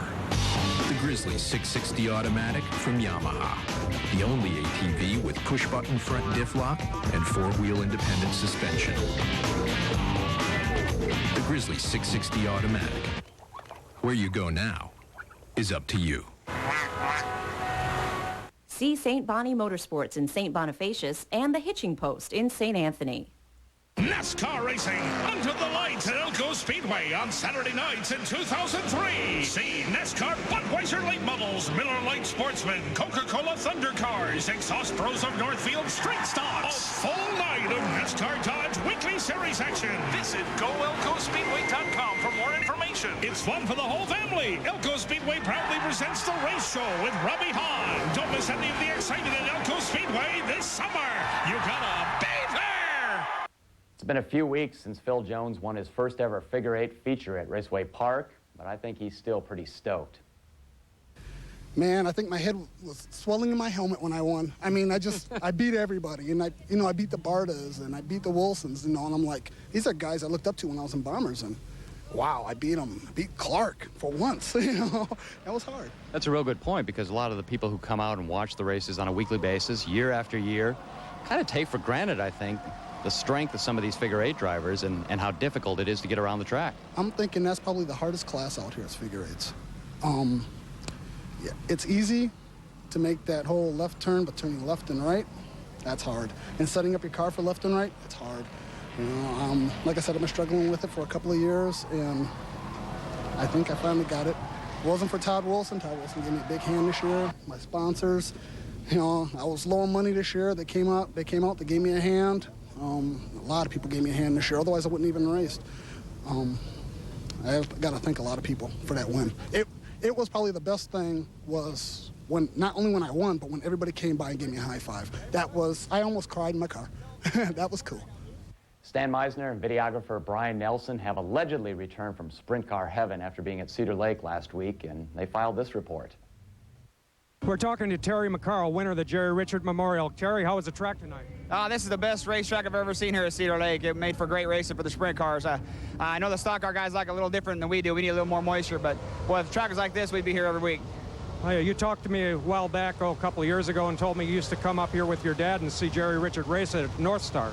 Yeah, I used to come to North Star all the time over in Blaine, Minnesota. I had a little drag strip behind it. Those were great days when I was a little boy, picking up those little Schmidt cans underneath the deal. But I think I seen Jerry Richard Sr.'s last race crash real bad over at Sioux Empire Fair when I was younger, too. And he was a great racer, won the Nationals, won the IMCA. People don't realize that was the World of Outlaws of their time, and he was IMCA champion a lot of times. I don't know how many, but he was a great racer. And it's a real honor for me to win this race, and I'm glad his family's here and putting on this show. Hey, Dave. Hey, what's up, Up and Mitt? You know, if I'm going to help out with this big deal, then I've got to exercise. Okay. I don't get this jogging thing. I don't feel like I'm getting a workout at all. Now get 5 Arby's melts for just $5 with beef oven roasted right in the store. So it's tender and juicy, not greasy. Then topped with hot, tangy cheddar. Hurry and get 5 Arby's melts for just $5. A deal this good won't last long. What are you eating today? Encyclopedic Knowledge is sponsored by Elko Speedway. This week, the Encyclopedia Dan Plan talks with Corey Butler Jr. This week, we've caught up with Corey Butler Jr. How long have you been racing, Corey? I've been racing at Elko Speedway for 2 years and won that raceway. Before that, I raced go-karts for about 6 years. And I see your dad's on the crew. How big of a help is your dad? Without him, I wouldn't be doing this. Ever since the beginning when I was 10 when we started karts. If it wasn't for him, I wouldn't be here. Do you remember much from his racing days? Somewhat. I remember him racing late 80s when I was about 4, I can remember. And throughout the 90s, as well as my mom racing, but I remember my dad racing late models. That's the big part I remember him racing. And you have plans to move up next year? Do you have both cars for sale that you run here in N Raceway? Yeah, both my cars are for sale, and I have a Thunder car already. I just need to get an engine for it. And if I can get an engine before the Fall Fest, I'll be out here for that, but I doubt that's going to happen. But for next year, for sure. Do you plan on running any other tracks after Elko and Raceway are done for the season? It depends how fast my cars sell. If not, I'll bring my Caprice, which is my Elko car down to La Crosse. I raced down there last year. And I'll bring my Monte Carlo, which is my raceway car, up to I-94. And I also plan on racing the Monte Carlo at Elko for the Fall Fest. Any other goals you had for the year? Well, I was hoping for a top 5 possible championship, but about 5 or 6 weeks ago, I got disqualified when I finished second for being too low. So that kind of took me out of that, but so I'm about 102 points out of the championship lead right now, and I lost 100 points that night. So right now, I just want to try to get back in the top 5 here at Elko. Otherwise, I'm aiming for a top 10 at Raceway and Rookie of the Year. Even though I missed the first week of racing there, but I'm leading the rookie points right now. I think I'm 11th in points. I see you have Discount Taxi on the car. They've been on cars for a number of years. How did that come about? Well, Tim, which is Discount Taxi, sponsored my father in the 80s, late 80s, and as well as my mother. And he sponsored me when I first started racing go-karts. And he didn't really get benefit out of that since I was racing in Wisconsin. And he's been a lot of help with me. Without him, I also wouldn't be here. So him and my father were the big parts of my racing career, and I owe a lot to him. So I do a website for him too, www.discounttaxiracing.com, and that helps him a lot too. Well, good luck, and we hope to see you again on the race show. Thank you. I'm Dan Plan with cameraman Brian Nelson at Elko Speedway. Well, I tell you, for the last probably 4 or 5 weeks, we've been after that. I figured we'll take it any way we can get it. Figured if I got out in front, I was going to run away and hide. You had a couple real good restarts, and then on that final restart, Bieber did give you a better run than he had on the previous restarts. Yeah, I knew he had a decent car. He started to come at the end there. I figured I just tried not to make a mistake. Kind of took it a little easier. Figured, I didn't want to make any mistakes myself. Encyclopedic Knowledge has been presented by Elko Speedway, featuring the NASCAR Dodge Weekly Series every Saturday night. NASCAR racing under the lights at Elko Speedway on Saturday nights in 2003. See NASCAR Budweiser late models, Miller Lite Sportsman, Coca-Cola Thunder cars, Exhaust Bros of Northfield Street Stocks. A full night of NASCAR Dodge Weekly Series action. Visit GoElkoSpeedway.com for more information. It's fun for the whole family. Elko Speedway proudly presents the race show with Rob Hahn. Don't miss any of the excitement at Elko Speedway this summer. You gotta be there. Why do men climb mountains? Because they can. And an Arctic Cat can climb mountains like no other ATV. More fuel capacity, more suspension travel, more ground clearance. Arctic Cat. More to go on. Towsley Motorsports in White Bear Lake with an indoor showroom as big as a football field.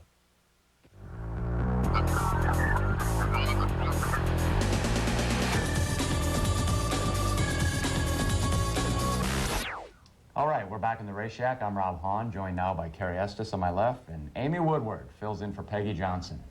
How do we let you back in the studio? An Iowegian. I'm not from Iowa anymore, though. I'm now moved to Once Minnesota. an Iowan, always an Iowan. Oh, whatever. You're just jealous, though. Not of Iowa, that's for certain. Still trying to get that major in PR Still or doing something PR like that? at MSU in Mankato, working Well. for some radio. It's all good. Yeah, it's all good. That's right. Points to ponder. Point number one. Attitudes, especially late in the season. I think we see it almost amalgamated at times. What is it? You were very angry last week. Last week I was a little upset because there was one driver out there who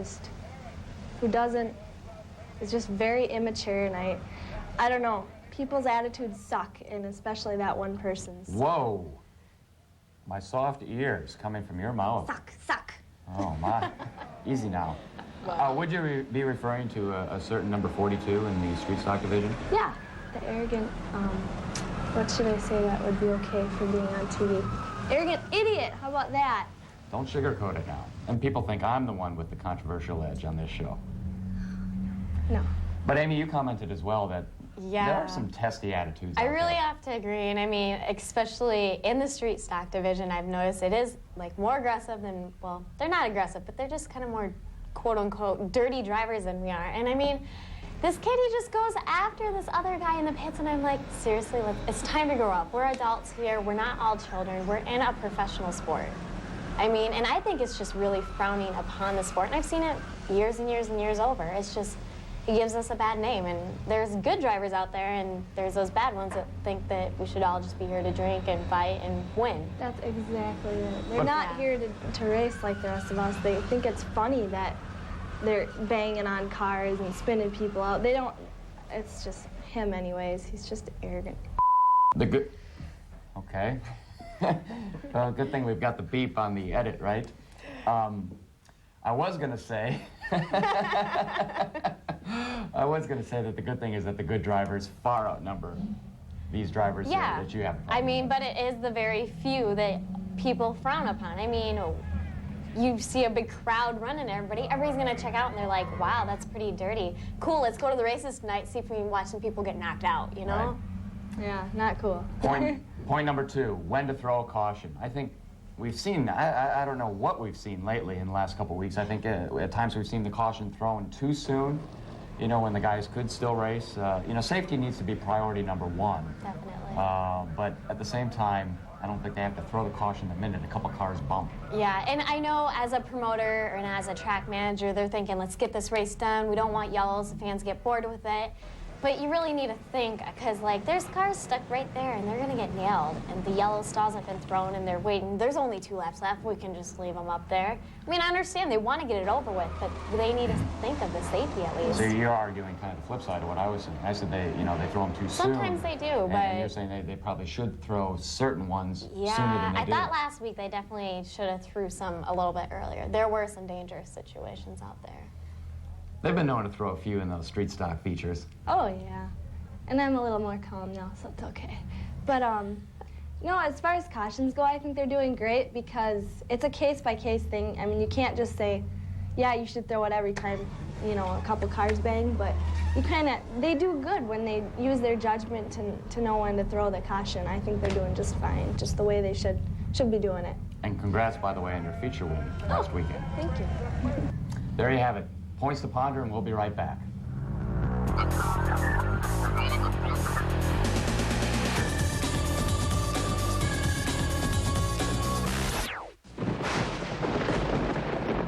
Why do men climb mountains? Because they can. And an Arctic Cat can climb mountains like no other ATV. More fuel capacity, more suspension travel, more ground clearance. Arctic Cat. More to go on. Towsley Motorsports in White Bear Lake with an indoor showroom as big as a football field. It's been called the fastest growing sport in the country, and it's right here at Raceway Park, Minnesota's first and finest NASCAR Weekly Racing Series track. All summer long, catch great races featuring NASCAR late models, hobby stocks, bombers, the wild and crazy figure eights, short trackers, and the Miller Lite Enduro Series action. Shakopee's own Raceway Park. It's where to be for hot NASCAR Weekly Racing Series action.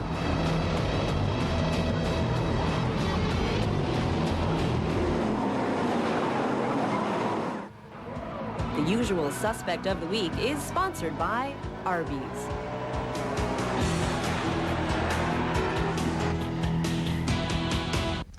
We're back for the usual suspect of the week, and look who's with us again. 3rd appearance this year.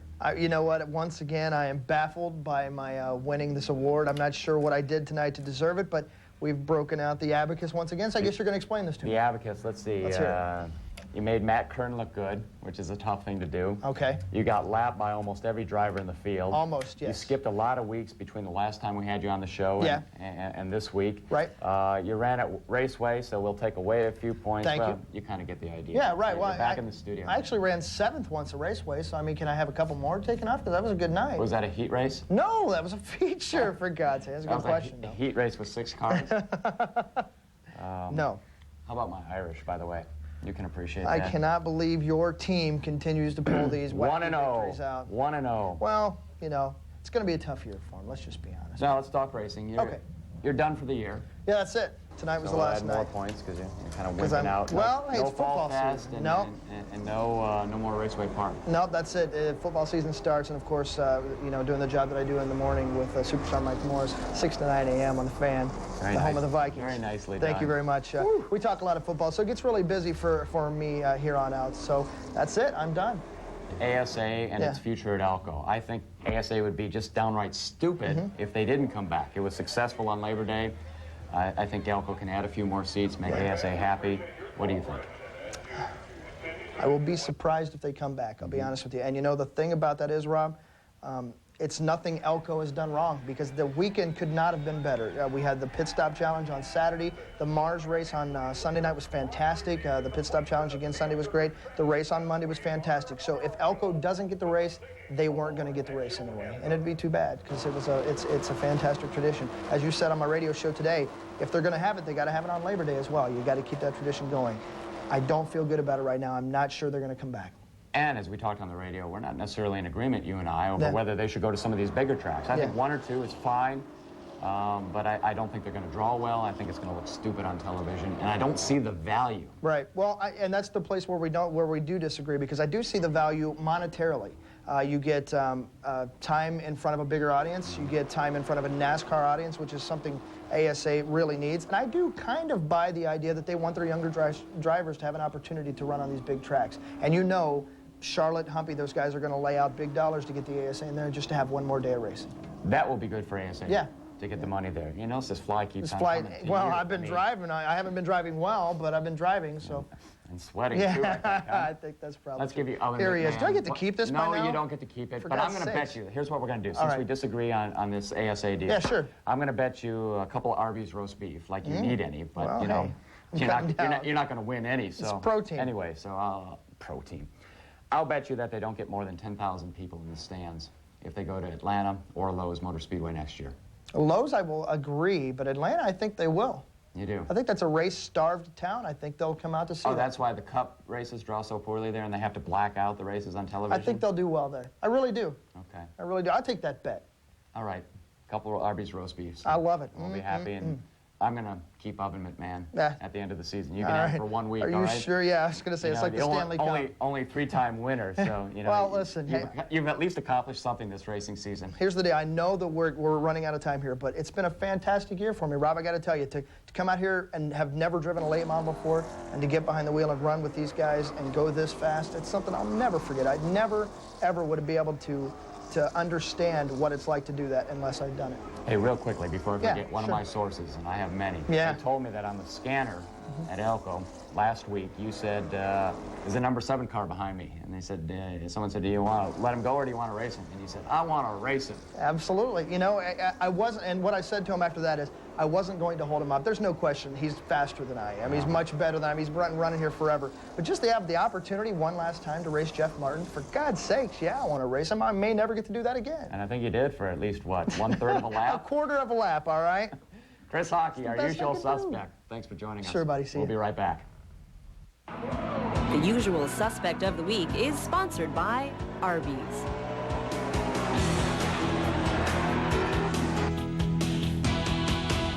Hey, Dave. Hey, what's up, Oven Mitt? You know, if I'm going to help out with this big deal, then I've got to exercise. Okay. I don't get this jogging thing. I don't feel like I'm getting a workout at all. Now get 5 Arby's melts for just $5 with beef oven roasted right in the store. So it's tender and juicy, not greasy. Then topped with hot, tangy cheddar. Hurry and get 5 Arby's melts for just $5. A deal this good won't last long. What are you eating today?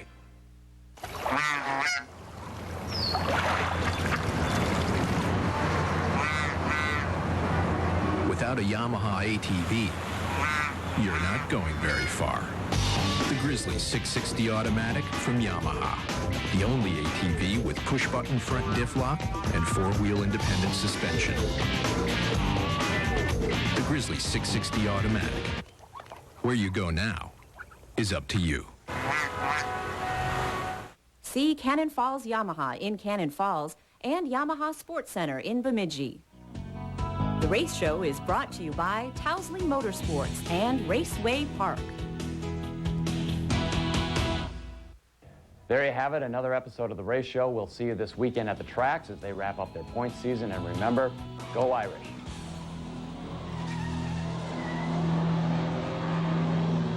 National American University presents One. Be a full-time student. One to get on television. Isn't that right? And your name is what? Bobby. And your name, I think, is Fester, isn't it? And I'm 3. You're 3. Good. And in preschool, right? What are you going to be when you grow up? Grown up. Oh, how fitting. A grown up. Very nice there, Fester. Bobby, who's your favorite driver? Jeff Warren. I like Seth Gordon, too. Not bad. By the way, guys, I like your striped shirts. You follow in the footsteps of something or another. What time is it, Bob? Time for the race show with Rob Hahn.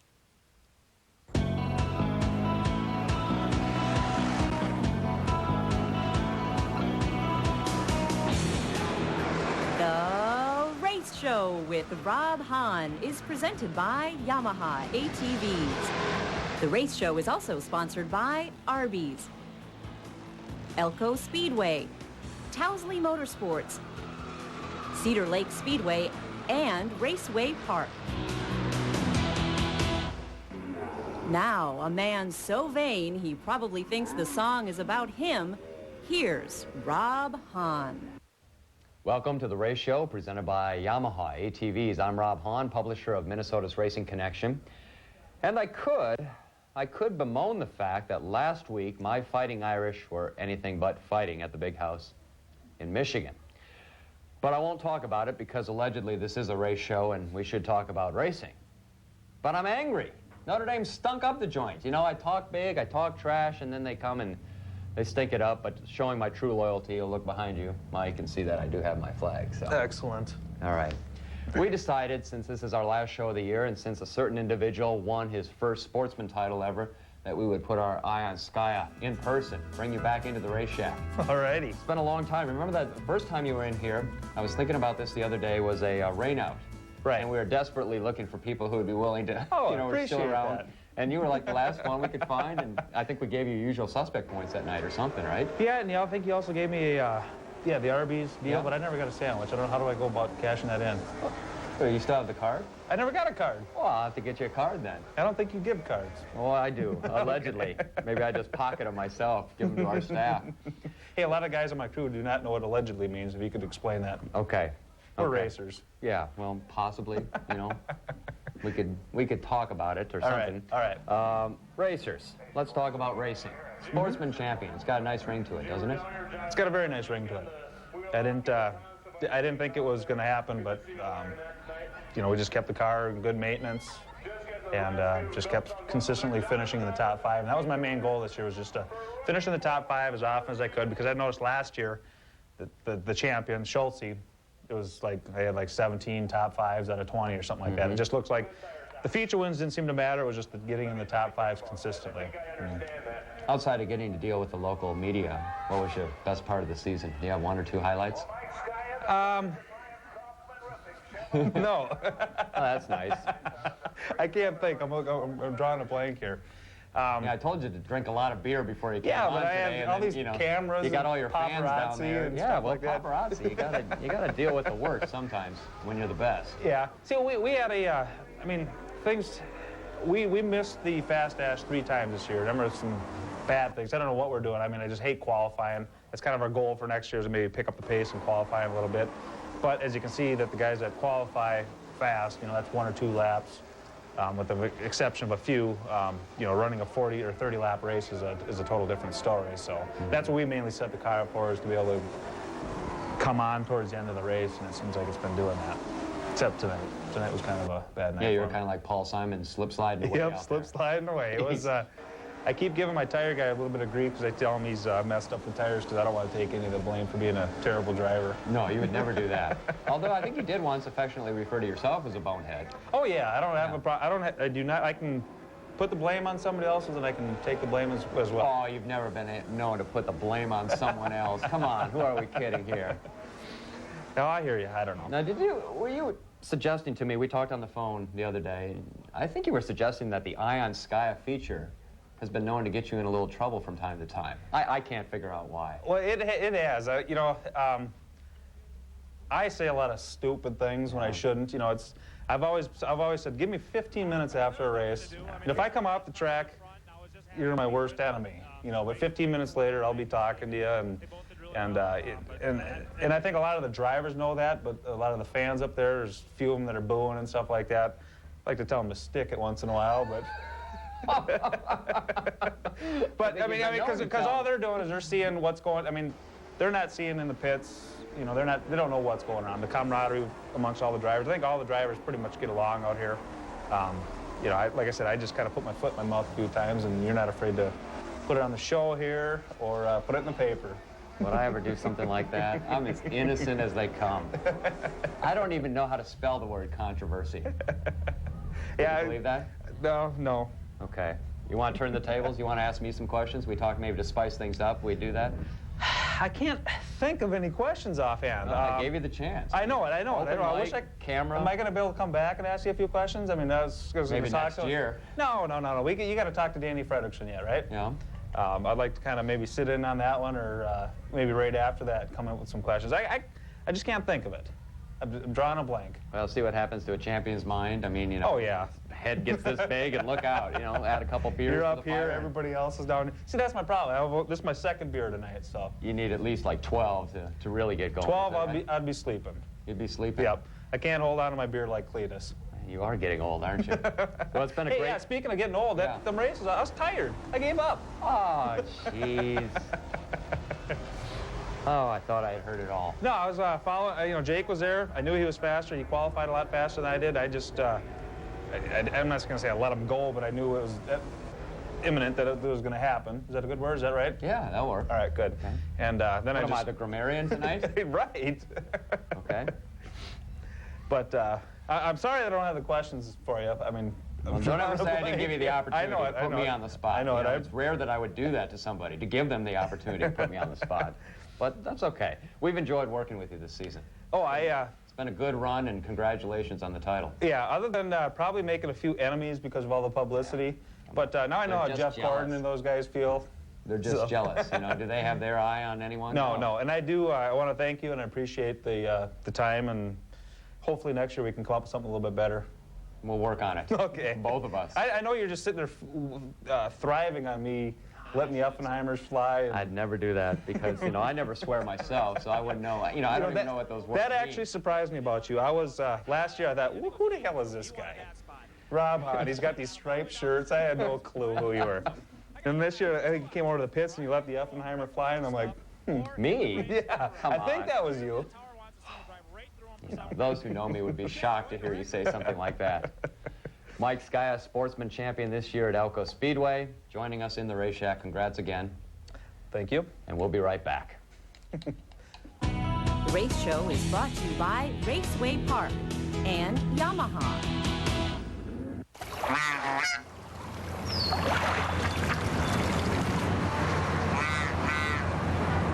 Without a Yamaha ATV, you're not going very far. The Grizzly 660 Automatic from Yamaha. The only ATV with push-button front diff lock and four-wheel independent suspension. The Grizzly 660 Automatic. Where you go now is up to you. See Heinen Yamaha in Osseo and Larson's Motorsports in Little Falls. NASCAR racing under the lights at Elko Speedway on Saturday nights in 2003. See NASCAR Budweiser late models, Miller Lite Sportsman, Coca-Cola Thunder Cars, Exhaust Pros of Northfield Straight Stocks. A full night of NASCAR Dodge weekly series action. Visit GoElkoSpeedway.com for more information. It's fun for the whole family. Elko Speedway proudly presents the race show with Robbie Hahn. Don't miss any of the excitement at Elko Speedway this summer. You gotta be there. Back in the Race Shack, and we are joined by the man simply known as Geeker. Do I have that right? Yeah, that's right. We learned that from your last appearance on this show during True or False and Why. Oh, yeah, that's right. Joey Garofalo joins us, and speaking of the last time you were on, I think we snapped your winning streak. Yeah, thanks, by the way. Yeah. So there's a reason we waited until you clinched the title in the short tracker division at Raceway Park to get you back in the race shack. Didn't want to, you know, I jinx anything. appreciate that. I really appreciate that. Well, let's talk about the title. I mean, it obviously was an incredibly successful season. Has it sunk in much? Not really. It seems kind of like a dream, you know. I never would have thought I would have had the success I had this year. And just everything seemed to go good. I had good luck. I had good breaks in traffic. Great racing. I mean, everything just panned out. Did you know at a certain stage of the season, either early on, midway through, that, you know, this was really your season, your championship to really to lose? I mean, you had built such a nice lead that... Well, yeah, I suppose after the 6th feature win in a row, you know, the first 6 races, it starts sinking in like, this is my season. And funny thing was last year, towards the end of the year, I was doing really strong last year, and I had guys like Charlie Jacobson and John Heinbach and all the guys racing last year telling me, 2003 is your year, you're going to win it. Mm-hmm. And I denied it, and I was trying to explain to them, you know, a lot of things happen, there's competition, and there's still a lot of competition, and I worked hard on my car, and it all panned out, and I still don't believe it.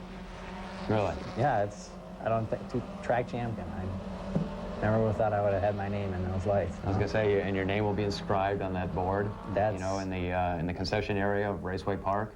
With such famous names as, you know, George Shabrowski and Steve Mergic several times, you know. Nice sweatshirt, by the way. Yeah.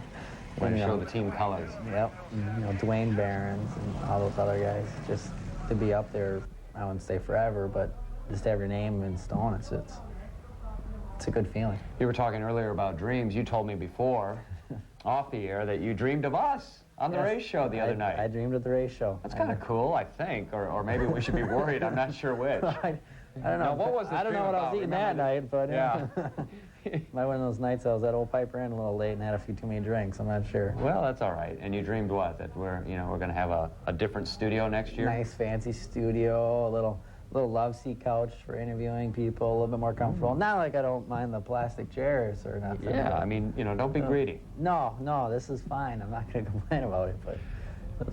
What's up for you next year? Do you have plans, you know, to race again? I would like to race again, just like any racer would say. Plans are up in the air. I definitely would like to move up a division. What I really would like to do is like to move up to that Mid-America Sportsman Series. Looks like a real fun series. I think I have a lot of fun. Just finances, like any other racing. I need a little help. Okay. You know? So no short tracker for certain, or is it a possibility? My car is for sale. It isn't 100% sold yet. Now, do we get a commission if you sell it based on your appearance on this show? I'll buy you a beer. How's that? Oh, yeah, I'll take any beer I can get, believe me. All right.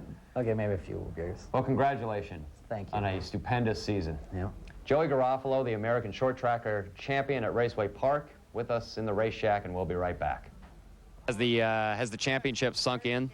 No, not yet. I've won championships before, but you know, it's great to be on top, and hasn't really hit me yet. Now, you pointed out to me earlier that we were remiss. We actually maybe forgot something and didn't point out that you had a clean sweep at Elko and Raceway Park, meaning a heat and feature win at both tracks on back-to-back nights, twice this season. Yep. We were fortunate enough to win Elko twice this year, and we followed up both times with a win at Raceway Park. And let's talk specifically quickly about Raceway Park. You and John Paul have had a pretty good battle throughout the end of the season. Maybe you can elaborate a little bit on that. Yeah, he's kind of a rough driver. I think comes from his figure-8 background. Sometimes a little rougher than a lot of people would like, but I guess you gotta run hard and just give it right back to him. You seem to handle it well. Do you enjoy it sometimes and almost thrive on it? It puts on a good show.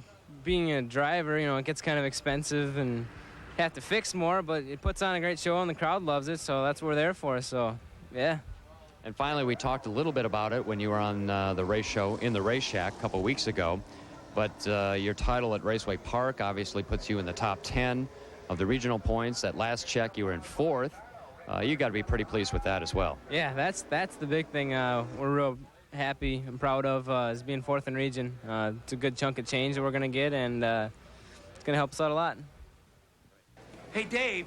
Hey, what's up, Mitt? You know, if I'm going to help out with this big deal, then I've got to exercise. Okay. I don't get this jogging thing. I don't feel like I'm getting a workout at all. Now get 5 Arby's melts for just $5 with beef oven roasted right in the store. So it's tender and juicy, not greasy. Then topped with hot, tangy cheddar. Hurry and get 5 Arby's melts for just $5. A deal this good won't last long. What are you eating today? Encyclopedic Knowledge is sponsored by Elko Speedway.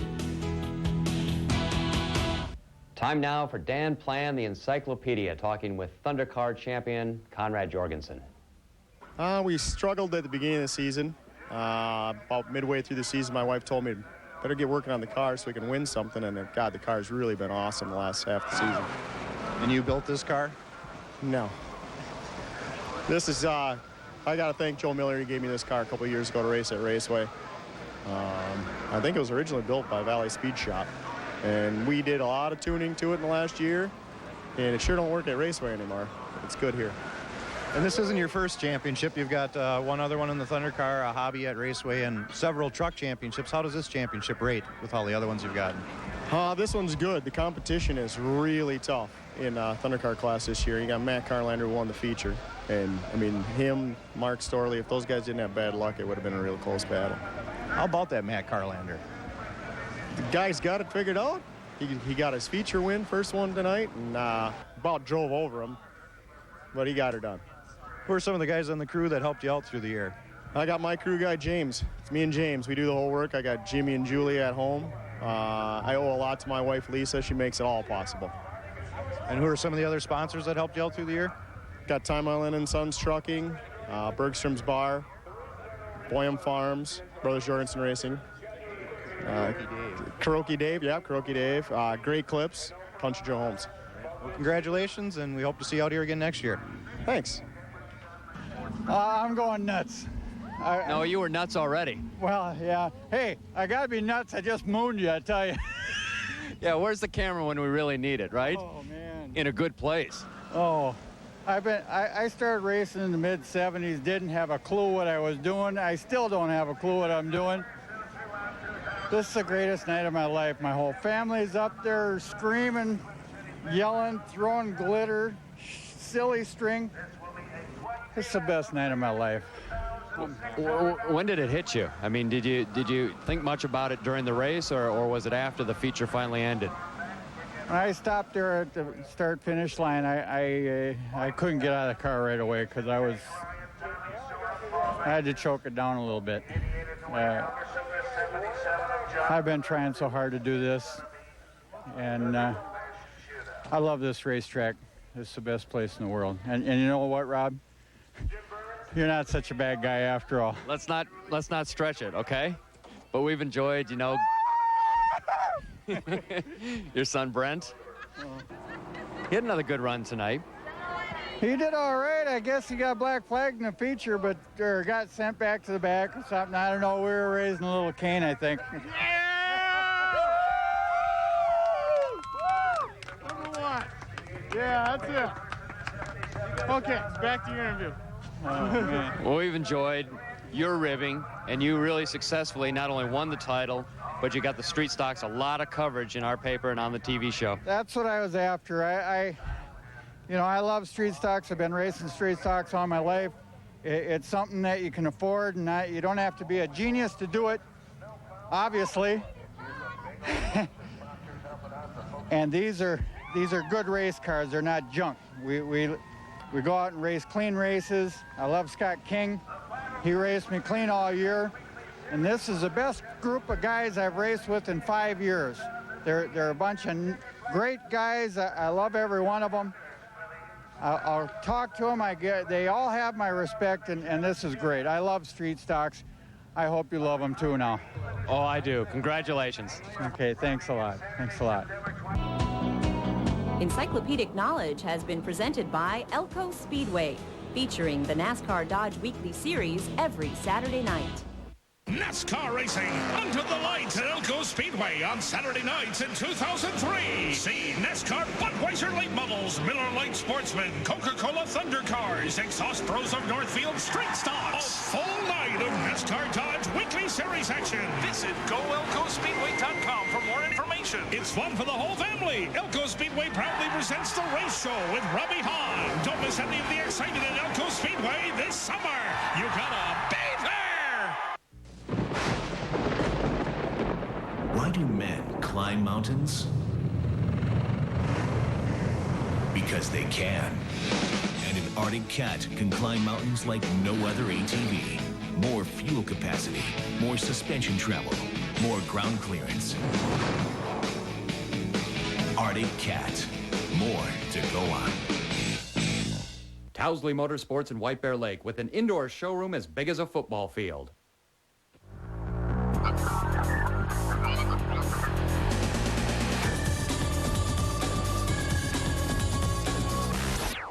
For a little change of pace, we thought we would take one more look at some outtakes from Points to Ponder. I don't see anything wrong with the time limit of maybe 30 minutes. Something funny? You just want to hit me now, don't you? Yes, I do. Okay, let's go. Okay. Ow! You are freaking fiction. Could you sit up, please? I'm not on camera. But you're gonna be. All right. By then I'll be sitting. I just see you. One 3 stumble. weeks left. Do we have 3 or 4? 3. No.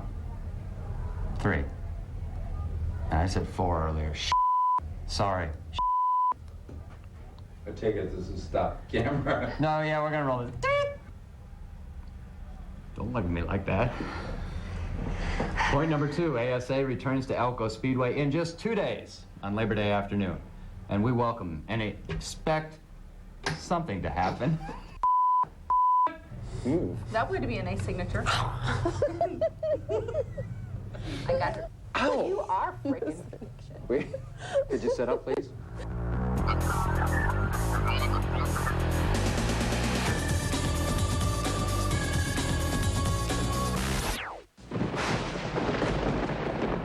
Why do men climb mountains? Because they can. And an Arctic Cat can climb mountains like no other ATV. More fuel capacity, more suspension travel, more ground clearance. Arctic Cat, more to go on. Towsley Motorsports in White Bear Lake with an indoor showroom as big as a football field. It's been called the fastest growing sport in the country, and it's right here at Raceway Park, Minnesota's first and finest NASCAR Weekly Racing Series track. All summer long, catch great races featuring NASCAR late models, hobby stocks, bombers, the wild and crazy figure race, short trackers, and the Miller Lite Enduro Series action. Shakopee's own Raceway Park. It's where to be for hot NASCAR Weekly Racing Series action.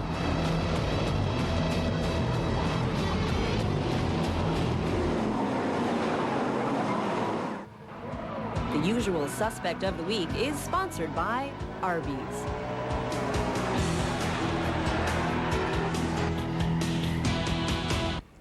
All right, and here we are back in the race shack one more time, joined by the late model champion of 2003 at Elko Speedway, Dan Fredrickson.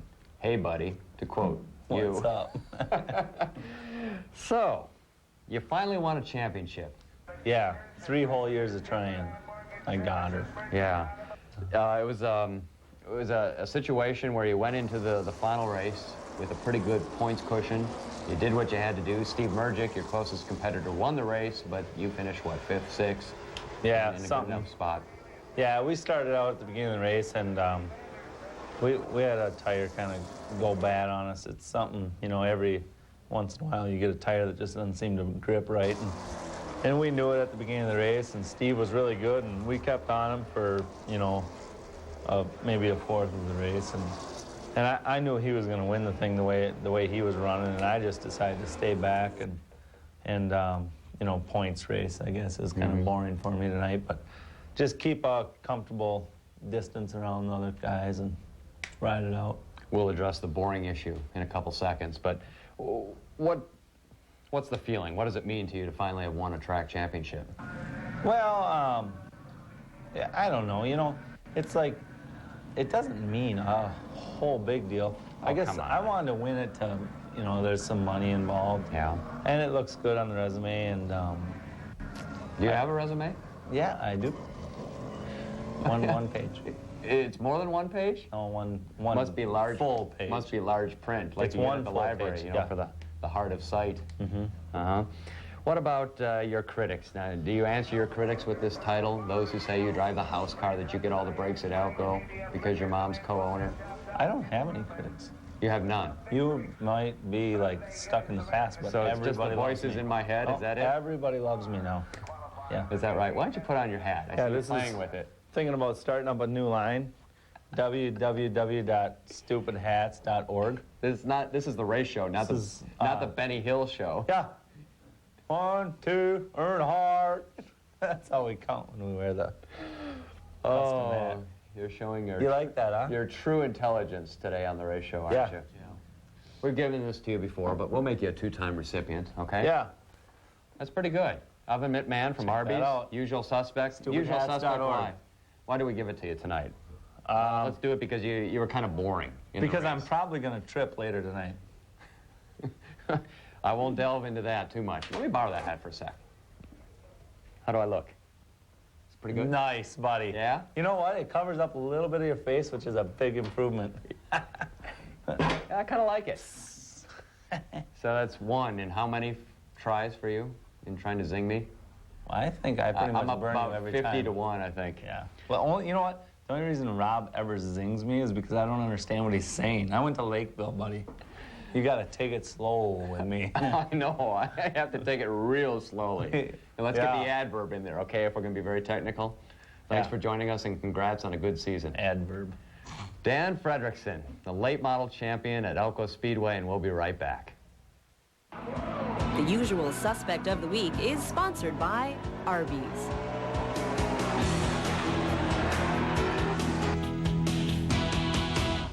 Hey, Dave. Hey, what's up, Oven Mitt? You know, if I'm going to help out with this big deal, then I've got to exercise. Okay. I don't get this jogging thing. I don't feel like I'm getting a workout at all.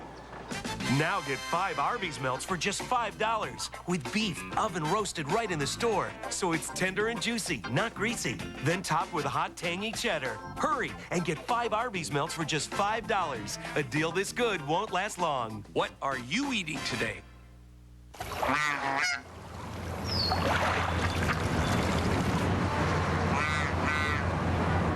Without a Yamaha ATV, you're not going very far.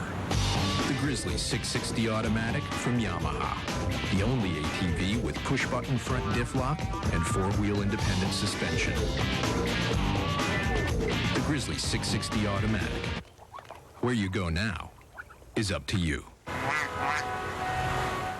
See Miller's True Value Yamaha in Staples and the Hitching Post in Hopkins.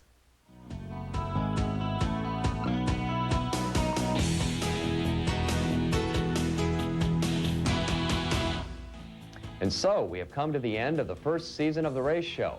Thanks for watching, and thanks for all your feedback. I want to take a couple seconds just to thank those who made this show possible this year, namely our sponsors like Elko Speedway, Raceway Park and Cedar Lake Speedway, also Arby's and Towsley Motorsports. And let's not forget Yamaha, our presenting sponsor.